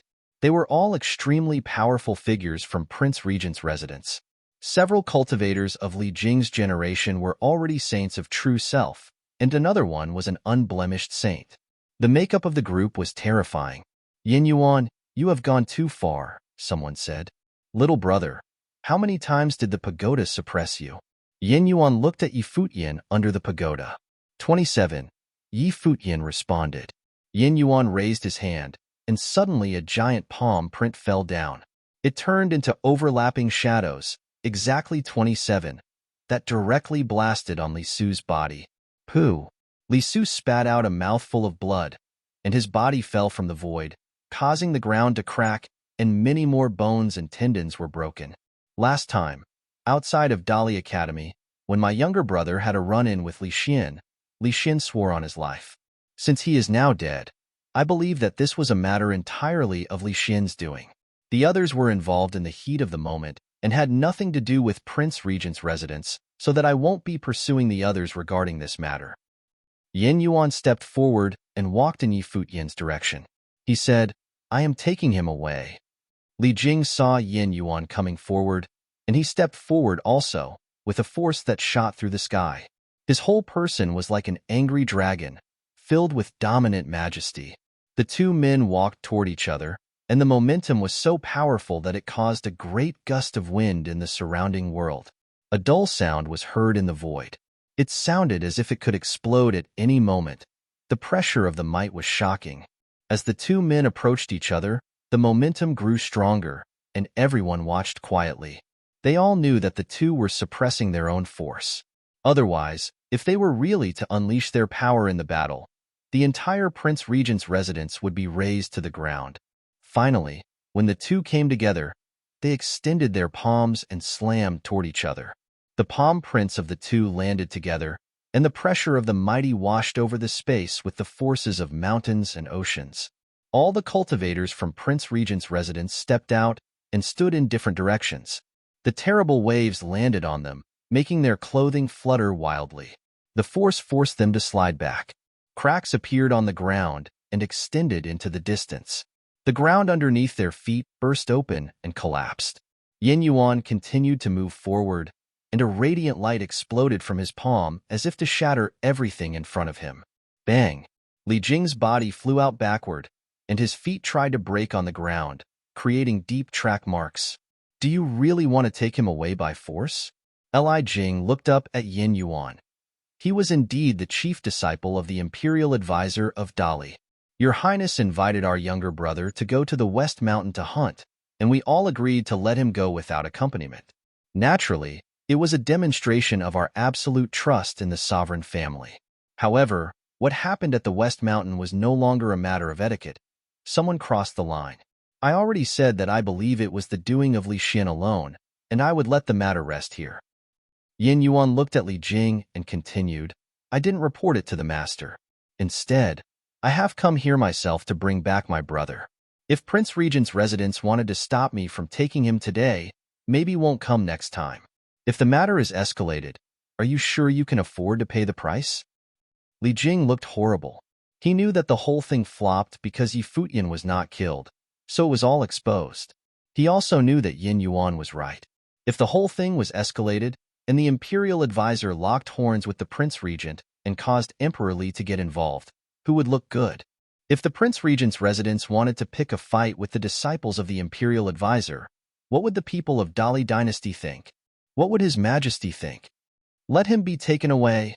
A majestic and authoritative voice came, and suddenly everyone trembled.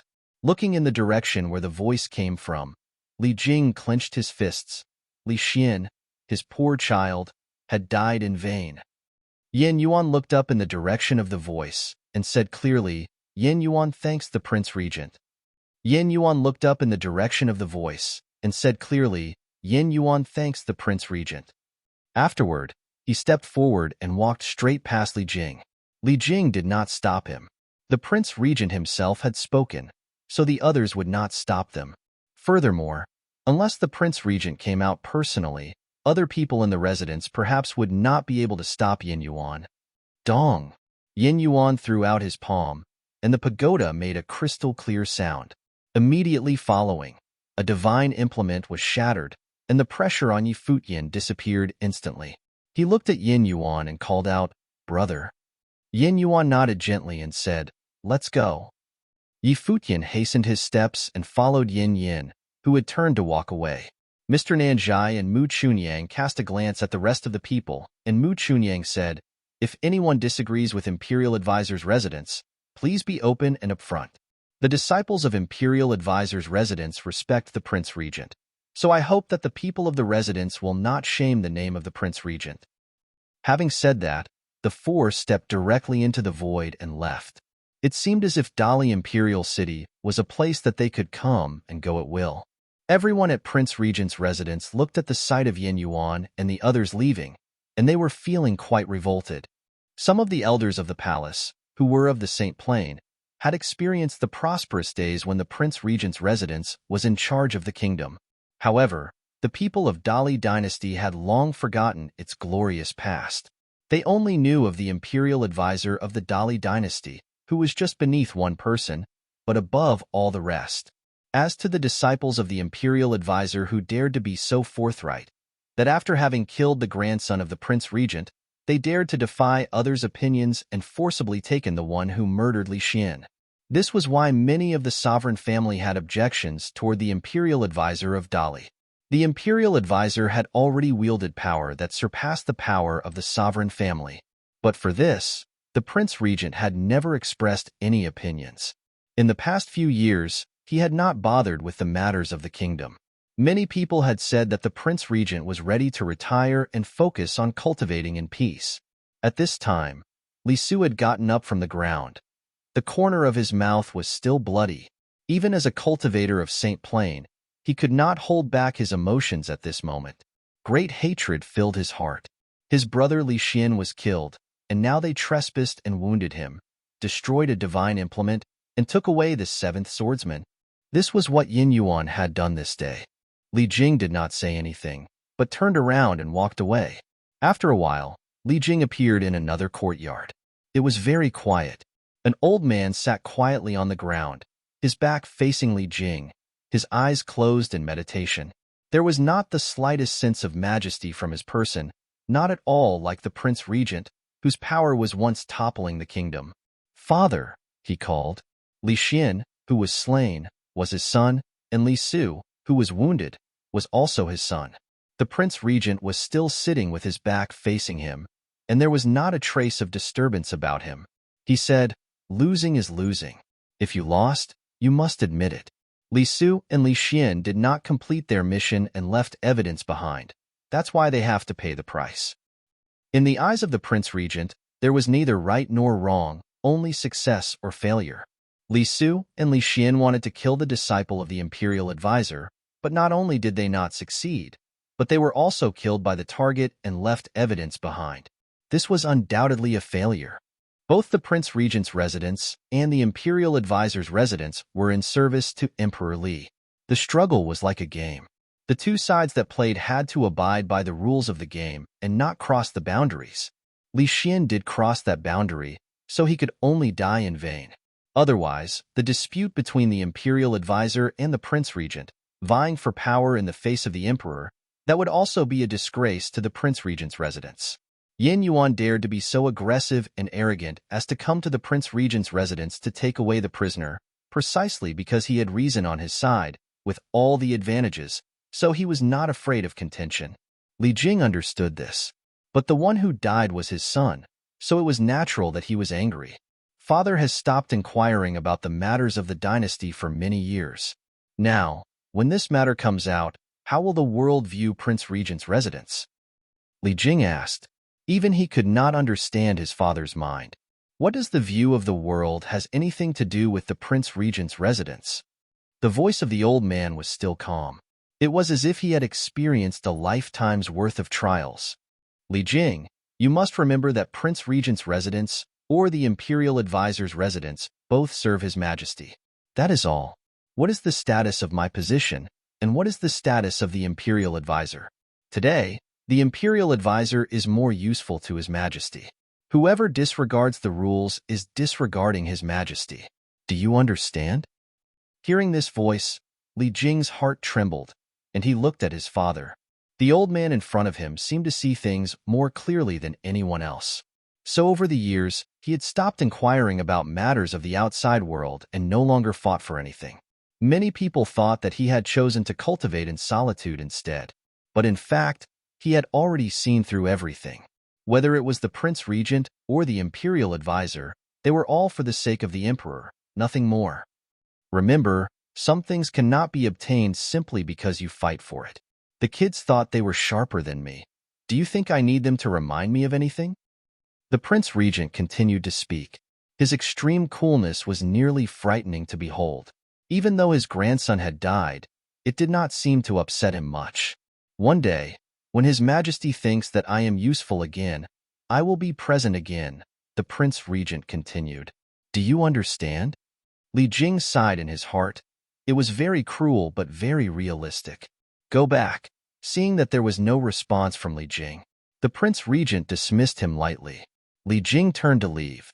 After he left, the Prince Regent opened his eyes, and they were extremely sharp. When he got into a match with someone on the level of the Imperial Advisor, it was not a simple matter of who suppressed whom, but whoever made the wrong move first. What Li Xin did was making the wrong move, and it was beyond stupid. Therefore, death was his destination. Yin Yuan and the others traveled in the air after they left Prince Regent's residence. Mr. Nanzhai asked Yi Futian, "How is your injury?" "I'm fine," Yi Futian responded. All this was still owing to his strong physique that was comparable to that of the saints. If it were not so, he was probably already disabled. That's good to hear, Mr. Nanzhai nodded. Senior brother, I killed Li Xin. Will it involve the Imperial Advisor's residence? Yi Futian asked. Don't worry. Whether you killed Li Xin or not, there is no impact on the Imperial Advisor's residence, Yin Yuan replied. Yi Futian looked up at Yin Yuan and was somewhat puzzled. The world said that the Prince Regent no longer concerned himself with matters of the state and thought that he resides in solitude. But this once powerful prince was far more clever than the world imagined. Li Xin had overstepped the boundaries. His death was unimportant. Yin Yuan continued, he thought that he could change things, but what went on between our master and the Prince Regent was not something the younger generation could resolve. He lacked self-awareness. Yi Futian seemed somewhat befuddled, but still nodded. Yin Yuan turned his eyes toward him. Li Xin thought that he could fight for something, but younger brother, you must remember, the best fight in this world is just to cultivate. Yi Futian looked at Yin Yuan, and for a moment, it seemed that time and space had turned back to many years ago. His third brother once told him that whatever was the biggest in the world could claim the truth. If there was anything bigger than the truth, then it had to be a fist. In the world of the cultivators, the best fight was cultivation. These two conclusions had the same meaning. Therefore, the disciples of the Imperial Advisor's residence seemed to have no contention with the world and were cultivating in peace. They did not deign to jump up and down and all around like Li Xin. This was probably a difference in realms. The news that Yin Yuan had taken Yi Futian from Prince Regent's residence quickly spread out, causing huge waves instantly. Many people of the Dali Imperial City felt that they were indeed the chief disciples of the Imperial Advisor and had trespassed in the Prince Regent's residence to take away their person.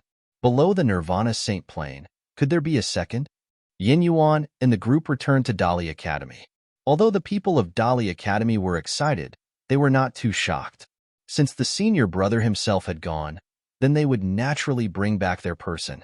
The Dali Academy belonged to those who were friendly toward the imperial advisor. As for Yin Yuan, who managed Dali Academy, all of them worshipped him from the bottom of their hearts. Seventh Swordsman, Li Yao called when he saw Yi Futian returning safely. Gratitude for all the troubles your highness went through on account of me. Yi Futian bowed slightly. Li Yao waved his hand. Your safe return was the most important thing. It was too impulsive of you to have killed Li Xian. Li Xian, after all, was a royal descendant. If the people of Prince Regent's residence were mad enough to kill Yi Futian first, then it would have been too late to do anything. Your Highness, if I did not subdue Li Xian, I would be a dead man already. Since it was destined that one man must die, then this was the only way it could be. Yi Futian responded. Li Yao said nothing more. He added, since you have returned safely, I shall be leaving. Once finished, he bowed to Yin Yuan and the others. Senior brother, I am leaving now. His Highness returned safely, Yin Yuan said. Brother, you have suffered some injuries, rest early, Yin Yuan said to Yi Futian. Yes, senior brother. Yi Futian nodded and turned to leave. I am leaving too, said Lu Chuan, who was next to him. He left with Yi Futian. He walked next to Yi Futian. What you did was a little too risky. With the master and senior brothers around, what do I need to be afraid of? Yi Futian laughed. You are not the least bit humble, Lu Chuan smiled and said, but you weren't wrong. No matter what you did, the brothers will always be there for you. What if I did something wrong? Yi Futian said. As long as it is not a great mistake that betrays the master, then it is the same, just like the day when the master promised to accept you as a disciple. Yi Futian was silent, thoughtful in his heart. Do you know anything about the fourth senior brother? Lu Chuan suddenly asked. What of the fourth brother? Yi Futian asked. He had always been curious about Wang Zhong. He and the other disciples of the imperial advisor seemed out of place. The master has the ability to make death warriors. The father of the fourth brother was a death warrior, and he died many years ago. The fourth brother always hated the master, but the master still accepted him as a disciple and passed on his martial arts to him. Slowly Lu Chuan said, the master is like this. He doesn't even care. Maybe one day, when the fourth brother turns on him, he will still be indifferent. Of course, if there is such a day, I, along with our other brothers, will definitely do things for the master that he does not want to do. Yi Futian was a little surprised. He didn't expect Wang Zhong to have such a story. He glanced at the Lu Chuan, who was next to him, and said, I believe that the fourth brother will not do this. Lu Chuan looked ahead calmly and said softly, Master took each person as a disciple for a reason. I don't want brothers to stand opposite of each other one day, either. Lu Chuan looked ahead calmly and said softly, Master took each person as a disciple for a reason. I don't want brothers to stand opposite of each other one day, either. Yi Futian thought for a while and said, Master doesn't seem to like violence, but why does he cultivate death warriors? As Master has said before, there is a price for everything you want to do. Whether there is master or not, death warriors always exist, serving the army or born and raised for such purpose. What master does is to make them stronger. There are even some death warriors in the army who knew they were not able to make any progress in cultivation in their lifetimes, and rather chose to receive master's transformation. Lu Chuan continued, but, even so, master admits it is against the law of heaven and announces he will only cultivate them when there is war, like the Battle of Empty Realm, or when the sovereign family ordered so. Do you know why King Tiandao has a deep grudge with master? Why? Asked Yi Futian. King Tiandao rules the army of the West, which is the strongest army outside the imperial city. He wants to build an army of death gods and hopes master can help. He even thinks that the master can transform not only sages but also saints. King Tiandao has tried to counsel the emperor many times to give master pressure, but master rejected. So to speak, when Dihao defeated Dongchun, he requested to become the imperial advisor's disciple. Was this the reason? Asked Yi Futian. Dehao's thing suddenly came to his mind, although at that time, after the Imperial Advisor asked both of them why they sought the way, Imperial Advisor chose Yi instead of him. Maybe, Lu Chuan said. Then can Master transform Saint Plain cultivators? Yi Futian asked, looking at Lu Chuan. Saint Plain cultivators have taken the crucial step and refined their physiques. They have infinite potential. Whether yes or no, Master will not do it, Lu Chuan replied. So, the answer is no. I see. Yi Futian nodded. After they chatted a while, Yi Futian went to cultivate alone. Although his physique was powerful, he was seriously injured by the divine implement's will, and he needed time to recover. The incident soon subsided, and no direct conflict had happened between Regent King and Imperial Advisor. Otherwise, that would be a crisis. Year 10,022 of the Divine Prefecture calendar was approaching its end. The finely decorated imperial city of Dali was even busier than usual. The tradition of celebrating the end of a year had lasted for more than 10,000 years since the start of the Divine Prefecture calendar. Similar customs were widespread throughout all realms of the Divine Prefecture, though some realms didn't think it as important as other realms did. However, if conditions allowed, having at least a simple gathering was a must for everybody. On the last day of the year, gorgeous lamps lit up the palace of the Dali dynasty. Graceful dancers danced to festive songs. Members of the royal clan and courtiers all gathered in the palace to celebrate the new year. However, the imperial advisor didn't come, and nobody would blame his absence because nobody dared to. All royal clan members knew the imperial advisor didn't like being surrounded by many people. At the end of every year, he would wake up his sleeping daughter and celebrate the new year with her. Emperor Li had asked the imperial advisor about his daughter's issue, but the imperial advisor declined his help. The imperial advisor claimed his daughter's illness was incurable. Even Ron Huang couldn't do anything about it. Nobody doubted what the imperial advisor said. If there had been a solution, how could the imperial advisor have wasted his own daughter's time? Everyone also wondered, what kind of illness did the imperial advisor's daughter have? In the imperial advisor's residence, it was cozy and peaceful. The imperial advisor just had a dinner gathering with his disciples. People returned home. The imperial advisor stayed with Fei Shui in the courtyard. Both of them sat on the ground in a relaxed manner and looked up at the stars above. When fireworks exploded, glittering stars seemed to dim, but nobody knew if Fei Shui could see them. Master, did you want to see me? Yi Futian came and asked. Come, sit by me. The Dali imperial advisor laughed and said. Yi Futian nodded and sat next to the imperial advisor. A slight smile rose on Fei Shui's face. It was the second time Yi Futian saw her awake. He felt a tinge of pity and sadness for her. I heard you went to West Mountain alone a few days ago, and you challenged Demon Saint? The imperial advisor asked. It was very hard. When confronting the Demon Saint, I could only survive. My level still restricts my ability, Yi Futian replied. The gap between Saint and Sage is indeed hard to measure.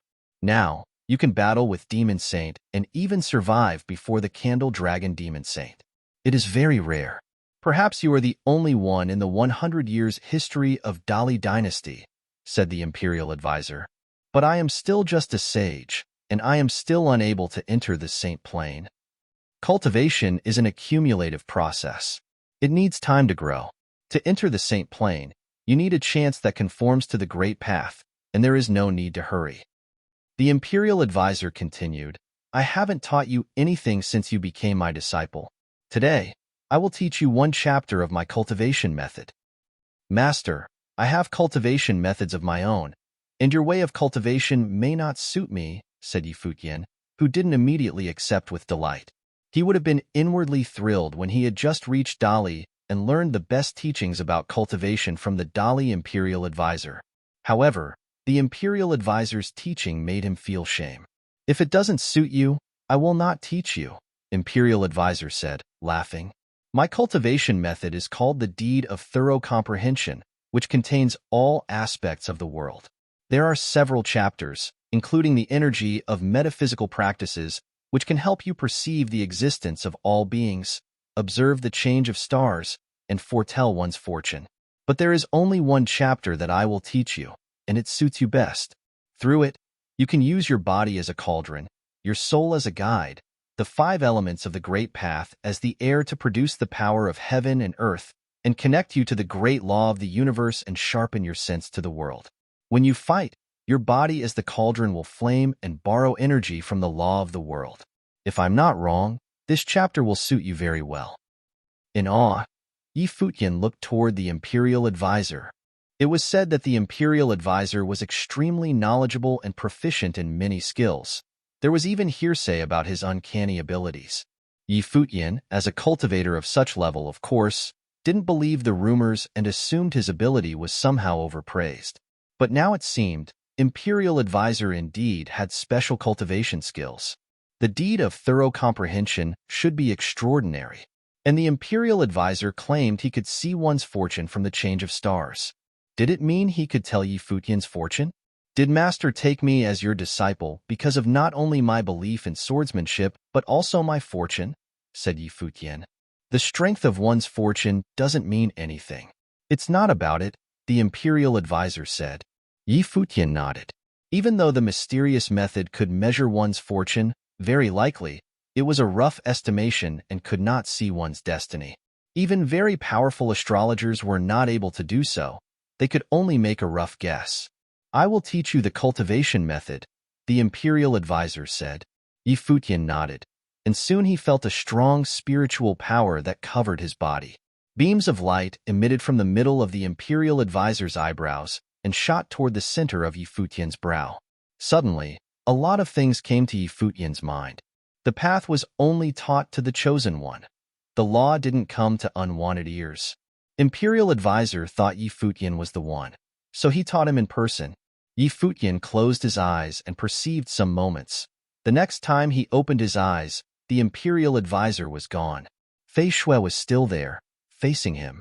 If she could have seen, her eyes must have been more beautiful. Where is Master? Asked Futian. He has gone to rest, said Fei Shui. How long did I meditate? Said Futian. Half an hour, Fei Shui replied. Futian nodded slightly and looked toward where the imperial advisor had been. He was going to make more inquiries. My father told me to pass on the message. When you hesitate, just follow your heart and do what you feel in your heart to be right.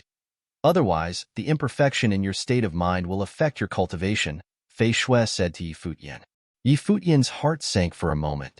He looked at Fei Shui and said, grinning, Master has noticed? Have you seen any disciple evade learning from their master? Fei Shui put a smile on her face and said, and don't forget, I can sense the fluctuation of your emotions. Futian shrugged. He seemed not to mind it. Maybe, he was indeed full of himself. Nothing in the world could be flawless. Even though the imperial advisor might not know his identity or didn't expect that he came from Emperor Xia's realm, how could he be unaware of anything when you just cultivated beside him?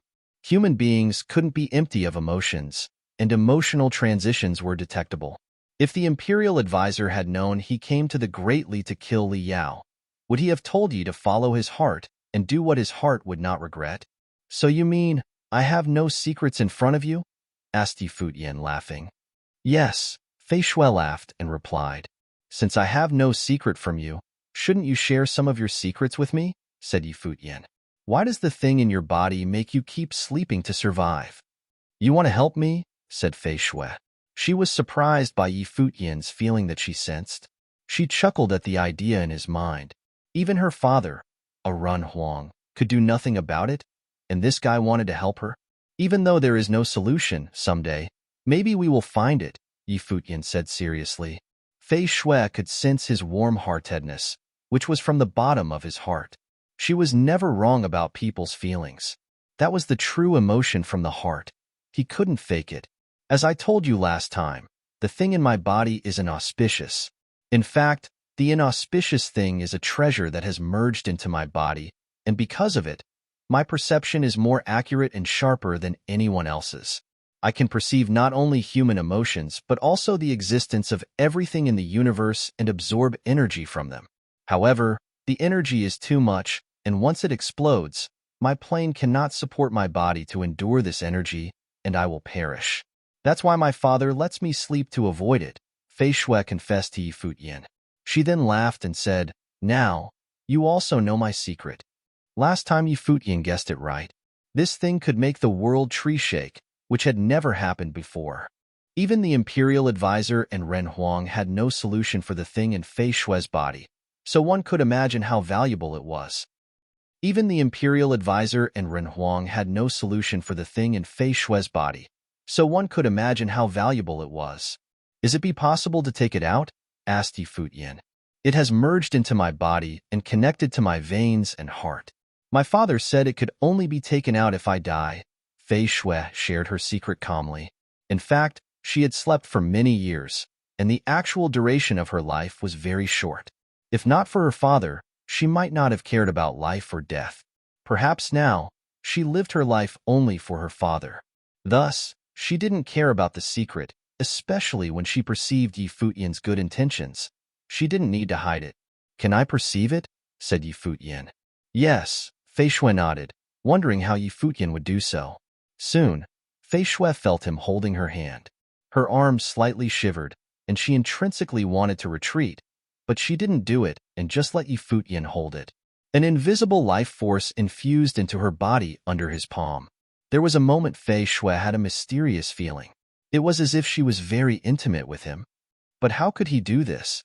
She was surprised. Meanwhile, Futian was amazed by that kind of feeling, too. The world tree in his life palace waved and rustled, emitting wisps of life force out of the palace, which ran through his body, tentatively entering Fei Shue's body. It was as if his world tree spirit could do more than detect the thing in Fei Shue's body. Tens of thousands of wisps of life force were infused into Fei Shue's body continuously. It was as if they would never end. A dreamy aura surrounded Fei Shue's body. She slightly felt the treasure that had been part of her blood, and her heart seemed to be detached. It was almost ready to emerge. There was even a life flow that ran from her body to Futian's. The change was unexpected by neither of them. Was Futian absorbing the energy from the treasure? But how? Fei Shui was in shock. The treasure had long been merged into her body, and even her father was not able to take it out. But Futian seemed to have made it. In the meantime, Futian's perception of the world was changing. He could hear Fei Shue's heartbeat, sense her anxiety, and was aware of her confusion and shock. Futian even saw the thing in Fei Shue's body. It was a monument without limit, bearing an inscription with no end. It was hard to see it clearly, but the law of heaven and earth seemed to hide inside. But the thing was a part of Fei Shue's body. It was hard to tell what was what, and if there had not been the world tree spirit, you would have never perceived its existence. Futian opened his eyes and withdrew his life flow. He looked at Fei Shui. Fei Shue's head was lowered. Although she could not see, she was able to sense all that had happened. It was amazing that the treasure in her body could respond to Futian. So, we have similar secrets, said Futian, grinning. Fei Shui laughed too. She nodded and said, I will keep your secret. I will not tell anyone, even my father. Futian stared at this young lady's simple smiling face and sighed to himself. Then he looked up into the countless stars in the sky. The Imperial Advisor had a grudge with Wang Zhong, but he still took him as a disciple. The Imperial Advisor didn't know Futian's identity and knew he might have his own agenda, but still took him as his disciple and taught him the deed of thorough comprehension. On many occasions, the meaning of life was not all about benefiting oneself. Perhaps this sounded stupid. However, this might be what the temperament of a saint meant. Fei Shui, is there a matrix where you sleep? Asked Futian. Yes, there is a ceiling matrix, Fei Shui said, confused. I can take you to the place you sleep. Let's go, said Futian.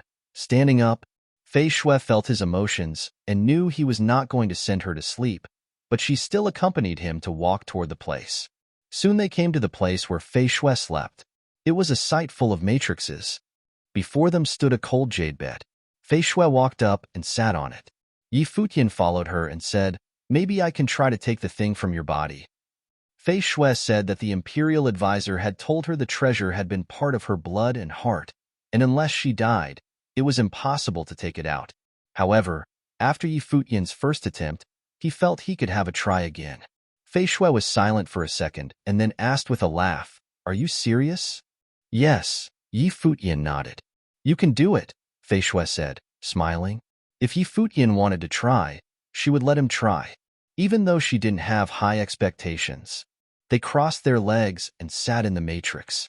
Both of them closed their eyes. Wisps of life force were released from Futian's body. He held Fei Shui's hands. She lowered her head but didn't stop him.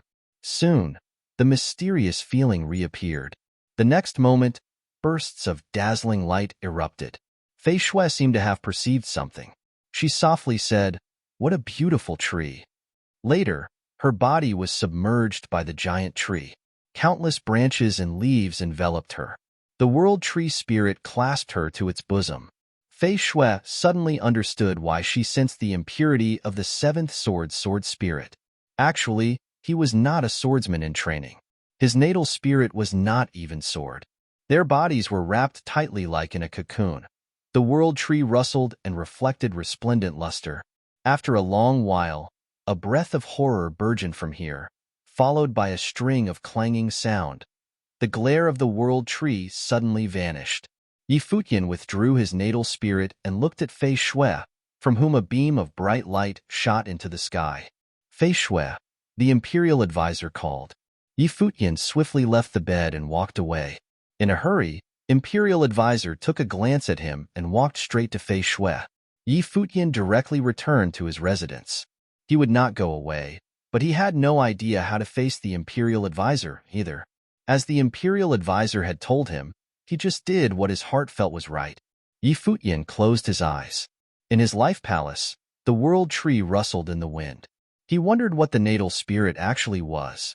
A radiant beam of light came out of a corner in the imperial advisor's residence and penetrated the sky. People came outside and gathered, wondering what had happened. Yin Yuan, Serene, and others came to the gate of the place where Fei Shui slept and requested to see Master. None of them knew what happened. "Nothing serious. I am checking Fei Shui's status. You can all leave," said the imperial advisor. "Yes, sir," Yin Yuan nodded and said. They saw nothing wrong, and soon all returned. In Imperial Xia's palace, Emperor Xia's realm, Xia Qingyuan summoned Black Wind Condor after she had just returned from a royal banquet to her own princess residence. Sir Condor felt embarrassed to death. Was he her slave? "What are you doing now?" Xia Qingyuan asked Black Wind Condor. Black Wind Condor knew she was not talking to him, so he sent a message to Futian.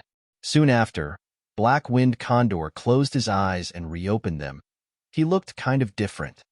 "I am cultivating," said Condor. "Today is the last day of the year. You should be in the Imperial Advisor residence, right? How does it feel to celebrate the new year in the Imperial Advisor residence?" asked Xia Qingyuan. Futian sensed from her tone that she was not very happy, so he said, "Not bad. The Imperial Advisor just taught me his cultivation method." Xia Qingyuan was stunned for a second and said, staring at the Black Wind Condor, "So the Imperial Advisor really appreciates you. No wonder you don't want to come back." "The Imperial Advisor residence treats me very well indeed," Futian said inside. "Don't tell me you were thinking about it," said Xia Qingyuan, staring at the Black Wind Condor. Did this be *starred really have some emotional connection with the Imperial Advisor residence? Black Wind Condor looked at Xia Qingyuan and didn't answer. Later, he asked, "What's the matter this time?" Xia Qingyuan stared at him and said coldly, "Nothing." "If so, I should go now," Futian said. "You." Xia Qingyuan clenched her fists and hoped she could punch him.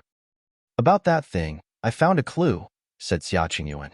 She referred to the last time's incident with Xiao Sheng. Black Wind Condor narrowed his eyes and said, "Tell me more." "We are still investigating. I will tell you if we have results." "Fine." Black Wind Condor nodded and replied, "Thank you for your efforts these days, Your Highness." Xia Qingyuan looked into Black Wind Condor's eyes and felt somehow relieved. On the last day of the year, she skipped slapping the condor. It was the first day of year 10,023 of the Divine Prefecture calendar. In the Imperial Advisor residence, Dali Imperial City, Yin Yuan, Serene, Mu Chunyang, and others came to visit the Imperial Advisor. When they set foot in the courtyard, they saw a slim figure quietly standing beside the Imperial Advisor. Of course, it was Fei Shui. Fei Shui. Yin Yuan and others showed surprise. She was not sleeping? What had happened yesterday? Fei Shui's thing had been settled. From today, Fei Shui will no longer need to extend her life by sleep, said Imperial Advisor with a heartfelt smile. From now on, his daughter Fei Shui would be normal except for her blindness. Yesterday, he just couldn't believe it when he saw this. He even had no idea what Yi Futian had done. He didn't ask, and Fei Shui didn't tell him either. Yin Yuan and others first paused a second, and then every one of them smiled. Did it mean Fei Shui would no longer need to sleep? Although they didn't know what had happened yesterday, since Master said it was settled, it should have been settled. Where is the seventh swordsman? Asked the Imperial Advisor. Master, Yi Futian called from a distance. He came closer, bowed, and said, the seventh swordsman is here to greet Master and brothers. Good. Have you cultivated on the deed of thorough comprehension? The Imperial Advisor asked as if nothing had happened yesterday evening. Yes, but it is a little abstruse for me, and I am afraid I need some time, replied Yi Futian. The deed of thorough comprehension is indeed not easy to understand. You have to focus on it, said the Imperial Advisor. Yi Futian nodded. Yi Futian's eyes turned to Fei Shui. He noticed Fei Shui was also looking at him. Yi Futian's eyes turned to Fei Shui. He noticed Fei Shui was also looking at him.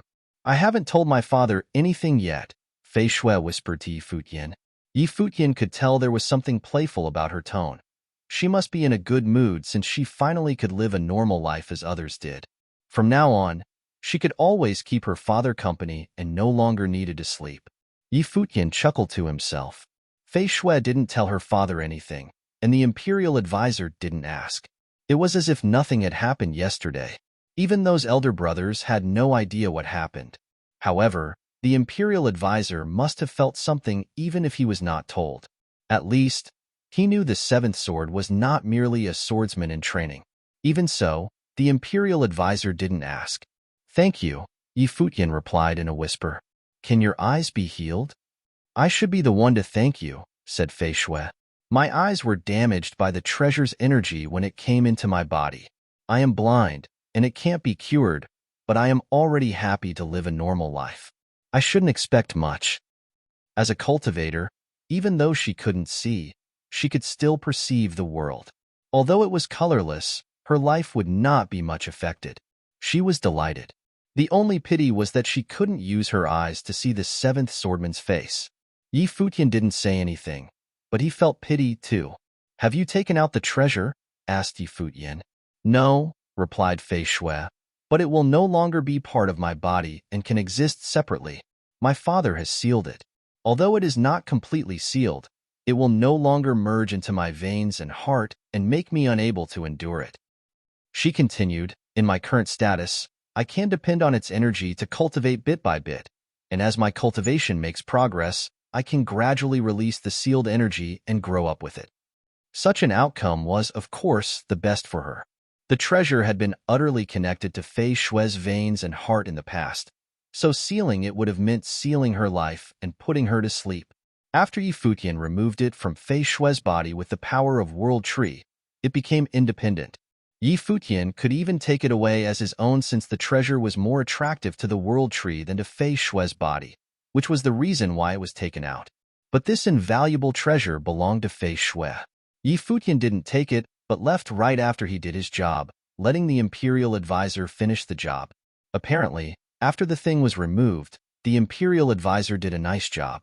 Good things come one after another, said Serene with a laugh. Master finally cured Fei Shui and would no longer worry about her situation every day. And the junior brother, the seventh swordsman, even got the opportunity to learn about Master's deed of thorough comprehension, which was Master's core cultivation method and contained mysterious knowledge that could change the nature's fortune. Serene cultivated on one chapter as well, but so far, he had not totally comprehended it. The first day of the new year is indeed a lucky one, Yin Yuan said, smiling. Apparently, everyone was happy for Master and Fei Shui. Lu Chuan took a glance at Yi Futian and thought something might have happened yesterday. However, it didn't matter. The Imperial Advisor had a smile on his face. He hadn't been so happy for a long time. Although his power had spread across the Dali dynasty, Imperial Advisor was actually quite disengaged with politics. For him, power was nothing but fleeting clouds. Today is the first day of the new year, and the court of Dali dynasty will begin today. Seventh Swordmans, why don't you come with me? The Imperial Advisor said to Yi Futian. Since Yi Futian had become the Imperial Advisor's direct disciple, he had gained his status in the Dali dynasty and was supposed to go to see Emperor Li. Yes, master, Yi Futian nodded. Let's go then, the Imperial Advisor said. He smiled and turned to Fei Shui. You stay at home and rest. Okay, Fei Shui said, nodding. The Imperial Advisor gently stroked her head with love and then steered his sword toward the direction of Dali Imperial City with his disciples. Besides the Imperial Advisor, in Emperor Li Avenue District, masters were coming out of residences and steering their swords in the air in the same direction. On the first day of every new year, all the officials in Dali dynasty came to pay homage to the court. On this day, in the lavish Dali Imperial Palace, a broad path stretched from the sky. All cultivators steered their swords in the air toward the palace following the path. Numerous, rarely seen, big figures all attended this ceremony. The Imperial Advisor and disciples arrived a little late, and many people were already in the palace. They got off of their swords, and immediately many people outside the palace bowed toward Imperial Advisor and greeted, "Hail, Imperial Advisor." The Imperial Advisor slightly nodded and led Yin Yuan and others to walk forward. The people walking ahead of them all stopped and stepped aside to let the Imperial Advisor go first to show respect. In addition to the Imperial Advisor, his disciples caught many people's eyes as well. Yin Yuan was the Imperial Advisor's chief disciple, and Dali, his name weighed a lot. Not long ago, he broke into the Prince Regent's residence with 2 junior brothers without the Imperial Advisor's involvement. How daring! As the figure who had stirred up a storm not long before, Yi Futian was the most famed among young elites and also captured some attention. He hunted in the West Mountain and decapitated Li Xian. How contemptuous! His interest in victory was as keen as his sword. They walked straight to the palace. It was the second time Yi Futian came to the Dali Imperial Palace, but compared with the last time that Li Yao met with Yi Futian and others in a relaxed manner, today the atmosphere was obviously more solemn and tense.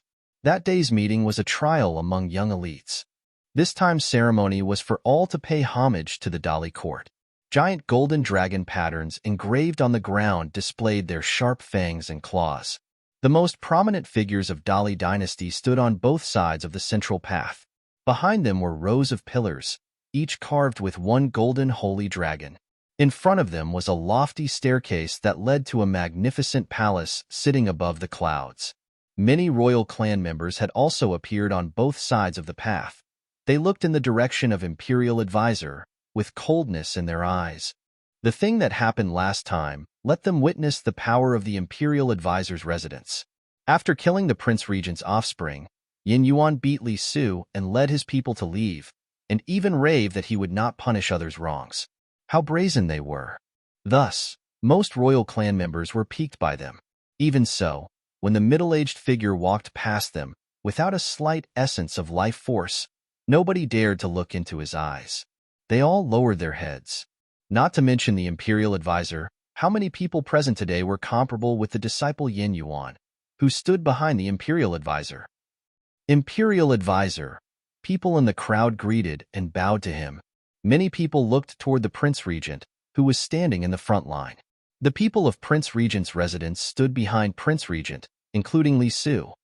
Having just noticed the Imperial Advisor's arrival, the Prince Regent turned around to look at him. He smiled, showing no trace of a grudge. He made a fist salute slowly and greeted, "Imperial Advisor." Imperial Advisor paused and replied to him with a fist salute, "Your Highness." And then they stood shoulder to shoulder in the front of the crowd. Yin Yuan and others didn't follow behind. Instead, they stood in the crowd at a distance from the Imperial Advisor. At the front, a prince appeared from the side and showed courtesy to the Prince Regent and the Imperial Advisor. Li Yao was also present. He looked at the crowd and slightly nodded to Yi Futian when he saw him. Yi Futian nodded to him as a reply. At the same time, another group of people arrived. One of the 2 persons who led the group was the third prince. The other person had a rather imposing physical appearance and domineering manner. He took a glance at the crowd, and many people didn't even dare to face him. They lowered their heads. He strode directly over to the Prince Regent, made a fist salute, and greeted, "Uncle." Prince Regent gave a smile and asked, "How did you have time to come here from the land of West this time?" The person was King Tingdao among the four kings. "I have some important issues to report to His Majesty," said Tiandao with a laugh. Then his eyes turned to other people and fixed on the imperial advisor. He said, "The imperial advisor is here, too." Imperial advisor nodded as a reply. King Tiandao stood next to them in the front line. Soon, King White arrived, too. One advisor and four kings of Dali dynasty had all arrived, except King Li. King Li was busy with issues in the lower worlds, so he usually didn't show up. Suddenly, the crowd quieted down and stood back to watch a figure appear on the staircase. He stood there, almighty like a god, as if in this solemn palace, he was the only one. "All hail, Your Majesty," everyone said and bowed. The person standing on the staircase was, undoubtedly, the absolute master of Dali dynasty, Emperor Li. "Feel free to stand up," said Emperor Li. "After 1 year, I am glad to see the graceful bearings of you all." Imperial advisor governs the court. King Tiandao guards the border. Prince Regent and King White are also in charge. "No wonder our Dali dynasty can prosper," said a courtier, smiling. "Thank you for all your efforts, Imperial advisor, Prince Regent, King Tiandao, and King White," Emperor Li said. The Imperial advisor and 3 kings bowed and showed their gratitude. "Imperial advisor, I heard recently you took one disciple with exceptional talent who even defeated King Tiandao's foster son Di Hao. Did he come with you?" Emperor Li asked, looking toward the Imperial advisor.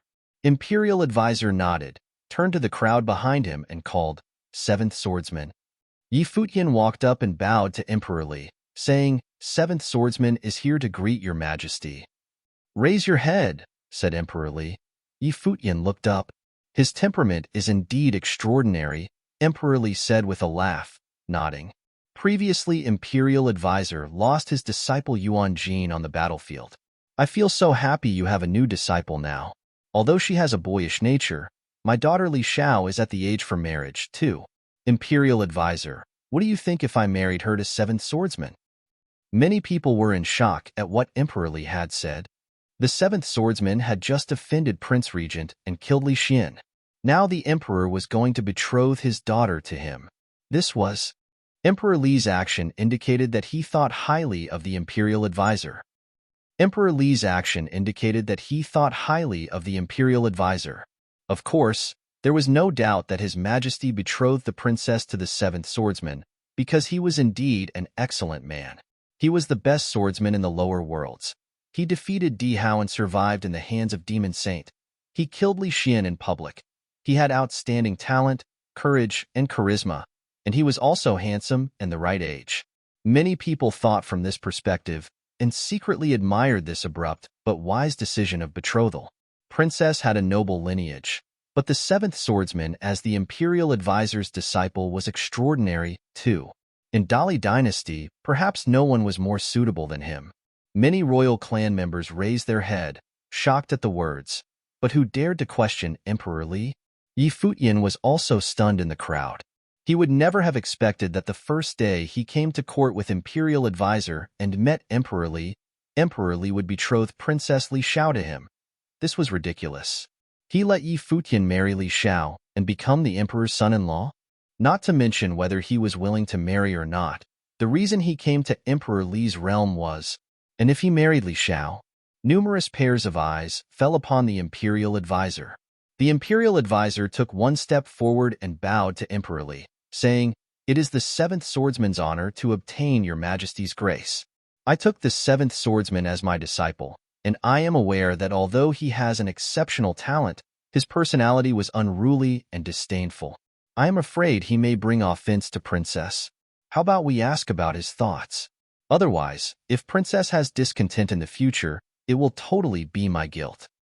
The Imperial advisor's words make sense, Emperor Li said, nodding. He turned to Futian and said, "The Seventh Swordsman, are you willing to marry?" Futian lowered his head and stepped forward. He had no choice. Who dared to refuse the marriage Emperor Li arranged for him? It was Emperor Li's blessing, and he was supposed to bow and express gratitude for it. Any inappropriate reply might bring trouble. But of course, according to what Futian knew, even if he declines it, Emperor Li would not be angry at him as the imperial advisor's disciple. Your Majesty, I deeply appreciate your blessing. I have met Princess once. Her beauty and wit are indeed unparalleled, and I am afraid I don't deserve someone like her. Besides, I am already emotionally attached to someone in the imperial advisor's residence. I don't dare to disgrace Her Highness, Futian slowly said.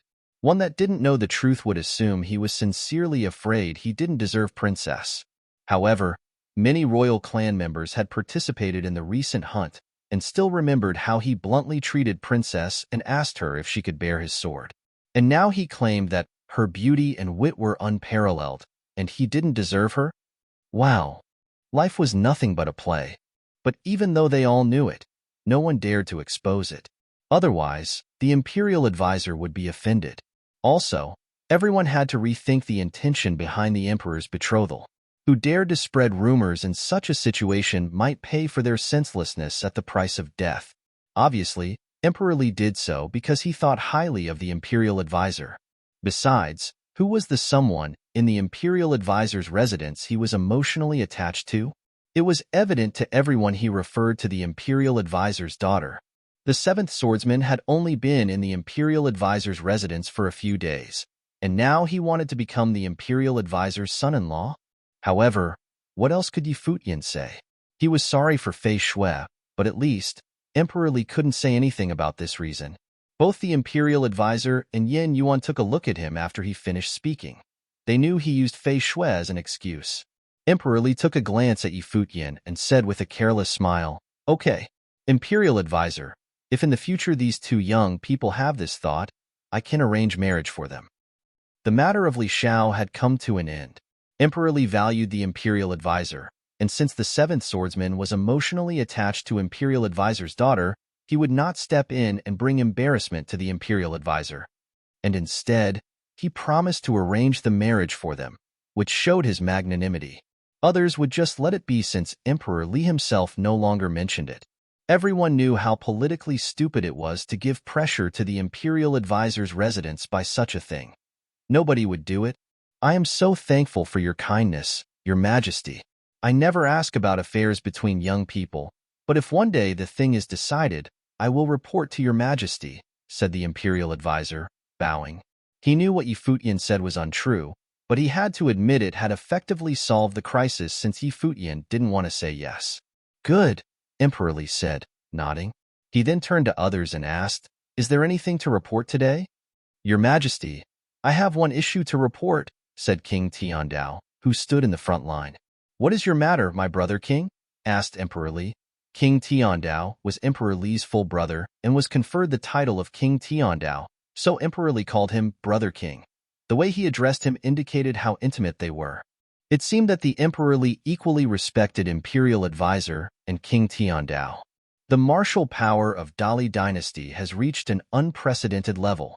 Numerous top figures came out of Imperial Advisor's Dali National Academy and My Daily Mountain, and the number of upper plane cultivators in Dali keeps increasing. If the Imperial Advisor can provide help to the army and we build a Saint Plain Iron troop together, it must be invincible, King Tiandao said in a solemn voice. Therefore, I earnestly request Your Majesty to allow the Imperial Advisor to enter the army and build an iron troop for the prosperity of Dali dynasty. The Imperial Advisor has put much effort and work in teaching cultivators for years in Emperor Li's city. I often send people to learn matrix methods from the Imperial Advisor and use the knowledge to train the army. Brother King, you are too straightforward. You want the Imperial Advisor to join the army, said Emperor Li, laughing.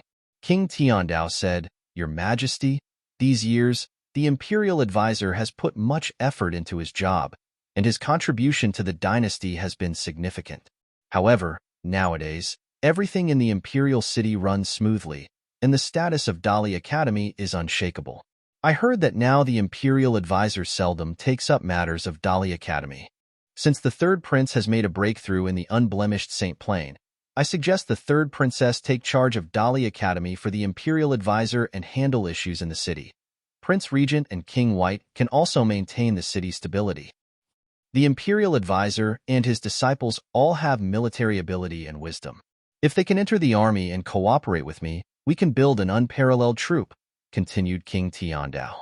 Suddenly, everyone's expression turned serious. All the top figures of the Dali Imperial City gathered in front of the staircase, but no one let out a sound. King Tiandao wanted to enlist the Imperial Advisor and his disciples in the army and let the third prince be in charge of Dali National Academy. Didn't it mean asking Imperial Advisor to hand over the enterprise he had been devoting many years to? However, everything in Dali Dynasty was supposed to belong to the royal clan. How could the Imperial Advisor say no if the third prince came to take charge? I can get your point, brother. If the Imperial Advisor and King Tiandao cooperate, indeed, an unassailable army can be established on the land of Dali, said Emperor Li, smiling. He turned to ask the Imperial Advisor, "What do you think of King Tiandao's opinion?" The Imperial Advisor made a fist salute and said, "Nowadays, Dali National Academy is indeed running in good condition, and I am not engaged with the job. Yin Yuan is in charge of running it. If your majesty would like to appoint the prince and others to the board of the academy, I can relax more and will be delighted to do so. As for entering the army, I am studying the new matrix method, and if there is an outcome, I will send it to the palace and then to the army," the Imperial Advisor continued. "But directing the army is not my field. I am afraid I will disagree with King Tiandao if we work together." Is there anything in the world the Imperial Advisor is not good at? King Tiandao said after listening to the Imperial Advisor. And, Imperial Advisor, you don't need to worry about disagreement. As long as you are willing to join the army and build it well with me, I don't mind serving as the Imperial Advisor's assistant. Your Highness is so dedicated to strengthen the army. Are you preparing for the war? The Imperial Advisor questioned him. Dali Dynasty is powerful enough to start a war. Why can't we do it? Replied King Tiandao. A war between realms will cost too much, and once it explodes, the number of casualties will be uncontrollable even if the scale is not large. Dali is far from ready for it, said the Imperial Advisor. Exactly. That is why we need the Imperial Advisor's support, said King Tiandao. Emperor Li didn't speak, so the argument was only between the Imperial Advisor and King Tiandao. Prince Regent just stood there quietly and didn't say a word. It was as if all that had happened was none of his business. Please stop arguing, both of you, Emperor Li said, laughing. Imperial Advisor is right. Wars are costly. Once the war begins, the situation will be out of our control. This issue requires further thought and discussion. How about King Tiandao and Imperial Advisor talk after the meeting? Yes, Your Majesty, King Tiao and Imperial Advisor said, nodding and ending the quarrel. Does anyone else have anything to report? Emperor Li asked and turned to others. Some reported some unimportant issues. However, Yi Futian was still slightly agitated. Did King Tiandao try to provoke a war? Was he aiming at Emperor Xia's realm? At the thought of this, he delivered the message to the Condor and let him pass it on to Xiaqing. But soon, the Condor's message for help came to Yi Futian's mind, which made Yi Futian feel curious. After taking a look at what had happened on that side, he said to himself that this guy deserved it. Didn't he know it was suicidal to irritate Xiaqing by the things that happened today in the court? One could imagine how Xiaqing Yuan's mood was like when she found out Yi Futian almost became Emperor Li's son-in-law. He came to Emperor Li's realm for revenge, and now he would become one of them? Yi Futian perceived how violent the scene where Xiaqing Yuan and the Cyan Argusianus beat the Condor was, and paid a silent tribute for him in advance. This was what his loose lips deserved. Yi Futian could hear black-winged condors dreadful shrinking even from the infinitely far distance. This time, Xiaqing Yuan, that woman, really had no mercy. In Dali Palace, after Emperor Li announced the end of the court meeting, the crowd dispersed. Li Yao took a look at Yi Futian and felt pity for him. If Yi Futian had agreed to become the son-in-law, his power in Dali would have definitely reached its apex. However, he declined the chance. He was, as usual, very special. Li Yao didn't come to talk to Yi Futian, but rather, he walked to King White and King Tiandao. Not long ago, he received a message, and now he needed King White and King Tiandao's backup. Otherwise, the manpower he was able to manage would be not enough. Emperor Li convened King Tiandao, Prince Regent, King White for a meeting, and the rest of the crowd gradually dispersed. Emperor Li convened King Tiandao, Prince Regent, King White for a meeting, and the rest of the crowd gradually dispersed. Li Yao walked to Yin Yuan and Yi Futian's side and said, laughing, "The seventh swordsman. Just now if you had said yes, from now on you would have to call me brother-in-law." "I hope your highness didn't mind," said Yi Futian. Li Yao shook his head and said, "Of course not, since you are emotionally attached to master's daughter.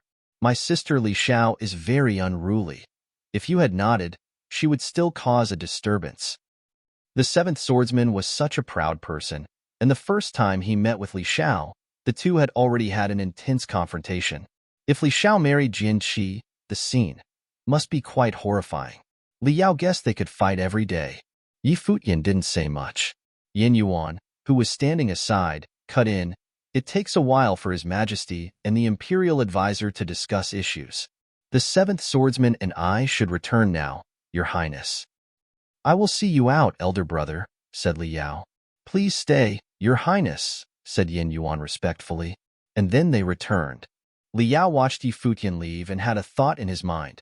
In the Battle of Empty Realm, Yi Futian of Emperor Xia's realm was peerless, and no one on the battlefield dared to fight him. Today the seventh sword was also unrivaled in Emperor Li's realm. If both appeared on the battlefield, who would defeat the other? The message he received recently was just about Yi Futian. If Li Yao had known the two people that he was comparing were the same person, nobody could understand how he would feel. Of course, they looked like two utterly different people. Yi Futian was good at using halberds, and the seventh sword was good at using swords. Li Yao had made close contact with Yi Futian several times, and he felt their life forces were completely different. Li Yao was smart, but he did not think they were the same person.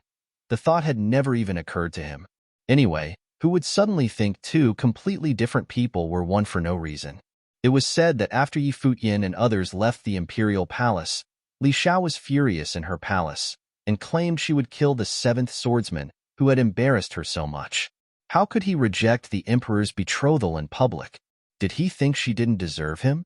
She heard that the imperial advisor's daughter had a severe illness, could not see, and had to sleep all the time.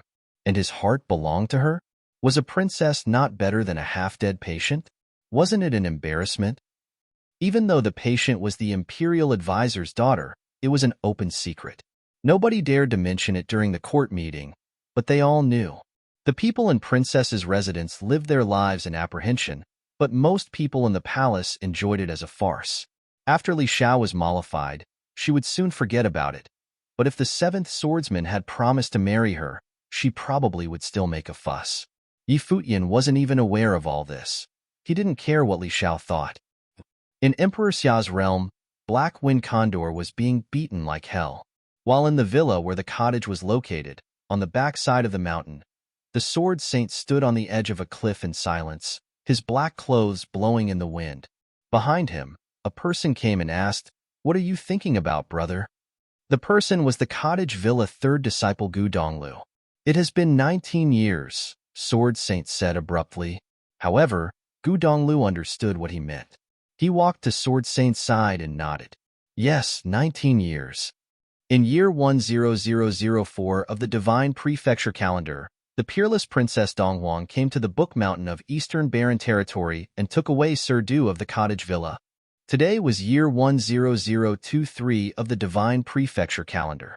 It had been 19 years. Others might not understand what Sword Saint meant, but Gu Donglu understood it. Too many things had happened over these 19 years. They had reached the height they'd never dreamt of before. They had experienced numerous trials. So many times, they had been on the edge of death, until they came to be who they were today. Even so, it seemed they still had a long way to go.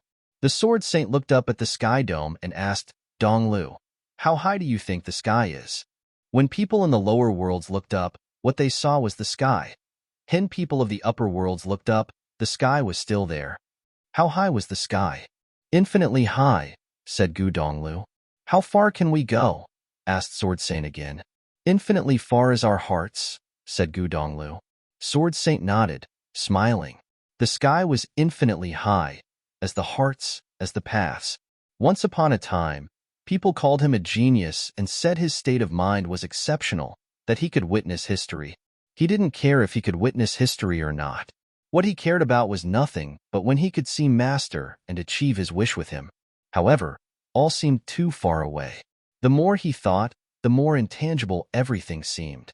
Donglu, I am going to enter the Saint Plane, said Sword Saint. Gu Donglu paused a second and grinned, saying, That's great. The brother had finally made a breakthrough on that level. Since he said he would enter the Saint Plane, he would make it. Gu Donglu had no doubt whether or not the brother was a saint. Sword Saint laughed. He reached out one hand.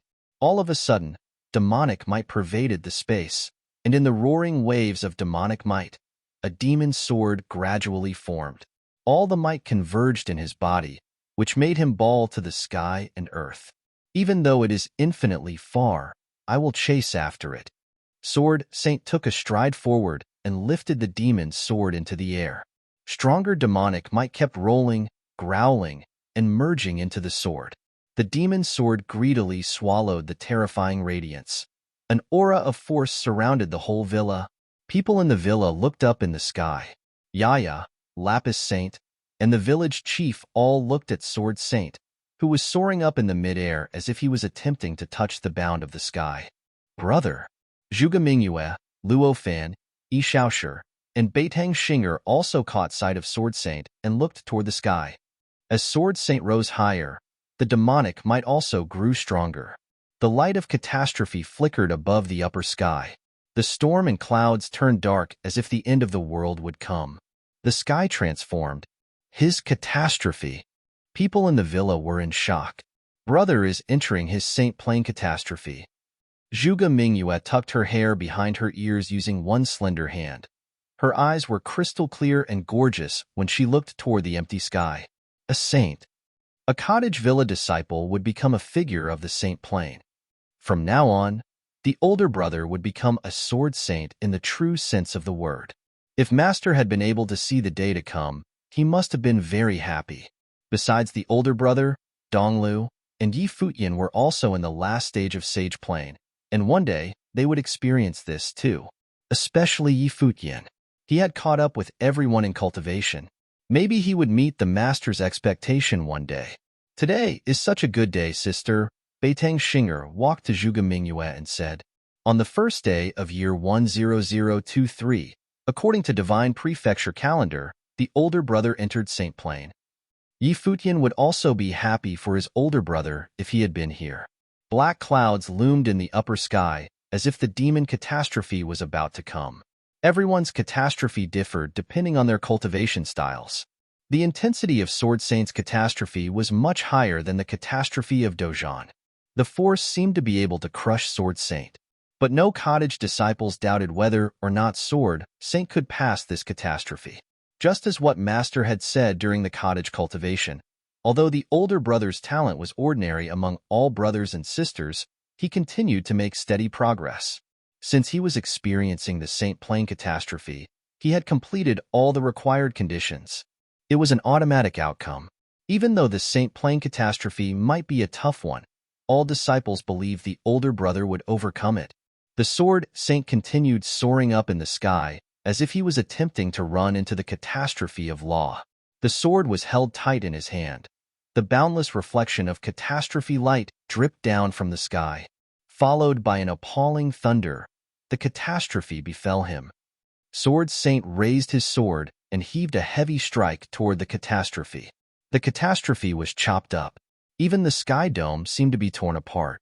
The scene was like a thump on everyone's heart. Soon, the catastrophe converged again.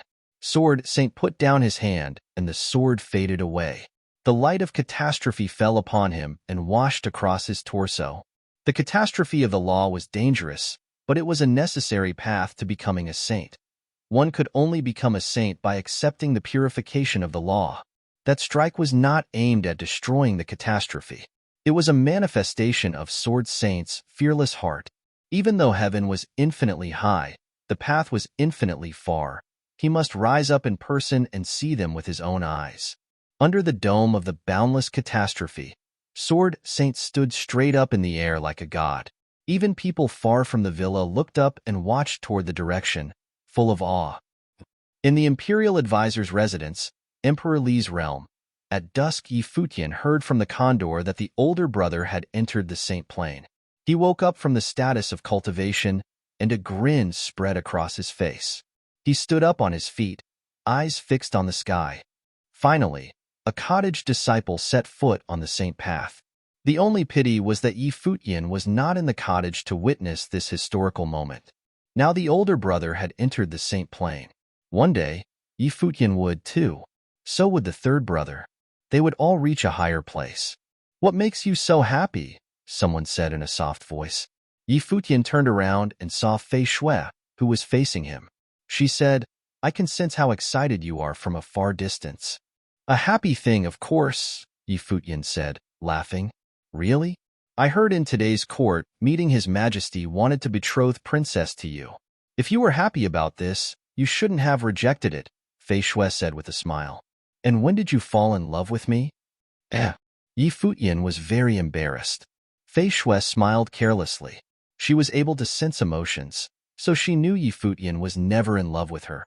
Otherwise, he could not hide it in front of her. "Why did you decline the Emperor's betrothal? Don't tell me you really have someone you love?" Fei Shui said, grinning. She suddenly wanted to know about Futian's thoughts. It must be interesting. Futian heard Fei Shui's questions, and it felt like an icy needle was pricking his heart. Even after so many years had passed, he was still heartbroken whenever it came to his mind. Fei Shui's smile vanished. She immediately realized her curiosity was not appropriate. She lowered her head and softly said, "I'm sorry." She knew she asked a bad question. "Never mind, it's not about you," Futian said. He knew Fei Shui didn't mean to. "I should go now. Please forget it and continue thinking about that happy things," Fei Shui said quietly and turned and left, worrying she would affect Futian's mood. Seeing her leave, Futian shook his head with a bitter smile. How could he easily forget it since it had already come into his mind? But the news that Sword Saint had entered the Saint Plain still made him happy from the bottom of his heart. After Fei Shui left, Futian looked up to the sky. The scene of the palace battle remained vivid in his mind. Jeyu's death was the pain in his heart. They had been together since they were 16 years old. They had gone through ups and downs for so many years, but all became nothing but a memory because of Li Yao. Even though Li Yao was friendly with him in Emperor Li's realm, Futian knew it was only because of his current identity as the Seventh Swordsman, a person useful to Li Yao, instead of the trivial and miserable palace lord at the mercy of him in the land of the Nine States. So he ventured to Emperor Li's realm. However, Futian gradually realized his plan was not as perfect as he first thought. He came to the Imperial Advisor but discovered that this mysterious and powerful figure in legend was uncommon and common at the same time. He dithered. Especially when he cultivated in the deed of thorough comprehension, he found the cultivation method was above the saint level. But the Imperial Advisor had taught it to him before Futian helped Fei Shui. Besides, from Fei Shui and Lu Chuan's conscious or unconscious indications, Futian came to know that people of the Imperial Advisor's residence were not unaware of his suspicious identity as the Seventh Swordsman. However, even so, the Imperial Advisor was eager to teach him the cultivation method beyond saint level. What kind of magnanimity was it? If Futian had been in the Imperial Advisor's shoes, he would not have done it. Was it only because the Imperial Advisor appreciated his passion for cultivation? Futian couldn't stop thinking about what would happen if he killed Li Yao as the Imperial Advisor's disciple. Even though the Imperial Advisor was in power in Dali dynasty, and Emperor Li might not harm him, the estrangement must grow between them. And as what he had seen in today's court meeting, King Tiandao was also very aggressive and was urging the Imperial Advisor to join the army. Prince Regent's forbearance was unsettling too. His offspring was killed, but when Yin Yuan took him away in the face of the Prince Regent didn't demand the release. Yin Yuan also said the Prince Regent was very sophisticated. He had his own intention behind the seeming forbearance. What's more, the imperial advisor was against battles between realms. Some people speculated that he could transform saints, and King Tiandao obviously also had this thought, but the imperial advisor didn't do it. Did Emperor Li have the thought, too? King Tiandao was Emperor Li's full brother. If Emperor Li had no opinion on what King Tiandao had said, why should he convene imperial advisor, King Tiandao, and others for a session after the court meeting? The harmony between the lord and the ministers in Dali dynasty was nothing but an illusion. The imperial advisor was perhaps not at the apex of power in Dali as he appeared to be. Was the imperial advisor's status really that stable? Maybe yes, only if no accident occurred. Yi Futian was having an inner struggle.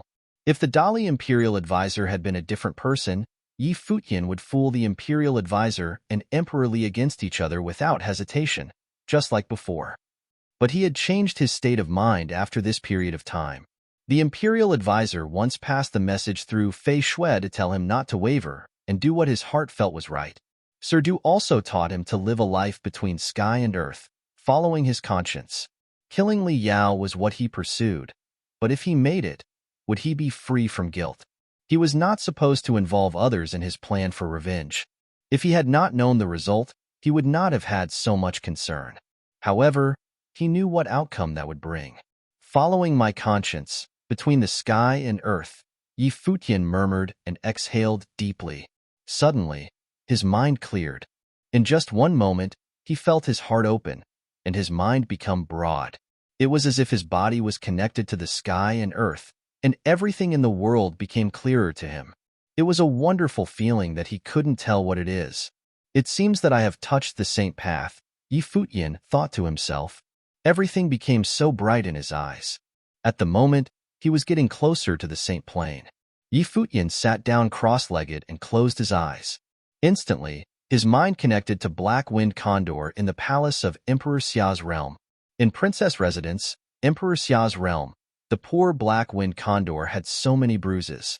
The next time he came in front of Xia Qingyu, she gave him a cold, brief glance and called, "Cyane, what's the matter?" "It's me." It was Yi Futian's voice. Xia Qingyu paused a second, but she was still emotionless and replied coldly, "I heard you will become Emperor Li's son-in-law?" She was still thinking about whether Yi Futian should belong to Emperor Xia's realm or Emperor Li's realm. If he had said yes in the court meeting, he would immediately become the imperial advisors or emperor. Li's son-in-law and his status would be equal to that of a noble Dali prince. However, strictly speaking, Yi Futian in Emperor Xia's realm was just a princess's servant. The contrast was, "May I know why your highness is not in a good mood?" Yi Futian asked calmly. "When am I not in a good mood?" Xia Qingyu asked coldly, expressionless. She would not admit it. "Why did you beat the condor half to death then?" Yi Futian was speechless. This woman lied through her teeth. The beast couldn't keep its mouth shut. "Why can't I discipline it?" replied Xia Qingyu. Yi Futian thought to himself that this woman was indeed unreasonable, even though she was the highborn princess of Emperor Xia's realm. "I will come back," said Yi Futian. Xia Qingyu paused a second and stared at Black Wind Condor, asking, "When?" "I will find the right time to tell them I will travel outside Emperor Li's realm for cultivation, and then I will come back to Emperor Xia's realm," said Yi Futian. He hoped the seventh swordsman could vanish. Nobody would know his identity. Vengeance for Jiyue had to be delayed. Okay. Xia Qingyu was finally relieved. Even though Yi Futian had converted his identity, he was surrounded by top figures in Dali Imperial City, and he even had met Emperor Li. She felt it was not that safe for him to continue. What's more, she was not sure whether the assassination last time was a trap someone set up for Yi Futian, but if it was, the message might have reached Emperor Li's realm. Even though the identity of Yi Futian in Dali dynasty was the seventh swordsman, and people might not realize it, but still, there was a risk. Now since Yi Futian was willing to come back, she fully supported it. "Do you need anyone to pick you up?" asked Xia Qingyu. "No, that will alert them. I will use cultivation as an excuse to leave and change my identity, then come back," said Yi Futian. Xia Qingyu nodded and said, "Okay, just be careful." Thank you for your care, Your Highness, said Yi Futian. Xia Qingyuan paused a second and said coldly, I just don't want to see you die in Dali. Yi Futian didn't say anything. Xia Qingyuan continued, Are you going to come from the upper worlds or lower worlds? From the lower worlds, said Yi Futian. It was safer. Good. You control demonic beasts in the Holy Ji Palace of lower worlds, don't you? I will send people to the lower world palace and take the controlled demonic beast to the border of Emperor Li's realm just in case, Xia Qingyuan continued. The Black Wind Condor would stay in the palace, so she could know the latest situation and communicate with Yi Futian. Your Highness doesn't need to bother, said Yi Futian. It's settled. Send a message to me whenever you can after you depart, said Xia Qingyuan coldly. Yi Futian looked at Xia Qingyuan. There was a strange look in his eyes. Okay. He didn't say much, and soon he exited from Black Wind Condor's mind. In Dali Dynasty, Yi Futian had cultivated for some days. He was not able to leave on the first day of the year when Emperor Li's betrothal happened, so he waited and spent the time focusing on cultivating the knowledge in the deed of thorough comprehension. Sometimes, he also sought advice from the Imperial Advisor, and the Imperial Advisor explained to him patiently every time. As his cultivation progressed, Yi Futian gradually felt his level was getting closer to the Saint Plane. He was very likely to enter the Saint Plane this year. The feeling was very mysterious and indescribable. One day, Yi Futian came to the courtyard where the Imperial Advisor lived. Master, Yi Futian greeted the Imperial Advisor, who was resting there. The Imperial Advisor looked at him and asked, Do you have any questions about cultivation? No. Yi Futian shook his head and said, Master, I feel my cultivation has reached the edge of Saint Plane, so I am thinking about traveling around the world and taking occasions to set foot on the Saint Path. Good. You need company? Asked the Imperial Advisor. No need, Master. I want to focus on meditating cultivation paths this time. I will travel the world alone with only one sword in my hand and will not come back until I enter the Saint Plane, Yi Futian said to the Imperial Advisor, but he knew it was not true. From now on, the name of the seventh swordsman would no longer exist in Dali. Yi Futian looked at the Imperial Advisor and had mixed feelings. He didn't want to say goodbye to him. If Dali had not been his enemy, Yi Futian would have stayed and cultivated under the instruction of the Imperial Advisor for a long time. He was indeed a highly respectable old man. Where are you going? Fei Shui came toward Yi Futian and asked. Yi Futian lied. Anywhere, upper or lower worlds. I want to travel around, said Yi Futian. He knew he could not conceal anything from her, but he still said it in this way. He was planning to go to King Li's palace and ask Li Yu to open the matrix for him, and then he would enter the lower worlds. Li Yu was his friend. She could do him a favor. Fei Shui didn't say anything. She could sense that it was very likely Yi Futian would not come back after leaving. She knew Yi Futian had his secret, but why would he not come back? What kind of secret made him do this?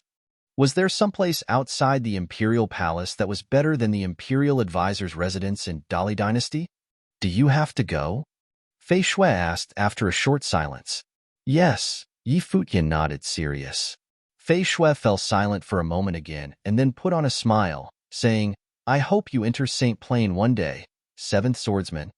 She came in front of him and slightly opened her arms. She had no idea when the next time she would see his face. Yi Futian knew what she meant. He opened his arms and hugged her and said, laughing, Now I have to say I was honest to His Majesty. Fei Shui sighed to herself. The guy made a joke again. The hug was, of course, not about love. It was to say goodbye. The Imperial Advisor looked at them as if he had understood something, but he didn't ask. He just said with a laugh, The path has no boundaries. Cultivation exists everywhere. I hope you enter Saint Plane soon. The path has no boundaries. Cultivation exists everywhere. Yi Futian looked at the Imperial Advisor and said, Master, please take care. And then he took a bow to the Imperial Advisor and turned around, leaving. Before he left, he said, Please say goodbye to my brothers for me, sir. Yi Futian was walking out of Imperial Advisor's residence. Fei Shui couldn't see, but she still faced Yi Futian and had a bright smile on her face. Yi Futian was walking out of Imperial Advisor's residence. Fei Shui couldn't see, but she still faced Yi Futian and had a bright smile on her face. Everything had gone well so far. Yi Futian was going out, and at the same time, a group of people was coming in the direction of Imperial Advisor's residence, and the person who led the group was Li Yao.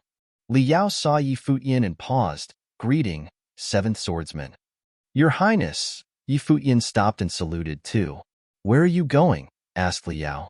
My cultivation has reached a plateau, so I am thinking about traveling outside and strengthening my swordsmanship. I hope one day I can enter Saint Plain, Yi Futian replied.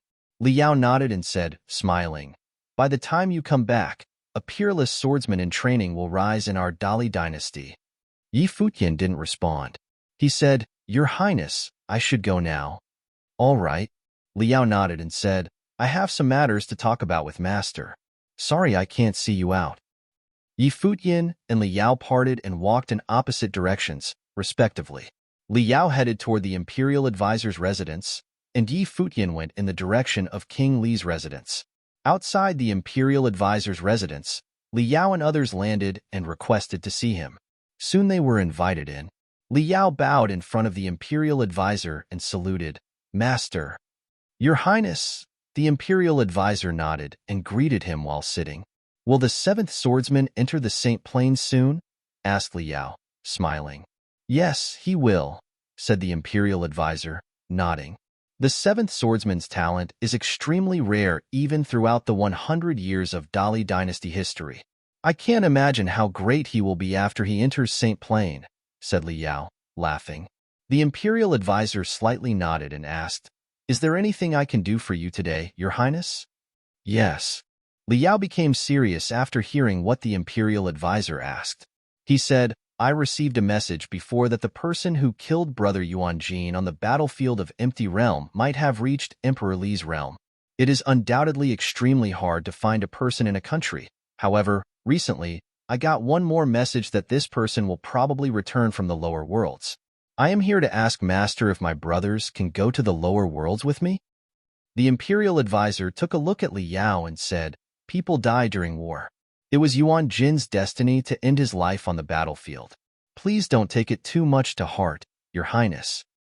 Li Yao nodded, but he couldn't put it aside. Yi Futian left a too strong impression on him.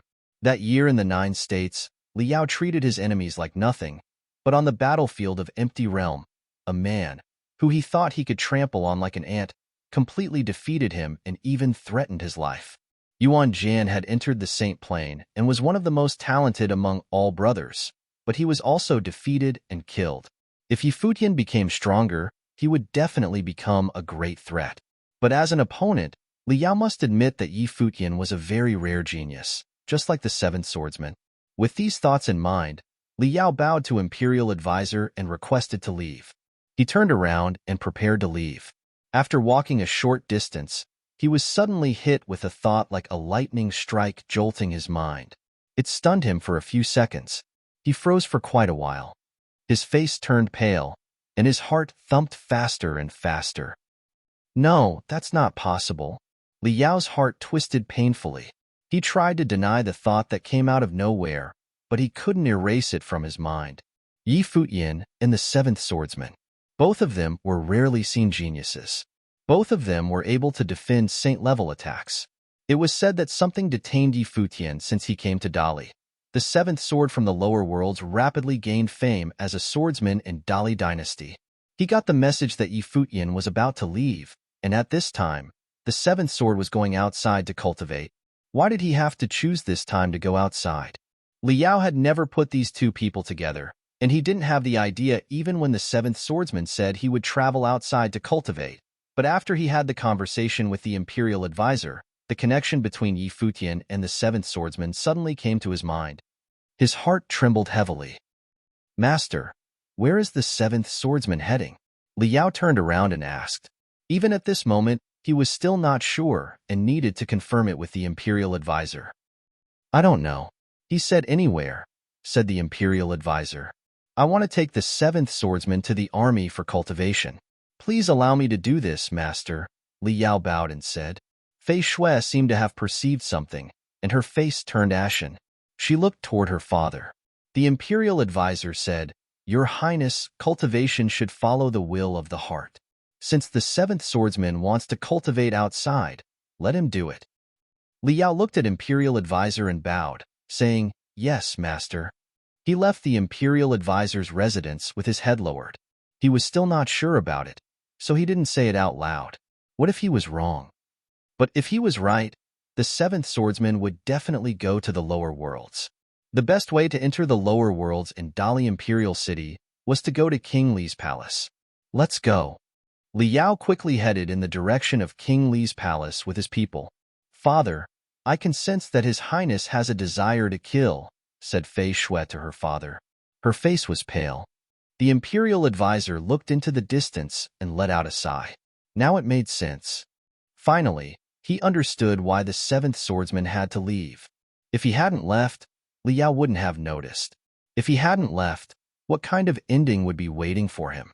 What would happen if the seventh swordsman kept cultivating in Dali, depending on his talent and nature?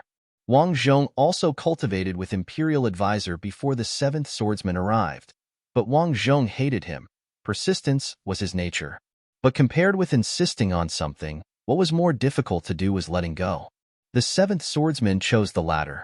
The Imperial Advisor had not expected that he could learn so much from a young disciple at the apex of his saint plane. The law had no boundaries, and according to the nature the seventh sword had shown, the Imperial Advisor believed he could have his achievement. With this in mind, the Imperial Advisor released his soul of Saint Apex and sent it into the distance. It reached Dali National Academy. Yin Yuan was in the academy and perceived it. He raised his head and saluted, "Master." "Yin Yuan." Imperial Advisor's voice came to Yin Yuan's mind. "Please see your brother, the seventh swordsman, off in King Li's palace." "Where to?" asked Yin Yuan. "To the 9 states, Emperor Xia's realm," said Imperial Advisor's voice. Yin Yuan fixed his eyes on the empty sky. He stood still and didn't say anything for a while. "Why?" Yin Yuan hesitated for a moment and asked. He rarely asked Master for an explanation, but this time, he did. "He is your younger brother, the seventh swordsman, in Emperor Li's realm, but when he passes the border of Emperor Li's realm, the seventh swordsman will no longer exist in Dali." Imperial Advisor's voice again came into Yin Yuan's mind. Yin Yuan closed his eyes and ruminated for a second. The next moment, he opened his beaming eyes. Something seemed to be clear in his mind. He said, "I see." Yin Yuan did a flip and vanished from Dali National Academy. King Li's palace, Imperial Advisor's residence, and Dali National Academy were all located on Emperor Li's Avenue, so the actual distance was not very far. Yi Futian didn't take a long time to come to King Li's palace. Li Yang and Li Yu were surprised to see Yi Futian come, so they asked, "Seventh swordsman, what brings you here today?" "I want to go to the lower worlds to travel around and find ways to enter the Saint Path. Your Highnesses, please allow me to use the Matrix and enter the lower worlds," said Yi Futian. He came to the upper worlds by the Matrix in King Li's palace last time, after he gained fame in the King Li's palace. King Li ruled the lower worlds, and the Matrix he was in charge of connected the upper and lower worlds. All right. Li Yang and Li Yu immediately approved it. They had no reason to refuse Yi Futian's request. They were friendly with Yi Futian from the beginning. Besides, an Imperial Advisor's disciple's request to use the Matrix was always granted. "Do you want to depart now?" asked Li Yu. "Yes." Yi Futian nodded. "I will go with you," Li Yu said, smiling. "I want to go to lower worlds to see my father anyway." Then they together headed in the direction of the Matrix in King Li's residence. At the moment, Yi Futian heard the sound of someone breaking into the air behind him. He seemed to have perceived what happened and frowned. "Seventh swordsman, please wait." It was Li Yao's voice. Yi Futian didn't know Li Yao had become suspicious. Li Yang, Li Yu, and Yi Futian, who were near the Matrix, turned around and looked at him. "What can I do for you, Your Highness?" asked Yi Futian. "I have an important issue, and I need you to come with me to the Imperial Palace and solve my confusion," said Li Yao. Even though he was suspicious, Li Yao didn't immediately accuse him. He had to confirm everything before he adopted a hostile attitude. Because the Imperial Advisor still stood behind the seventh swordsman, he was the Imperial Advisor's acknowledged disciple. If the imperial advisor developed a grudge with him because of this, there was no benefit to Li Yao.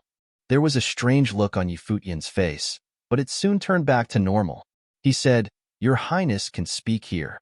I will try my best to help clear up any confusion Your Highness may have. This matter is extremely important, so I can only tell you in the imperial palace. It won't take very long. Please spare some time to go with me for a few hours, and you can cultivate later," continued Li Yao. Although he was still very polite, Futian had already sensed something abnormal. Li Yao's tone and attitude seemed somewhat strange. Since Futian transformed into the seventh swordsman, he had been very cautious in behaving consistently with the seventh swordsman's personality. Everyone spoke and did things in their personal style, but Li Yao, at this moment, acted abnormally. So, had he become suspicious? It shouldn't have been possible since the seventh swordsman and Futian were two completely different people now. Futian didn't know the reason that Li Yao became suspicious because he was on his way to the lower worlds for cultivation. Not long ago, Li Yao received a message that Futian was likely to return to Emperor Li's realm from the lower worlds. "Your Highness, I have requested to leave and have gotten permission from Master. Please wait for me when I return," Futian insisted. He had to go. Li Yao's heart sunk after hearing his reply. Li Yao's speculation was getting closer and closer to reality, which made his heart harden.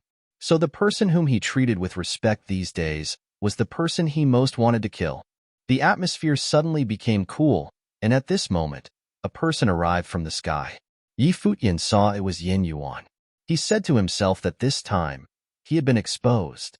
Suddenly his heart sank, too. Would Yin Yuan capture him? "I need to do something in the lower worlds.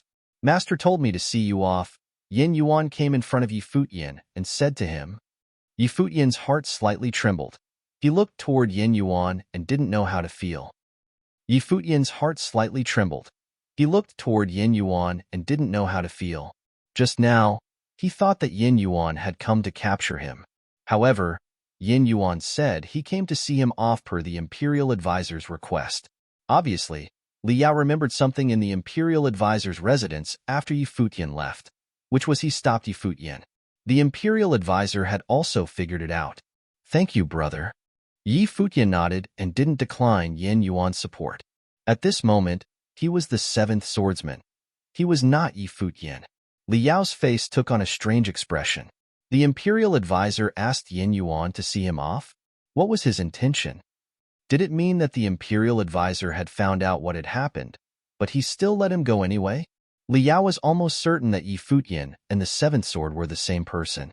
"Let's go." Yin Yuan came next to Futian and said. They stood on the teleportation matrix and uttered, "Launch the matrix." Li Yang and Li Yu were perplexed.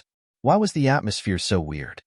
The seventh swordsman wanted to go outside to cultivate, and it seemed that Li Yao didn't allow it, but the imperial advisor's chief disciple Yin Yuan came to see the seventh swordsman off.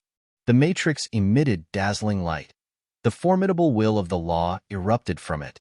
"I will see the seventh swordsman off too," said Li Yao. He looked ghastly and walked straight to the matrix with his people.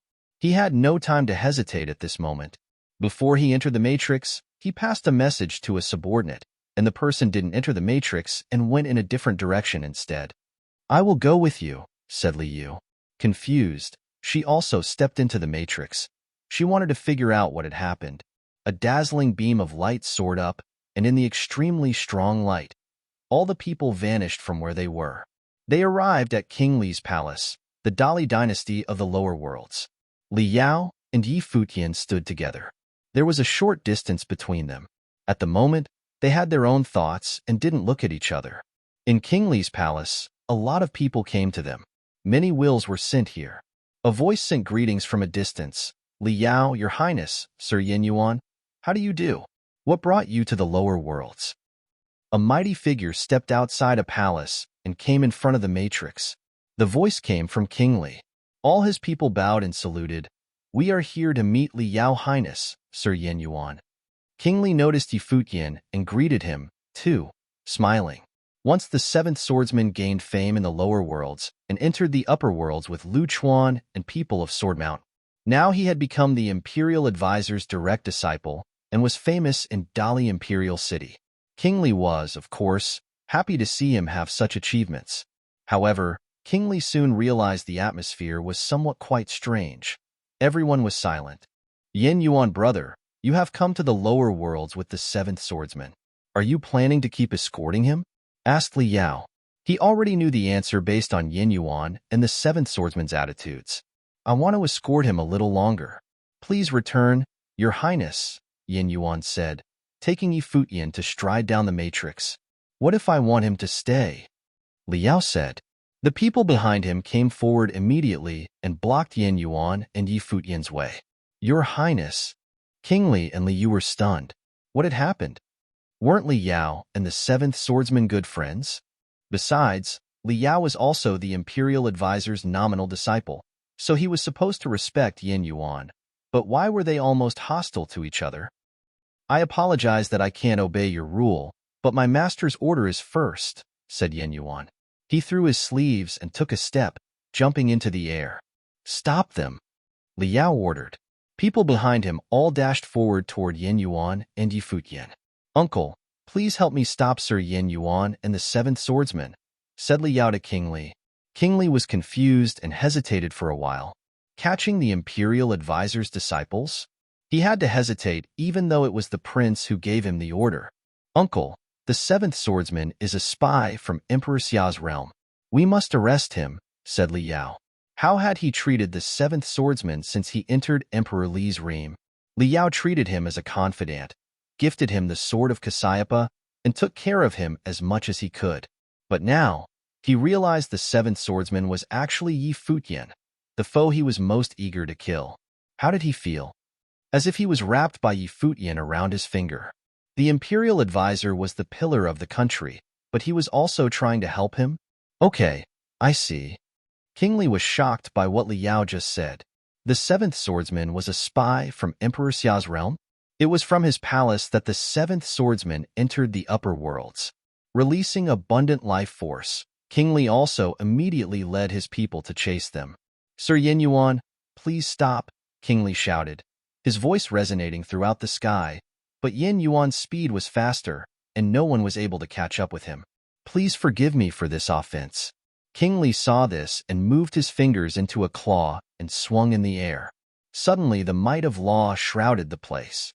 A blurred image of a giant holy dragon showed up above the clouds, and it raised a terrifying sharp claw and smashed toward Yin Yuan and Futian. Yin Yuan drew a circle using his left hand, and suddenly, numerous swords of the great laws floated up and scattered all over the space with his body as the center. Go! Yin Yuan threw down his sleeve and unleashed the swords, which all aimed at the dragon and stabbed through it. People on the ground looked up to the upper sky, shocked. Wasn't that person King Li? Who was fighting with him? When I am determined to leave, you will not be able to keep me. Please stop here, Your Highness, Yin Yuan said. A dazzling beam of light flared up from his body and shook the sky and earth. It was still expanding, speeding up, outpacing anyone else. Witnessing the scene from a distance, Li Yao's face was ghastly white. Yin Yuan was considered the strongest cultivator below the saint plane of Nirvana, and he did deserve the title. If there was no saint of the fourth holy plane Nirvana present, who would be able to stop him? Follow him. Li Yao let out a shout. King Li and others fixed Yin Yuan as the target of their wills and continued chasing after them. At the same time, in the Prince Regent's residence, Emperor Li's realm, the Prince Regent was usually not interested in such matters, but this time, he opened his eyes, and anger flared up in his eyes. He could understand that the imperial advisor was detached from worldly complications, which made him a real saint. It was his virtue, but this was also his flaw. How could he make a mistake like this? If he had been in the imperial advisor's position, he would have captured the seventh sword. The Prince Regent stood up like a giant dragon waking up from his slumber. Suddenly, his will engulfed his villa and spread even further. The next moment, he jumped into the air and disappeared from the Prince Regent's residence like a furious dragon having stormed into the ninth sky. Many people of the Prince Regent's residence looked up to the sky, full of excitement. The Prince Regent was finally ready to take charge. The life force was so powerful that even the people in extremely distant places were able to perceive it. Of course, the Dali dynasty imperial advisor was able to sense it in his residence. The imperial advisor looked up in the sky and told Fei Shui, "I will see him off."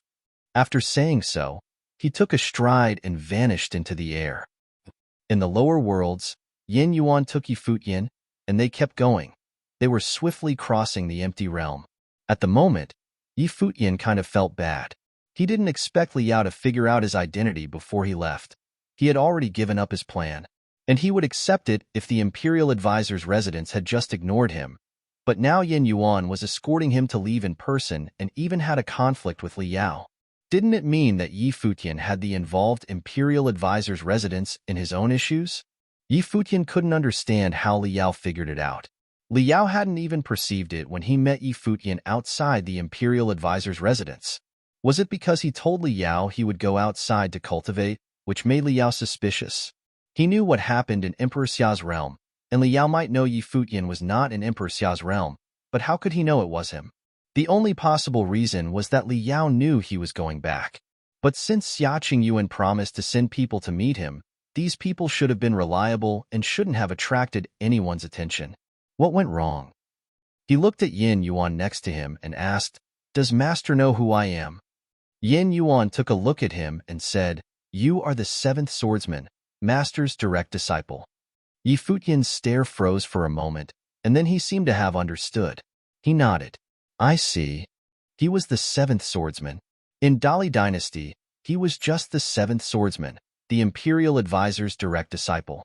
That was all. That was why the imperial advisor sent his chief disciple Yin Yuan to escort him out. Their speed was so fast that others behind them were falling further and further behind. But these people's life forces were still fixed on them, and they refused to give up. A gust of depressing air befell the earth from the upper sky. Numerous people on the ground looked up, but only heard a continuous, deep roaring sound. What is that? A miracle. Numerous hearts trembled. People looked up to the sky, bewildered. Tens of thousands of golden dragons marched forward grandly, enveloping the sky. What a thrilling scene. Yin Yuan sensed the force and took a glance at the numerous holy golden dragons above. His life force had reached the climax at this point, and he was ready to take action. "Yin Yuan, keep going," a voice came from the figure that was standing above the sky. Suddenly, numerous dragons ceased their advance and let out a thundering roar. The figure appearing ahead stood still in the upper sky. It was as if no one could cross his shield as long as he was there. Yin Yuan said nothing and continued going forward. "Master," Futian murmured. The next moment, he saw a boundless, astonishing pattern form around the imperial advisor's body. It was like a sacred matrix containing the 5 agents of yin and yang and the law of sky and earth. All the spirits of the world were suddenly sucked up. The magnificent matrix was erected in the upper sky and formed a barrier, blocking everyone's way. "Imperial advisor, your disciple is a spy of Emperor Xia's realm. Do you still want to keep me from capturing him?" The Prince Regent said loudly, his voice resounding between the sky and earth. It was as if he raised his voice intentionally so that everyone could hear it. "The seventh swordsman is my disciple. What did he do that let your highness come to arrest him in person?"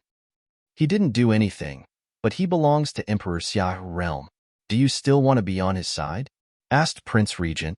"My disciples are my disciples, regardless of their origin or background. All I know is the seventh swordsman is my disciple. Since he is my disciple and didn't do anything wrong, I will not allow anyone to harm him, even if the one who wishes to harm him is the Prince Regent," the imperial advisor announced. Kingly and others gradually all arrived, but none could pass the imperial advisor's barrier. At this moment, the man who stood in front of them was the imperial advisor, second only to Emperor Li in Dali Dynasty, who dared to step forward. Liao looked toward the Dali imperial advisor, who was standing in front of him. Liao looked toward the Dali imperial advisor, who was standing in front of him. This man was like a natural barrier that no one was able to cross. The imperial advisor wanted to protect the seventh swordsman. Liao didn't understand it. Yuan Jin was also imperial advisor's disciple. Even though he didn't study with the Imperial Advisor for long, neither did the Seventh Swordsman. The Imperial Advisor didn't know the real identity of the Seventh Swordsman, but he still wanted to protect him. Li Yao just couldn't understand. It was not until he told the Imperial Advisor about Yi Futian's identity that the Imperial Advisor came to realize the reason why Yi Futian was requesting to leave. Because Yi Futian had let it go. The Imperial Advisor knew it was he who influenced the Seventh Swordsman and taught him to let the past go. The Seventh Swordsman even revealed some of his own secrets and put himself in danger to heal Fei Shui until he made up his mind to leave. Was it because of gratitude or vengeance? It was not easy to draw a conclusion. But the Imperial Advisor could see a rare virtue from the Seventh Swordsman. Yi Futian was Yi Futian in Emperor Xia's realm, and the Seventh Sword was the Seventh Sword in Emperor Li's realm. Vengeance was vengeance, but gratitude was gratitude. The Seventh Swordsman was able to tell the difference. Why couldn't the Imperial Advisor do so? The Imperial Advisor was the destined one, born with the ability to predict destiny. He was able to influence the fortune of Dali dynasty. The great law was boundless was the belief he held. The Seventh Swordsman inadvertently became his disciple less than 1 year ago. Still, the Imperial Advisor had a hunch that he would probably become the most eminent one among all his disciples in the future. Good. As the Imperial Advisor of Dali, you keep me from capturing a spy from Emperor Xia's realm. Are you trying to betray Dali? The Prince Regent's voice echoed in the sky, reaching very distant areas. Numerous people heard what he said. The people of Dali's hearts trembled.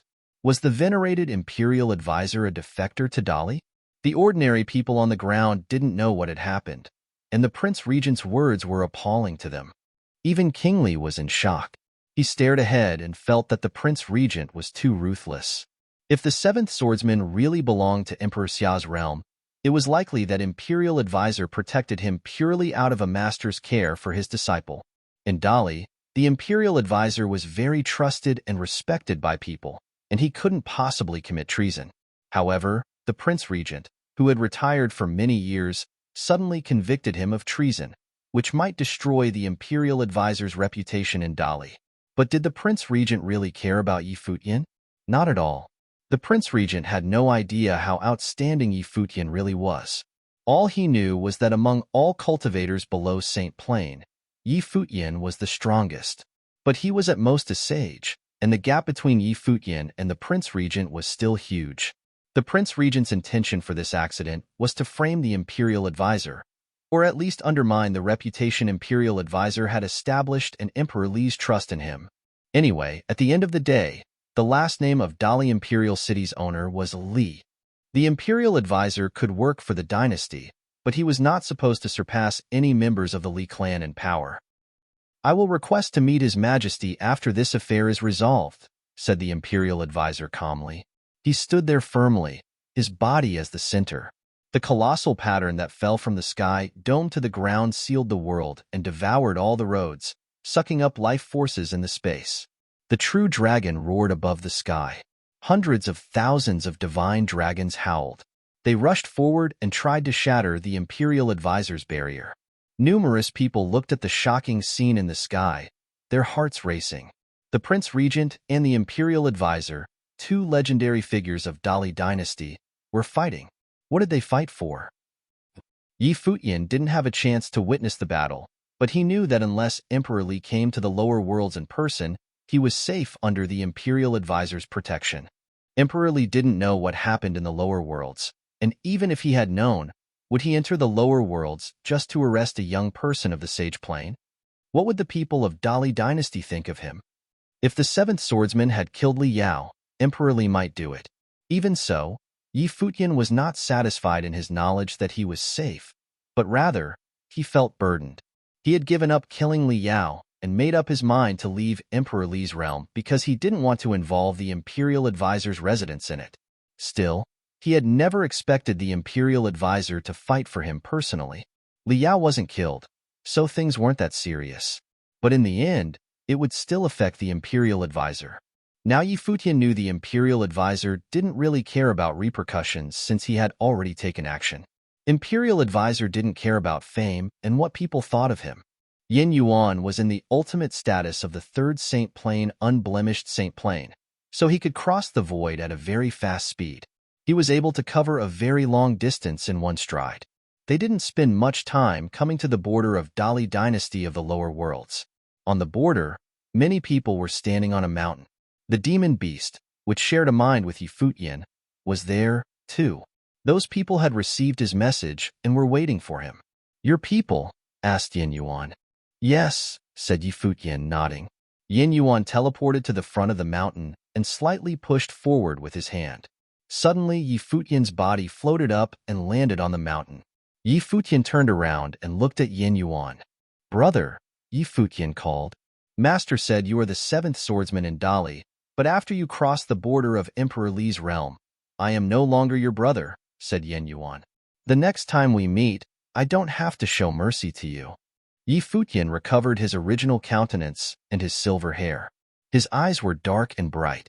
Although he didn't have the seventh sword stunning looks, Futian was more spirited and full of charisma. Futian didn't mind his words and put on a smile, saying, "The next time we meet, whether you want to show mercy or not, I will." Yin Yuan took a long look at Futian, turned around and walked away, saying, "No need."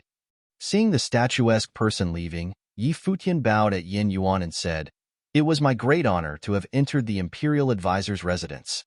If, one day, the Imperial Advisor's residence faces difficulties, I will definitely come back to help." That figure was silent as he walked further and further away. After a while, a voice came. "No need." The short reply put a bright smile on Futian's face. It was fortunate for the world of cultivation to have the 33-stroke swords master of Lihan Heaven in Emperor Xia's realm and Dali Imperial Advisor in Emperor Li's realm. It was also Futian's fortune to meet these two elders who truly changed his state of heart.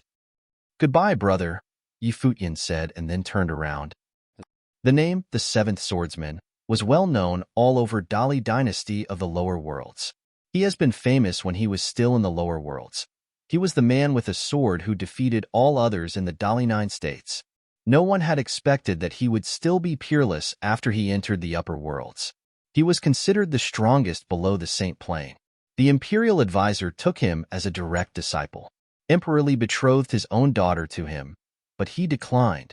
What was more amazing was that the seventh swordsman belonged to Emperor Xia's realm, and after his identity was exposed, the Imperial Advisor escorted him out in person. What a dreamy story. What kind of being was he? A man with so much talent and charisma. In Dali Empire, the atmosphere of Emperor Li's imperial city was very depressing. The Imperial Advisor, Prince Regent, Li Yao, Yin Yuan, and others had returned from the lower worlds. Rumors of what had happened spread across the city. People were in shock.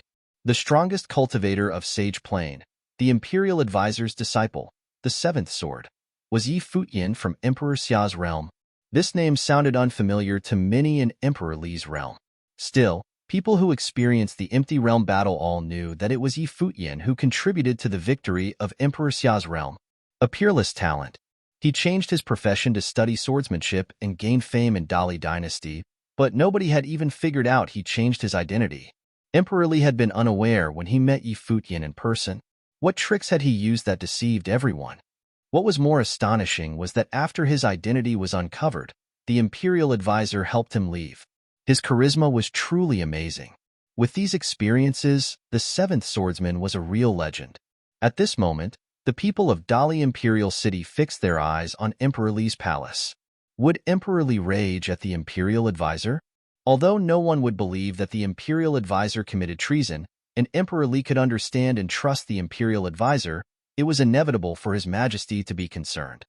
In Emperor Li's palace, the Dali Imperial Advisor, the Prince Regent, Yin Yuan, Li Yao were all present. They stood there without a word. Emperor Li stood on the stairs and looked down at them.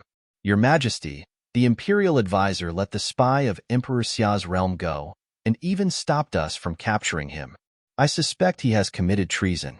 Your Majesty, please convict him for his crime," the Prince Regent said loudly.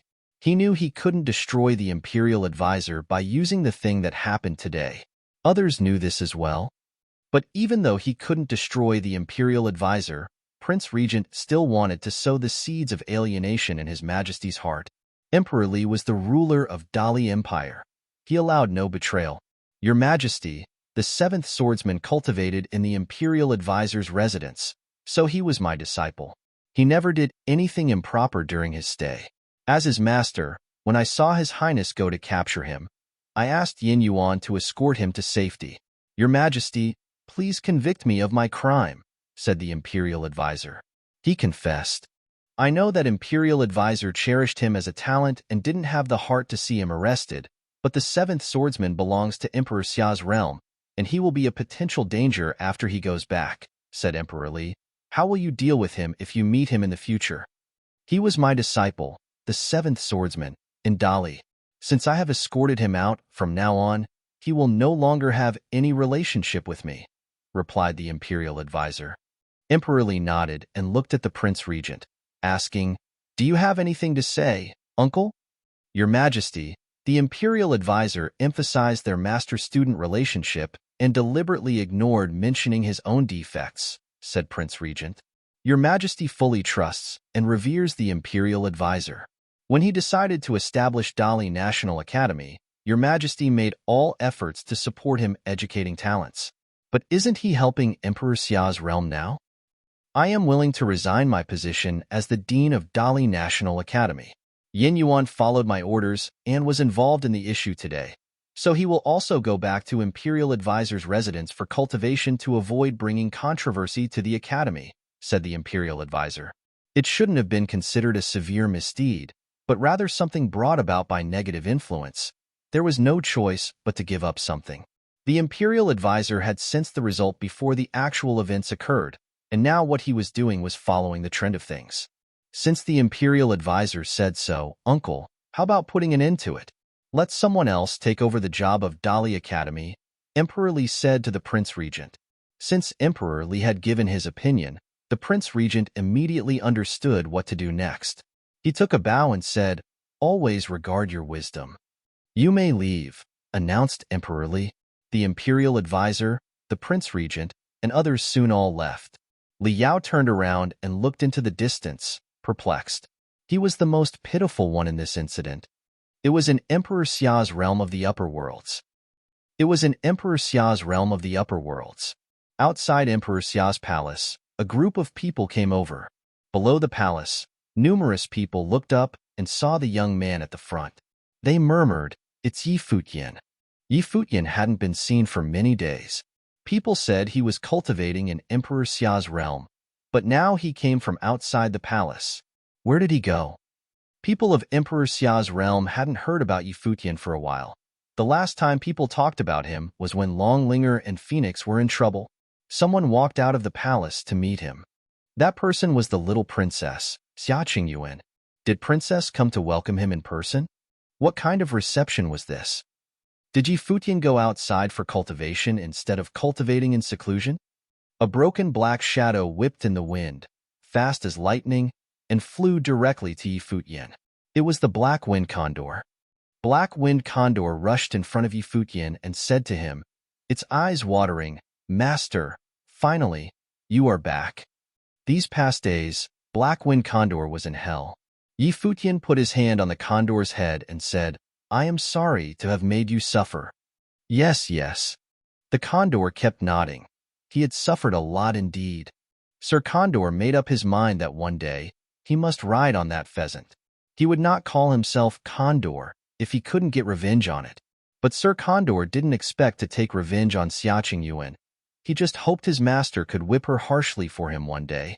Sensing the thought in Black Wind Condor's mind, Yi Futian gave a knock on the condor's head.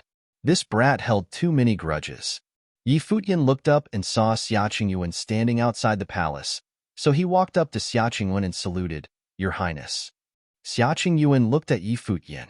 She had already known about how Yi Futian's identity was exposed, and he was chased in Dali. She raised her head and looked at others, saying, Thank you all for your effort. Please stay in the palace and wait for my order.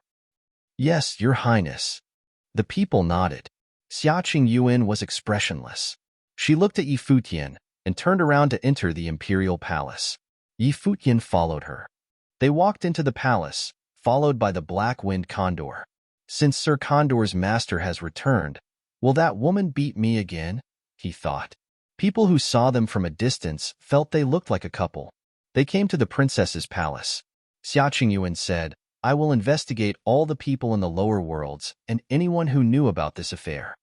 Yi Futian told her through the black-winged condor on his way back that someone might have revealed that he was returning to Emperor Xia's realm, which made Liao suspicious. The people who went to pick him up were all direct descendants of the Xia clan, and they entered the lower worlds through the matrix in Emperor Xia's realm. Xia Qingyuan had never considered the possibility that it was leaked to Emperor Li's realm. The situation was worse than what she had expected. The whole thing seemed confusing from the beginning.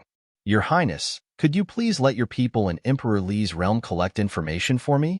Said Yi Futian. Although he knew nothing serious would happen to the Imperial Advisor's residence, he was still worried and wanted to know what had happened. All right.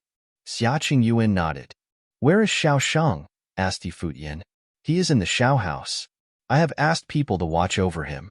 I am sure he doesn't have contact with the outside world, even with other people of the Xiao house, said Xia Qingyuan. Does it mean that we have been wrong since the beginning? They had watched Xiao Sheng since the beginning. But from what had happened then, they could deduce that Xiao Sheng couldn't do so many things. But Xiao Sheng wasn't involved at all? Impossible. It was more likely that someone else helped Xiao Sheng in the beginning. If so, who would cooperate with Xiao Sheng? It only could be someone close to the imperial palace. In other words, there was a traitor among all direct descendants of the Xia clan. Last time your Highness said there was a clue. How is it going now? Asked Yi Futian. I learned that when Xiao Sheng was a child, there was an old servant taking care of him, and the servant went outside for cultivation after Xiao Sheng grew up. During that period, he came back and met Xiao Sheng once. I sent my people to track down who he had contacted. Still, later, he made a breakthrough in cultivation and experienced the divine catastrophe and died in it, said Xiachen. Yi Futian laughed after hearing what she said. I don't think Xiao Sheng is the head of the whole conspiracy, either. Yi Futian didn't believe Xiao Sheng had done all this by himself. Although he used to be considered the successor of the Xiao house, after all the events that had happened, his status was undermined, and he was no longer as strong as before. The scheme was almost perfect. Every clue was flawless. Saint Shihua's attack seemed to have been driven by revenge, and if nothing happened after it, Yi Futian would have no suspicion at all, because they were always enemies. How could anyone relate Saint Shihua's revenge to Xiao Sheng? Afterward, Linger was almost killed by an admirer who held a grudge against her because of her rejection. His love turned into hatred, and then he tried to use poison to let Long Linger die with him. He had ended up killing himself. Long Linger and Phoenix were lucky and survived thanks to Long Etienne and Phoenix's special cultivation. There was no flaw in this case either. And now, Xia Qingyuan found a clue and wanted to investigate it, but the suspect died in a divine catastrophe. Was it just a coincidence? But how could a person devise someone's death in the way of divine catastrophe? The plot had no flaws. However, making the plot too perfect itself was a flawed thing. However, if it was flawed, how was the divine catastrophe designed? Was it just a coincidence? Did it mean that the person knew he was going to enter the Saint Plane, so he sacrificed himself to help Xiao Sheng? Besides, all that the person had done was not meant to kill Yi Futian. Now, when Yi Futian thought about what had happened, he felt that that person was just trying to test him. That person guessed that Yi Futian probably was in Emperor Li's realm. But who revealed when Yi Futian was coming back? What is Xiao Sheng doing recently? Asked Yi Futian. He has been cultivating in the Xia house quietly, Xia Qingyuan said. He must be either completely disappointed by Princess or Xiao clan. Otherwise, he wouldn't be so quiet. Which do you think is more likely to happen in the light of Xiao Sheng's personality? If Xiao Sheng remained quiet even when he was wronged, the only possibility was that he was completely disappointed. Otherwise, he must have been involved in the incident, and that was why he was so quiet. Xia Qingyuan understood what Yi Futian meant. She thought for a moment and said, I think the latter is what happened. It was more possible that Xiao Sheng was involved in this, and that was why he remained quiet and didn't go to others for help. Yes, said Yi Futian, nodding. For some things, we don't have proof, but we don't need proof. It is inconvenient for your highness to approach Xiao Shang because of his identity, but I can do it. Last time, it was because of Queen Zhao's mediation that Yi Futian agreed to reconcile with Xiao Shang. That was his only choice because Queen Xiao was his weapon to deal with Xiao Shang. He couldn't offend her. No matter how famous he was in Emperor Xiao's realm, Yi Futian's status was not comparable with Queen Zhao's. Not to mention that Queen Xiao had never used radical approaches. Her way was more mild, like rewarding him. But what about this time? Saint Shihua led his army to the barren state to attack the Holy Ji Palace, and Linger and Phoenix were almost killed. Yi Futian almost died in Emperor Li's realm, too. Although he was lucky to come back, the imperial advisor's residence was involved. How should they pay for these debts? Xiaqing Yuan looked toward Yi Futian. She understood that Yi Futian couldn't let it go after all these things had happened. He wanted to get rid of Xiao Shang now. Maybe it was not convenient for her to do it, but it was for Yi Futian. I will leave and go to the villa first, princess, said Yi Futian. Xiaqing Yuan nodded, and soon, Yi Futian left Emperor Xiao's palace with Black Wind Condor. Here was the cottage villa. Nobody knew Yi Futian would come today, and neither did they know about the soul-stirring things that had happened in Emperor Li's realm. Because the condor had been with Xiaqing Yuan was the only person who knew about it. When Yi Futian and the condor came, Yaya and the glass saint first noticed and looked at him as they were cultivating. Soon, the village chief and the sword saint saw them, too. Little brother is back, said the sword saint. Very soon, his voice spread across the villa. People heard and teleported to him. By the time Yi Futian arrived, the people he couldn't be happier to see all showed up. He didn't stay in Dali Empire for a long time. Although he had planned to stay longer, he decided to give up after the state of his heart changed. However, he still felt it had been a long while since he had been to the cottage. And the coziness of the cottage was nowhere to be found in Emperor Xiao's palace. His home was the cottage, where the palace people stayed with him. Elder brother, Yi Futian greeted the sword saint. It was a pity that he couldn't witness the elder brother enter the saint plane. The sword saint nodded, smiling. They were all worried about him going to Emperor Li's realm. Many things must have happened to you during this trip, right? Said the sword saint. Brother, you are underestimating Yi Futian. He must have hit on many women while he was there, said Zhuge Mingyue, smiling. Sister, I am not that kind of person. Yi Futian was awkward and couldn't say anything. No matter how much he had changed, he was always the little brother to be mocked whenever he was in front of Zhuge Mingyue's sister. Okay. Zhuge Mingyue made an expression that meant, I am pretending to believe you. Yi Futian was embarrassed and had to look away. The third brother Gu Donglu was standing next to Zhuge Mingyue, smiling. Yu Shang and Wu Chen stood beside them quietly. A girl rushed to him and called, Brother? Yi Futian looked at this graceful young lady and put his hands on her shoulders.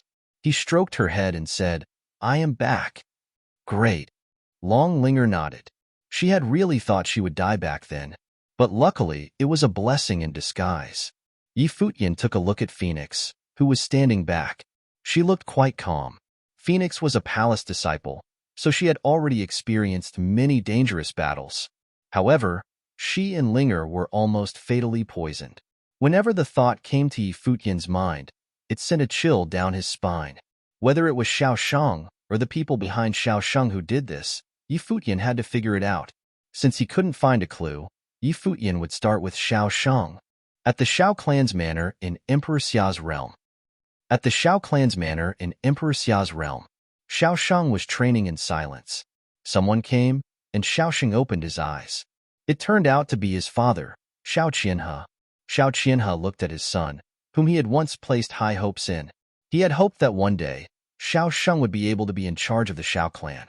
As such, Xiao Qianhe did everything he could to lay out the path for his son, hoping that Xiao Shang would enter the royal palace and be put at Xiaqing Yuan's side to serve her, thus getting as close as possible to the center of political power. However, everything changed when Yi Futian came into the picture.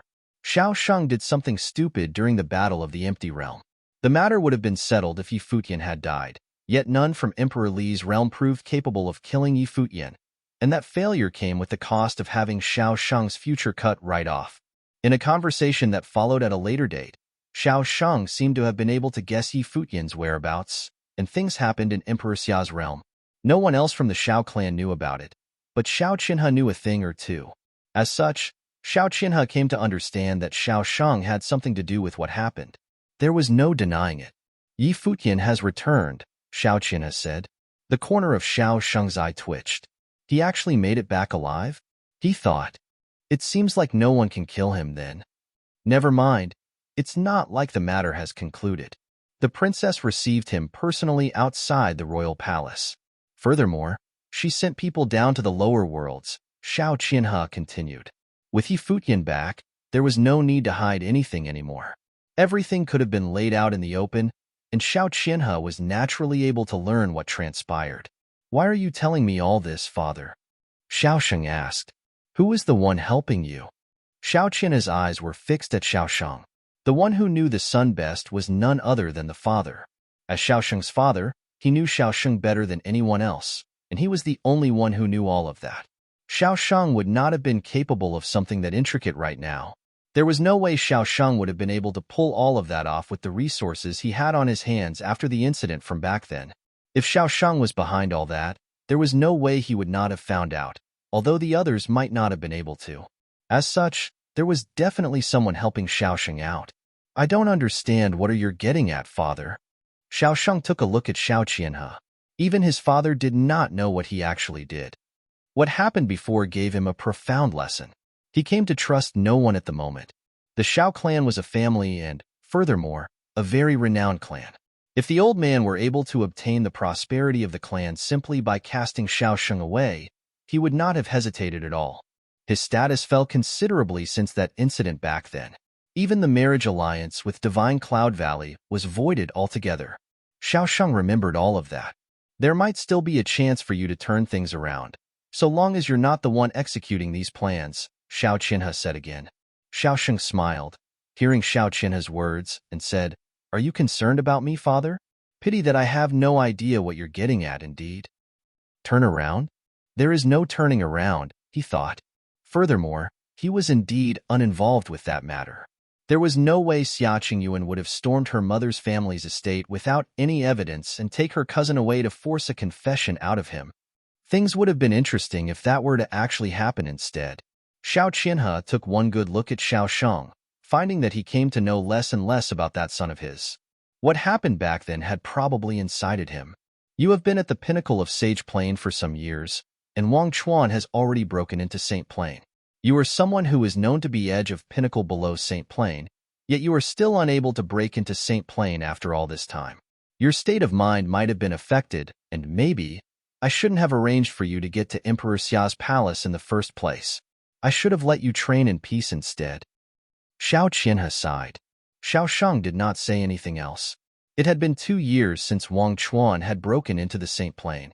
He had once been someone who was on par with Wang Chuan of Lihan Heaven in terms of renown, and both of them had been edges of pinnacle below Saint Plain. However, the Saint Plain was a threshold, and many who were at the same level broke through at different times, potentially separated by many years. At that moment, someone else came from outside. Xiao Qinhe frowned and said, Who let you in here? Sir, Yi Futian has come to visit, asking to see the young master, the one who came said. Xiao Qinhe was dumbfounded upon hearing that while Xiao Shang's eyes flashed with extreme coldness. Yi Futian coming to pay him a visit? What the hell is this Yi Futian up to? Xiao Shang thought. Who else is here? Xiao Qinhe asked. So Princess Xia Qingyuan didn't show up, then? There is another swordsman other than Yi Futian, the messenger answered. Xiao Qinhe nodded and guessed that it would have been that sword servant of that sword saint of the void, coming here as Yi Futian's escort. That meant that it was Yi Futian alone coming to pay a visit.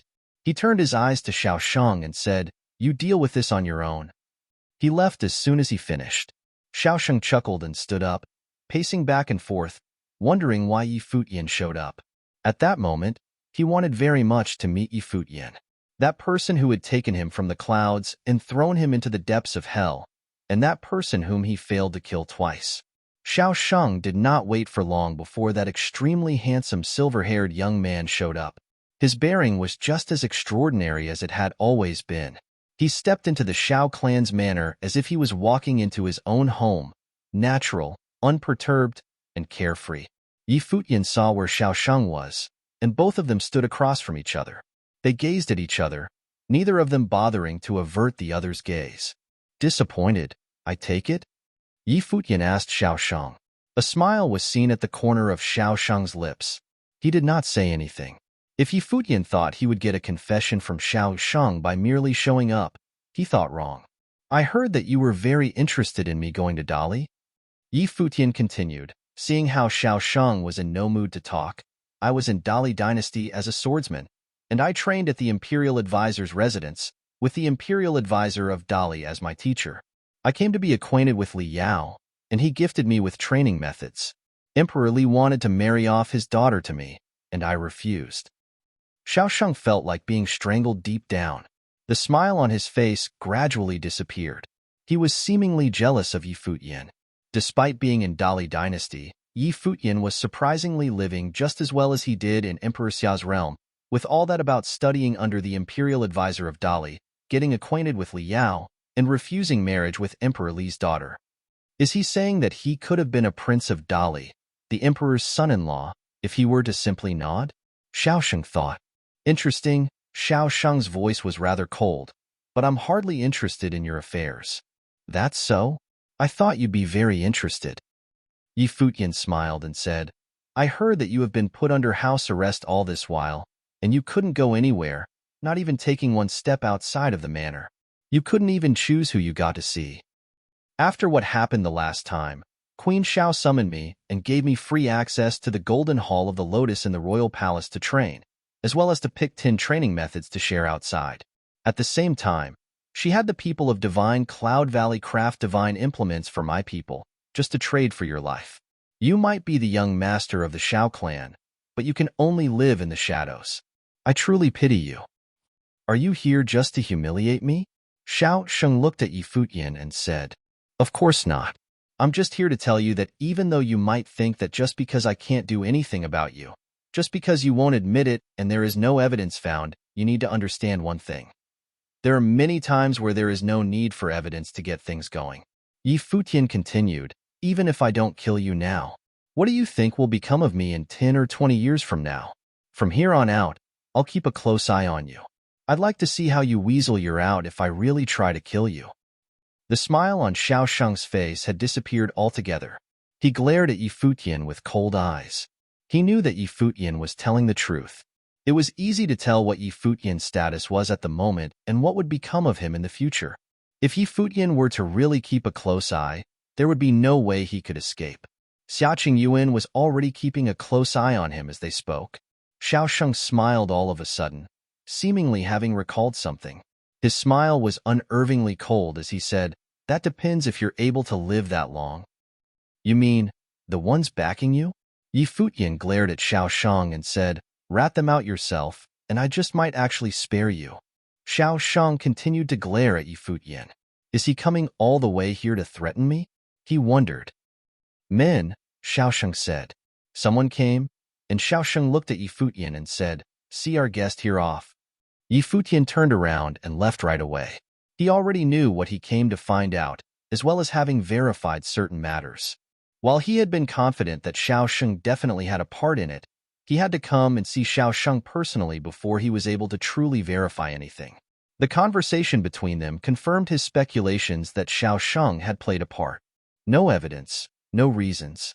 Shao Sheng's current attitude and what transpired in the past were more than enough to confirm his thoughts. Shao Sheng did not bother to conceal anything deliberately. With the exception of his unwillingness to admit to what he did not bother to conceal that devil-may-care attitude of his. With everything confirmed, things were a lot easier. After Yi Futian left, Shao Sheng went back to the place he was training in. He sat cross-legged and looked up at the sky. He became a student of the Imperial Advisor of Dali after going into Emperor Li's realm. He even had Emperor Li offering him a chance to become the Emperor's son-in-law.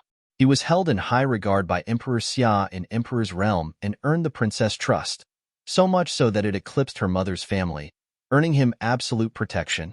He might have only been the princess valet, yet he gained free access to the royal palace, the princess residence, and the golden hall of the lotus. It was a status many would have found unimaginable. What about me, Xiaoshang, then? He wondered. Yi Futian was right that he was only able to live in the shadows. He set up plots to have Yi Futian killed, yet he failed while Yi Futian's status rose by the day. Xiaoshang, on the other hand, even had his actions restricted. It was irony like none other. Maybe I was wrong. Xiaoshang sighed. It seemed as if Yi Futian's sarcasm had woken him up. He had been wrong right from the start. He should not have chased after fleeting power and status. He should not have wanted to have a marriage alliance with Divine Cloud Valley. He should not have wanted to be the #1 figure by Xiaqing Yuan's side to gain higher prestige and more training resources. What Yi Futian did was the exact opposite of what he did. Yi Futian never chased after any of that. Yet all of those things fell into his hands all the same. Even the relationship between him and Xiaqing Yuan paled in comparison to that between her and Yi Futian. Why has everything turned out like this? He thought. It could be said that he had lost everything. The status and reputation of the Shao clan, none of that had anything to do with him anymore. But then again, why should it all matter?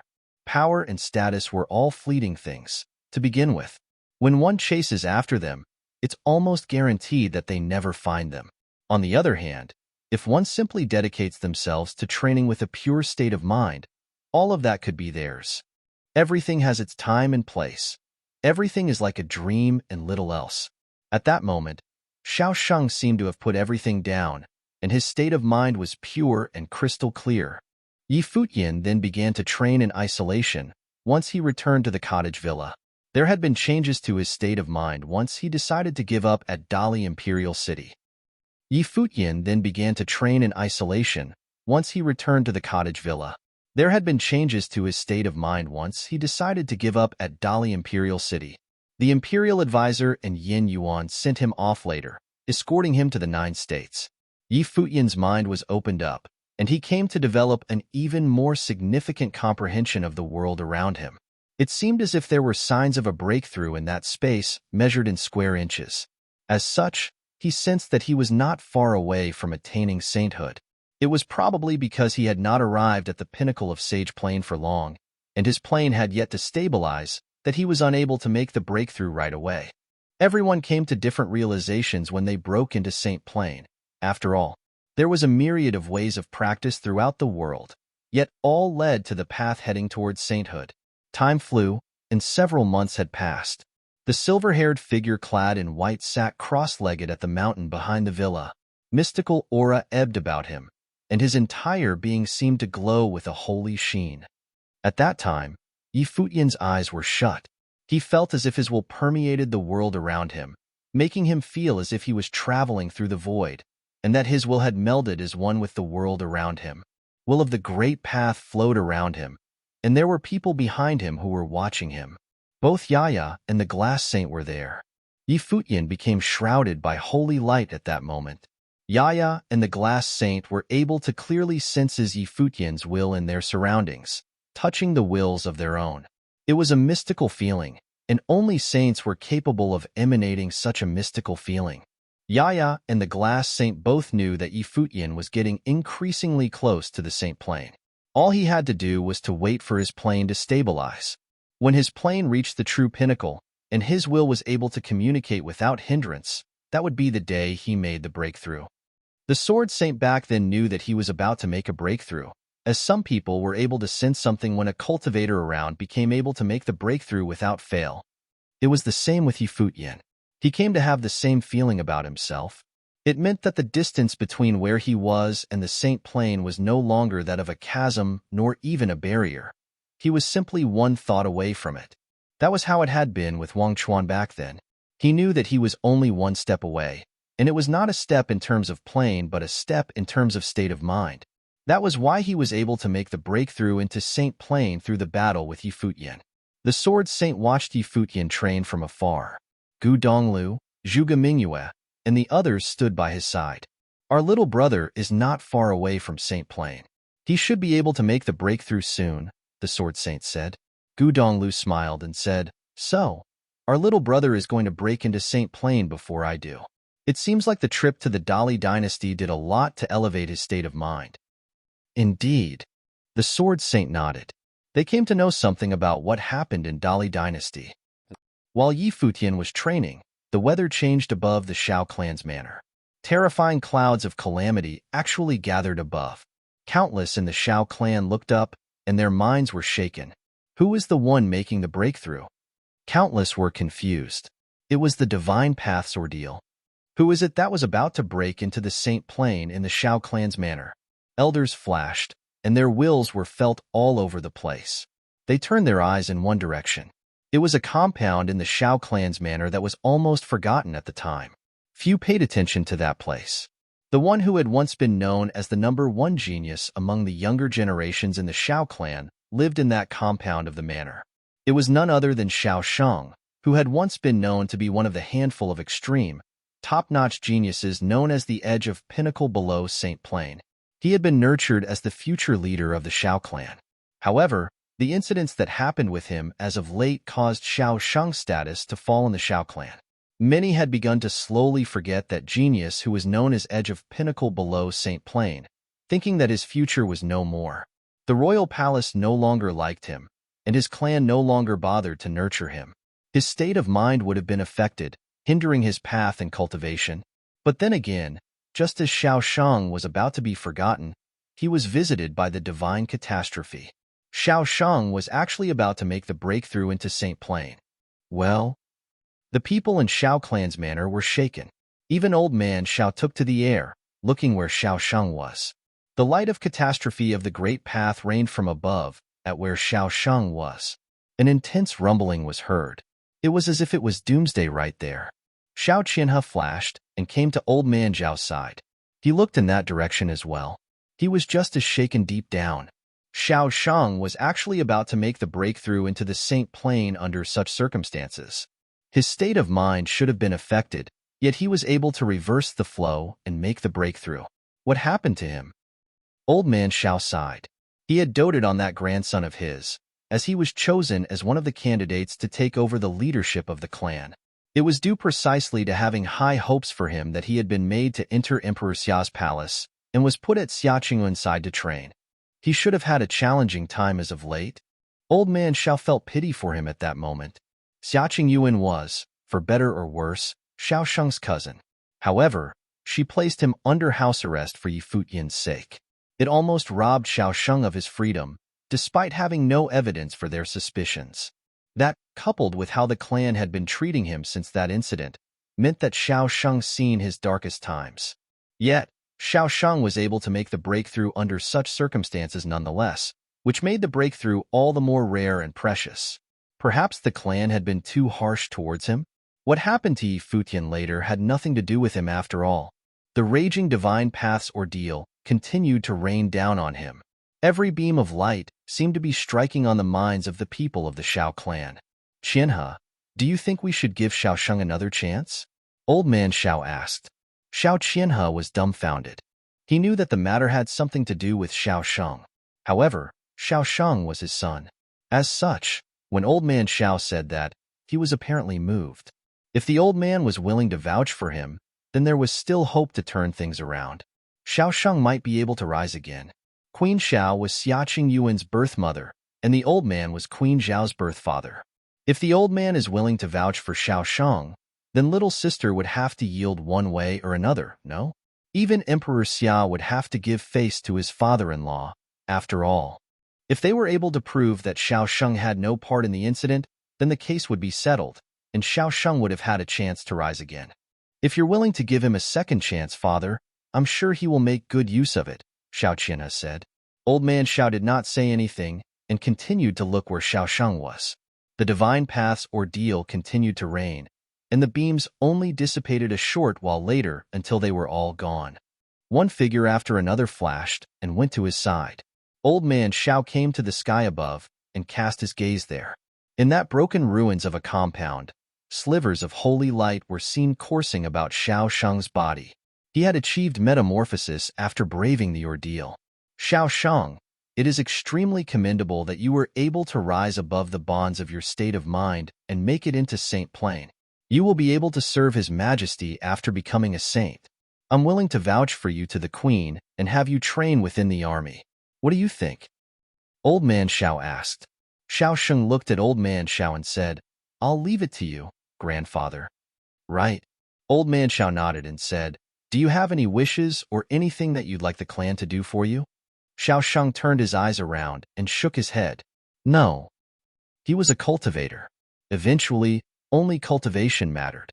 He had once chased after fame, benefit, power, and status, wanting to become someone of importance, someone that Xia Qingyuan would have held in high regard, but his priorities had actually been upside down. He got nothing in the end. At that moment, he no longer cared what his clan, the authorities, and even Xia Qingyuan thought of him. As for Futian, he would someday fight the man in earnest. Good. Old Man Xiao nodded satisfactorily. Being able to make it to the Saint Plain was a testament to some things, among them being that Xiao Sheng had seen through it all. He was getting ready to have Xiao Sheng distanced from the center of political power in Emperor Xia's realm. That way, it would have invited less trouble, and it would have probably allowed him to dedicate himself better to his training. There might be a day where a top-notch figure was to emerge from the Xiao clan. His actions were considered to be one giving a chance to Xiao Sheng, and he was hoping that the young man would not let the Xiao clan down again. The news of Xiao Sheng becoming a saint rocked things. There was news about Old Man Xiao visiting the royal palace and met Queen Xiao. The queen allowed to have Xiao Sheng train in the army. That news astonished many. From the looks of things, it seemed that Xiao Sheng had truly seized the opportunity to turn himself around by becoming a saint. If he proved to be excellent enough, he might just have been able to return there one day, standing at the center of the Xiao clan yet again. The punishment of forbidding him from entering the palace might even be revoked someday. After the matter was settled, the Xiao clan was getting ready to give Xiao Sheng a send-off as he left the clan to join the army. Many of the adjoining forces of the Xiao clan came to pay them a visit that day. Some other forces acquainted with the Xiao clan, like the Divine Cloud Valley, paid a visit to the manor to see Xiao Sheng off. Despite not having deliberately sent out invitations, guests swamped the manor of the Xiao clan on that day. All of them showed up at their own volition. Judging from how Old Man Xiao went to the royal palace to vouch for Xiao Sheng and how Queen Xiao allowed him to join the army, it seemed that there were signs that Xiao Sheng had regained the trust of the Xiao clan. The queen was willing to give him another chance. As such, many were willing to show up at the send-off. Xia Qingyuan stood on a tower in her place at Emperor Xia's palace, gazing far away. The wind blew at her clothes, and yet, she remained standing unmoving, like a statue, sighing deep down. From her understanding of Futian, the man would not just let things slide like that. He already told her that whatever she, a princess, found inconvenient to pull, he would do it in her stead. At that moment, the Xiao clan was about to send Xiao Sheng off, and Futian would show up. Let's head to the Xiao clan's manor, Xia Qingyuan stepped forward and said. At that moment, Futian, who was training in the cottage villa, opened his eyes. Slivers of holy light coursed about him. Despite having yet to become a saint, he was extremely close to making the breakthrough. He rose and turned around. Many were looking at him at that moment. Xiao Sheng had become a saint, and the Xiao clan was giving him a send-off. The news of his departure would reach the villa as well. Futian cast his gaze far away. You're a saint now? Huh? He thought. Do you think you can just wipe everything you've done away now that you're a saint? He stepped forward.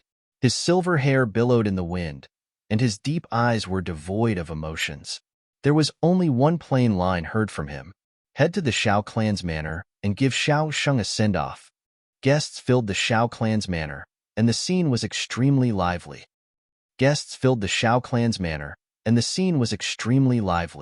Old Man Xiao sat at the leading seat, and Xiao Sheng sat quietly, not far away below him. Many came to greet him, toasting him as a gesture of his send-off.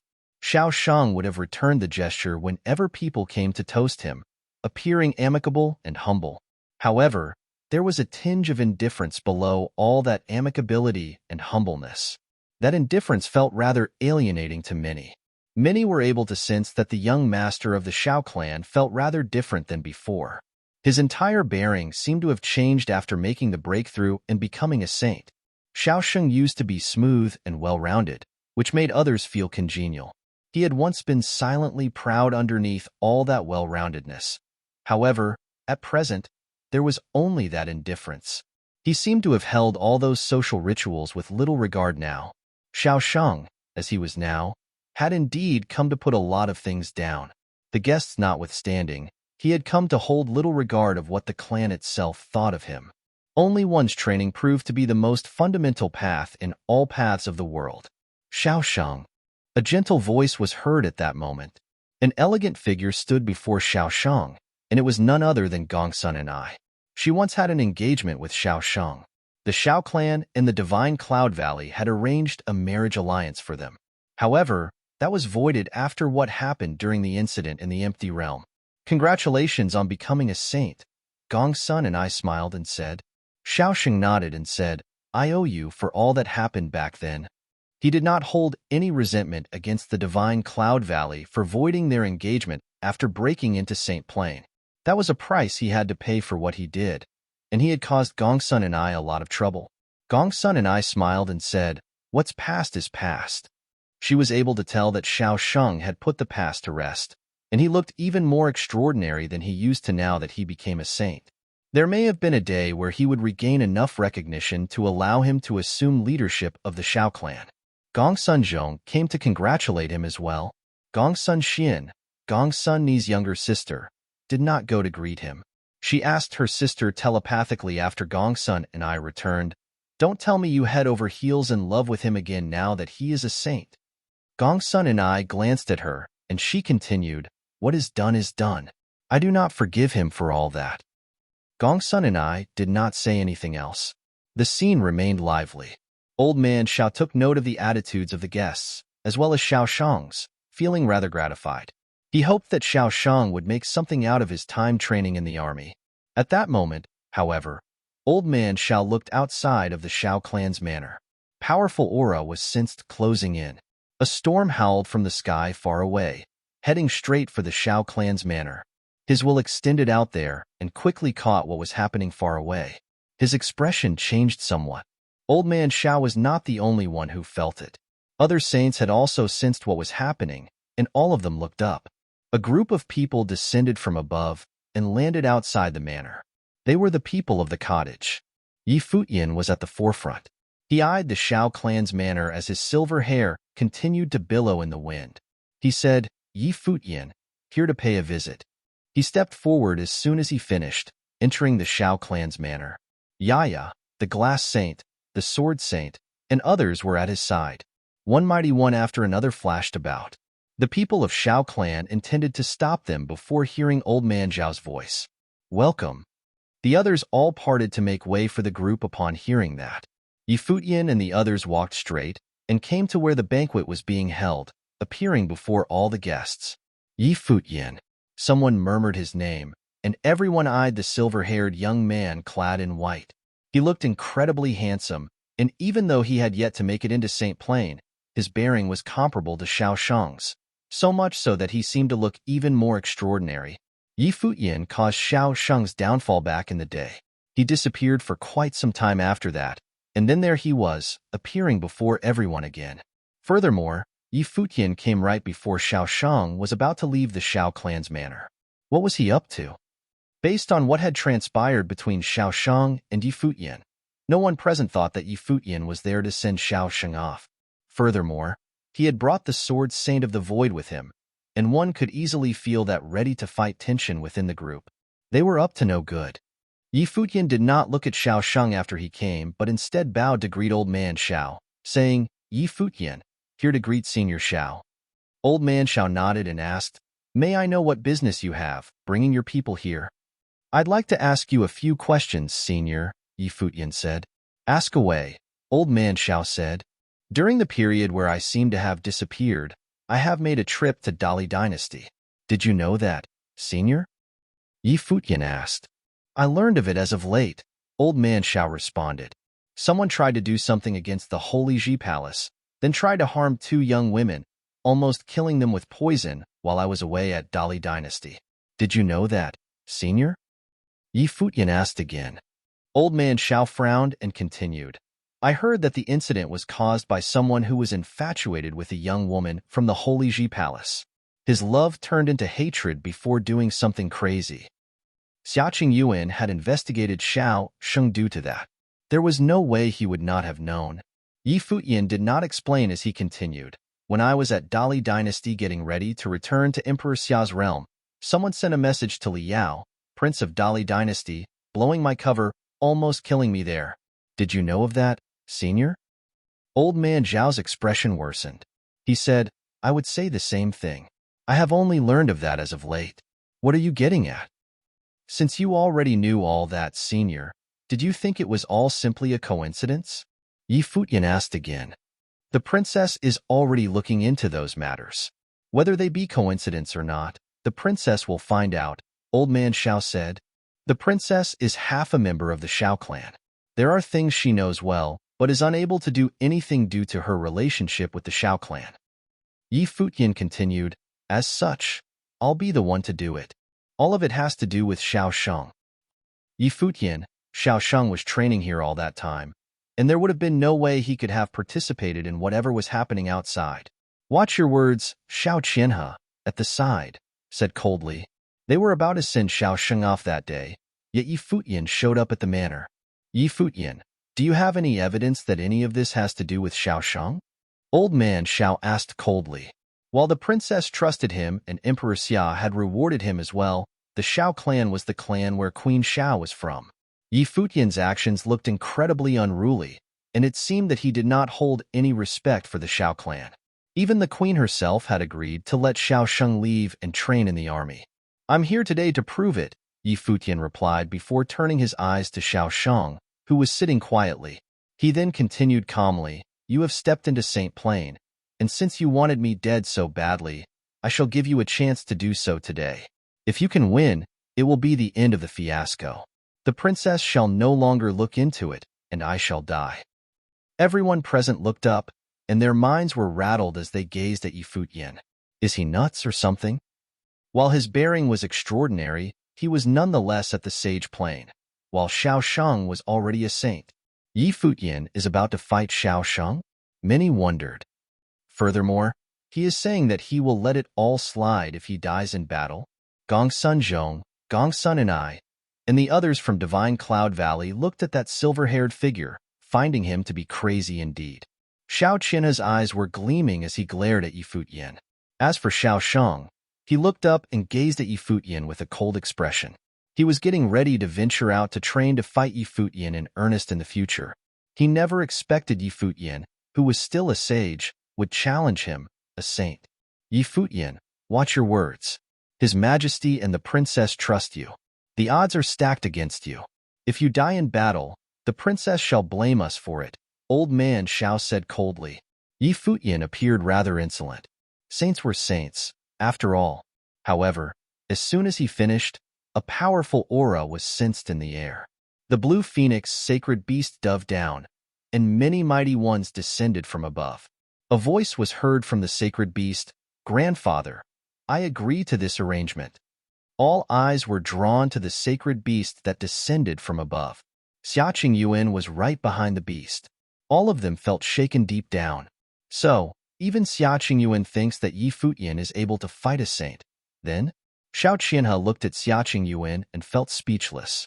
Xiao Sheng, if you lose, then you shall give me the answer I seek.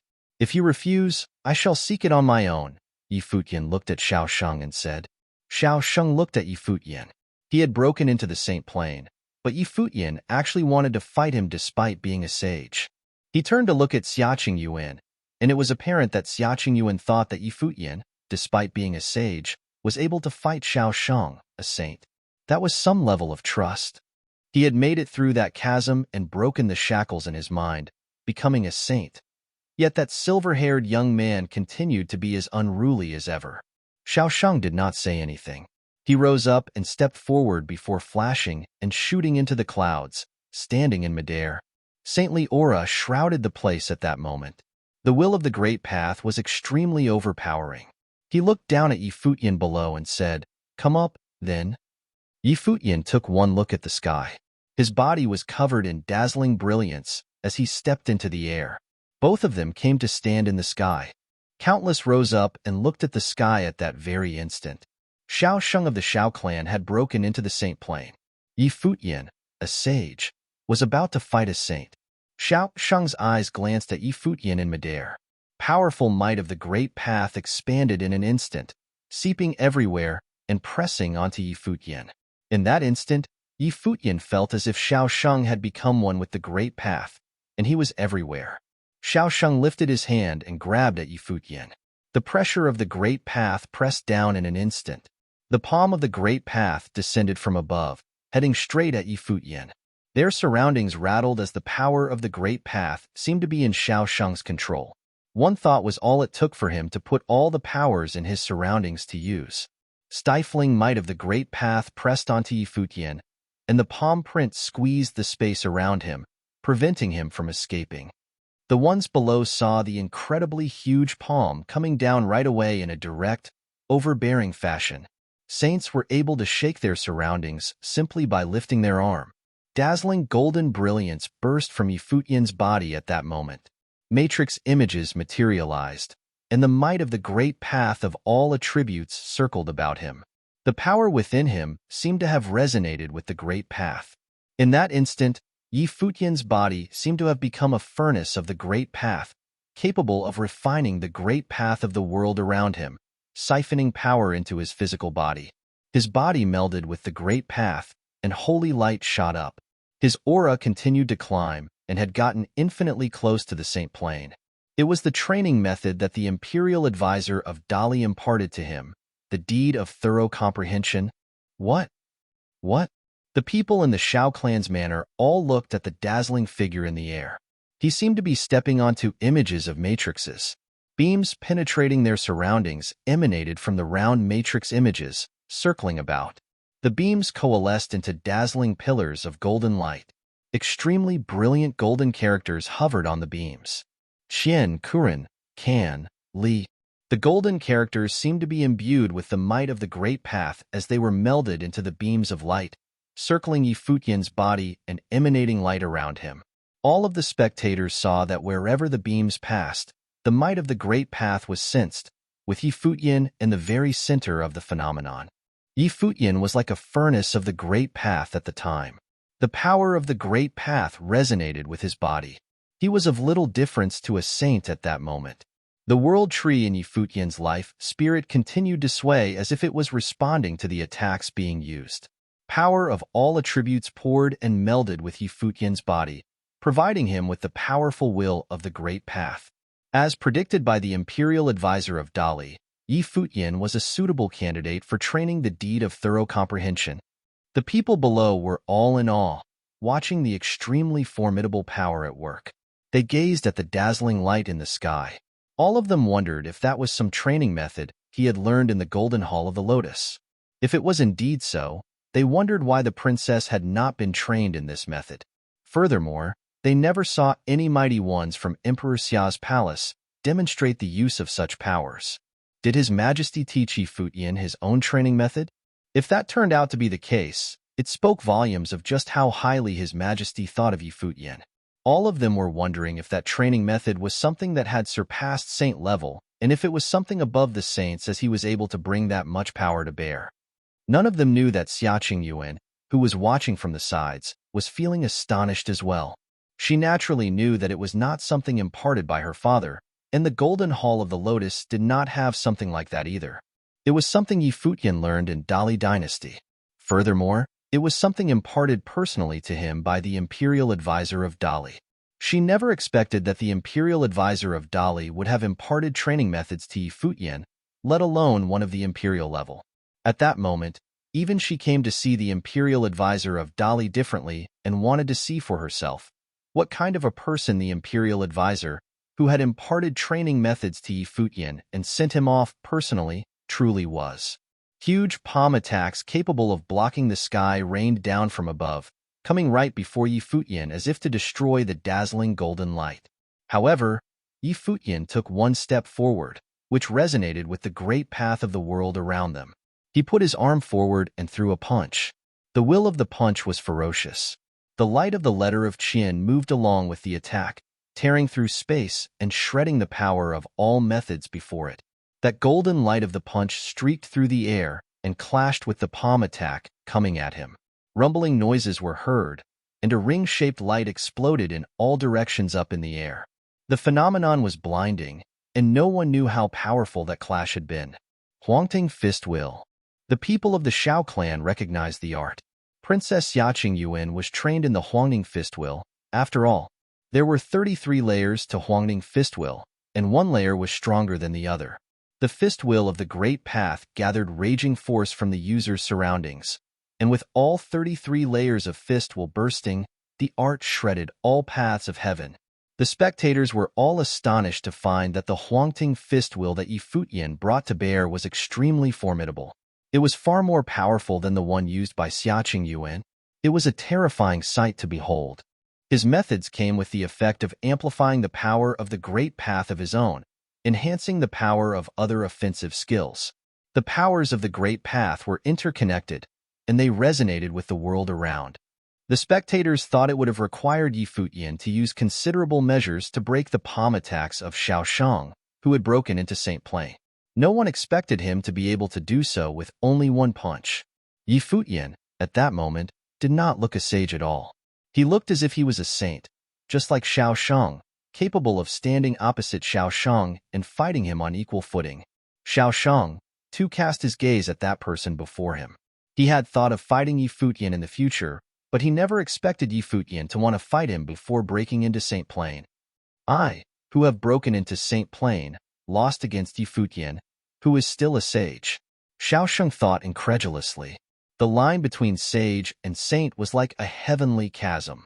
It was a consensus shared by all cultivators. If Futian wanted to take Xiao Shang on, he needed to break that consensus and achieve the incredible feat of having a sage beating a saint. Xiao Shang refused to yield. Xiao Shang took one step forward and moved his palms as well, bursting with the dazzling light of the divine path all of him.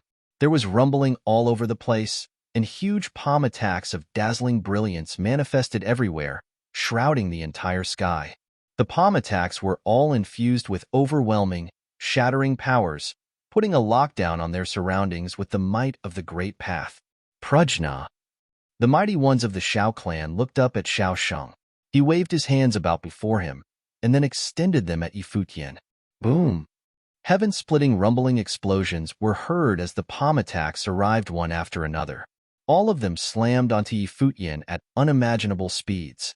Beams of light from Futian's body coursed to his legs. He then took one step forward and seemed to have sunken the space around him. It was as if towering force burst from that one step of his. Those bursting palm attacks seemed to have been stifled, and the force on Futian grew even mightier. That footwork was none other than the extremely formidable footwork of Shenyuan. Yet another punch was launched, and the Huangting Fist Will tore through the air, bringing the power of the footwork of Shenyuan with it, causing the palm attacks to crumble and explode. The palm attacks of Prajna bombarded wave after wave. If looked up from below, it would have seemed that the endless palm attacks had shrouded the sky, burying Futian in a very tight space. Futian did not mind his opponent's attacks at all.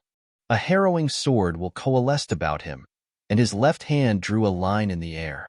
A streak of a dazzling flash of the sword came and went within an instant, breaking down that palm attack. He extended his finger. The swords of Cassiopeia coalesced, tearing apart all palm attacks that came at him. Futian continued to step out with his footwork of Shenyuan, and the force about him continued to climb, getting increasing mighty. The light from the deed of thorough comprehension circled about him. His left hand coalesced sword will, bringing Huangting Fist Will and using footwork of Shenyuan, while backed by the power of the deed of thorough comprehension as he advanced. Those incoming bombardment of palm attacks were unable to stop him in his tracks at all. The Huangting Fist Will had gotten increasingly powerful, and the footwork of Shenyuan had gotten increasingly overbearing. More and more swords of Cassiopeia coalesced around him, and the swords circled him as he moved, tearing through space and shattering all incoming palm attacks. The spectators watched with awe as Futian continued to move forward, getting increasingly close to Xiao Shang. Is that some power capable of being brought about by a sage? They wondered. Xiao Shang's eyes were locked onto Futian, and he was just as astonished. He continued to step forward instead of retreating, advancing as holy light burst from his body. He came to bring the full might of his powers as a saint to bear. He extended his hand and performed madras. A divine shadow appeared behind him. A giant was manifested in the air, one that had a myriad of arms, taking control of the powers of the world around them. The countless arms moved at the same time, throwing down countless palm attacks at Futian. Futian acted as if he was unable to see any of that. The swords of Cassiopeia circling him continued to cut out, and a terrifying screen of swords appeared before him, tearing everything apart. The Huangning fist was also getting increasingly powerful. The sixth step of the footwork of Xinyuan was made. The world around them shook as extremely raging pressure was launched at Xiaosheng. Futian, who continued to advance at that moment, was enveloped by the holy light emanated from the deed of thorough comprehension, sweeping forward like a tidal wave. The gigantic shadow behind Xiaosheng closed its arms, seeing that dazzling figure continue to advance. The power of the great path compressed the place as countless palm attacks stacked on top of each other, burying Futian's body. 6 directions. A line was heard from Xiaosheng. At that moment, it seemed as if his power had been brought to the limit. Boom! Futian took another step out, and the world around him shook. His extremely dazzling body shot at Xiaosheng. The palm attacks thrown at him continued to crumble in a frenzy, yet countless palm attacks from his flanks seemed to have melded together in walls of the great path, burying everything caught between. Xiaosheng pointed forward, and the same phenomenon took place before him. 6 directions of the world melded with the great path. All of the palm attacks became one as they buried the heavens. The spectators saw that Futian gradually disappeared as he was being buried by the 6 directions, making them unable to see him. Xiaosheng closed his palms, and the world around them shook violently. The crowd was only able to see the palms of the heaven-burying 6 direction bury Futian right there and then. Rumbling noises were heard from within, but no one else knew what was happening inside. No one interfered with the fight, and even Xia Yuan watched in silence. No one knew what was going on in her mind. She trusted Futian, and he was appointed as her valet. Many knew that the princess held Futian in high regard. The one whom Futian was fighting was her cousin. Everyone understood the words that Futian said before, that there were things that Xia Yuan would have found inconvenient to do. But could he carry those things out? Palm attacks continued to rain around them, becoming a part of that wall of the great path as they closed. Everyone had their eyes fixed at the sky above. The rumbling continued to be heard, and people gradually saw cracks on that wall of 6 directions. The cracks continued to extend and spread in all directions. Extremely brilliant light was seen unleashed from within, and the hearts of the spectators raced. Intensely blinding light was seen, and with an earth-shattering rumble, the wall crumbled, and all of the palm attacks were no more. Futian emerged from within, clad in holy light. His towering sword tore at the space around him. His body turned into a bolt of lightning, arriving right before Xiaosheng, who was no longer able to bring attacks of greater power to bear. Futian threw a punch, and Xiaosheng threw a palm attack without retreating. Boom! A rumble was heard as the sky shook. The spectators saw Xiaosheng's body rattled violently, and his internal organs felt as if they had been rattled. Cracking sounds were heard from his bones. The light of the divine path remained glittering, yet his aura continued to weaken.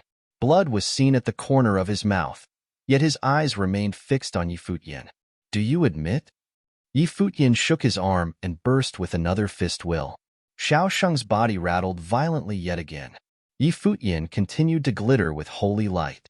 His silver hair billowed, and he looked tremendously mighty. Everyone knew at that moment that Futian, as a sage, had beaten Xiaosheng, who was a saint. Despite there being a chasm between sages and saints, Futian made it through, nonetheless. There were countless living beings in Emperor Xia's realm, and there had been many legendary figures throughout the ages. However, none had been capable of defeating a saint while they were still a sage. No one would have expected that Xiaosheng, who had only made it into Saint Plain a short while ago and showed signs of rising again, was met with one unspeakably legendary figure. Despite having broken into Saint Plain, there he was, defeated. The Xiao clan wanted to change Xiaosheng's fate, and Futian was against it. You're tuning in to the Warrior Lore YouTube channel. Don't forget to subscribe and join us on this journey to catch the most captivating stories.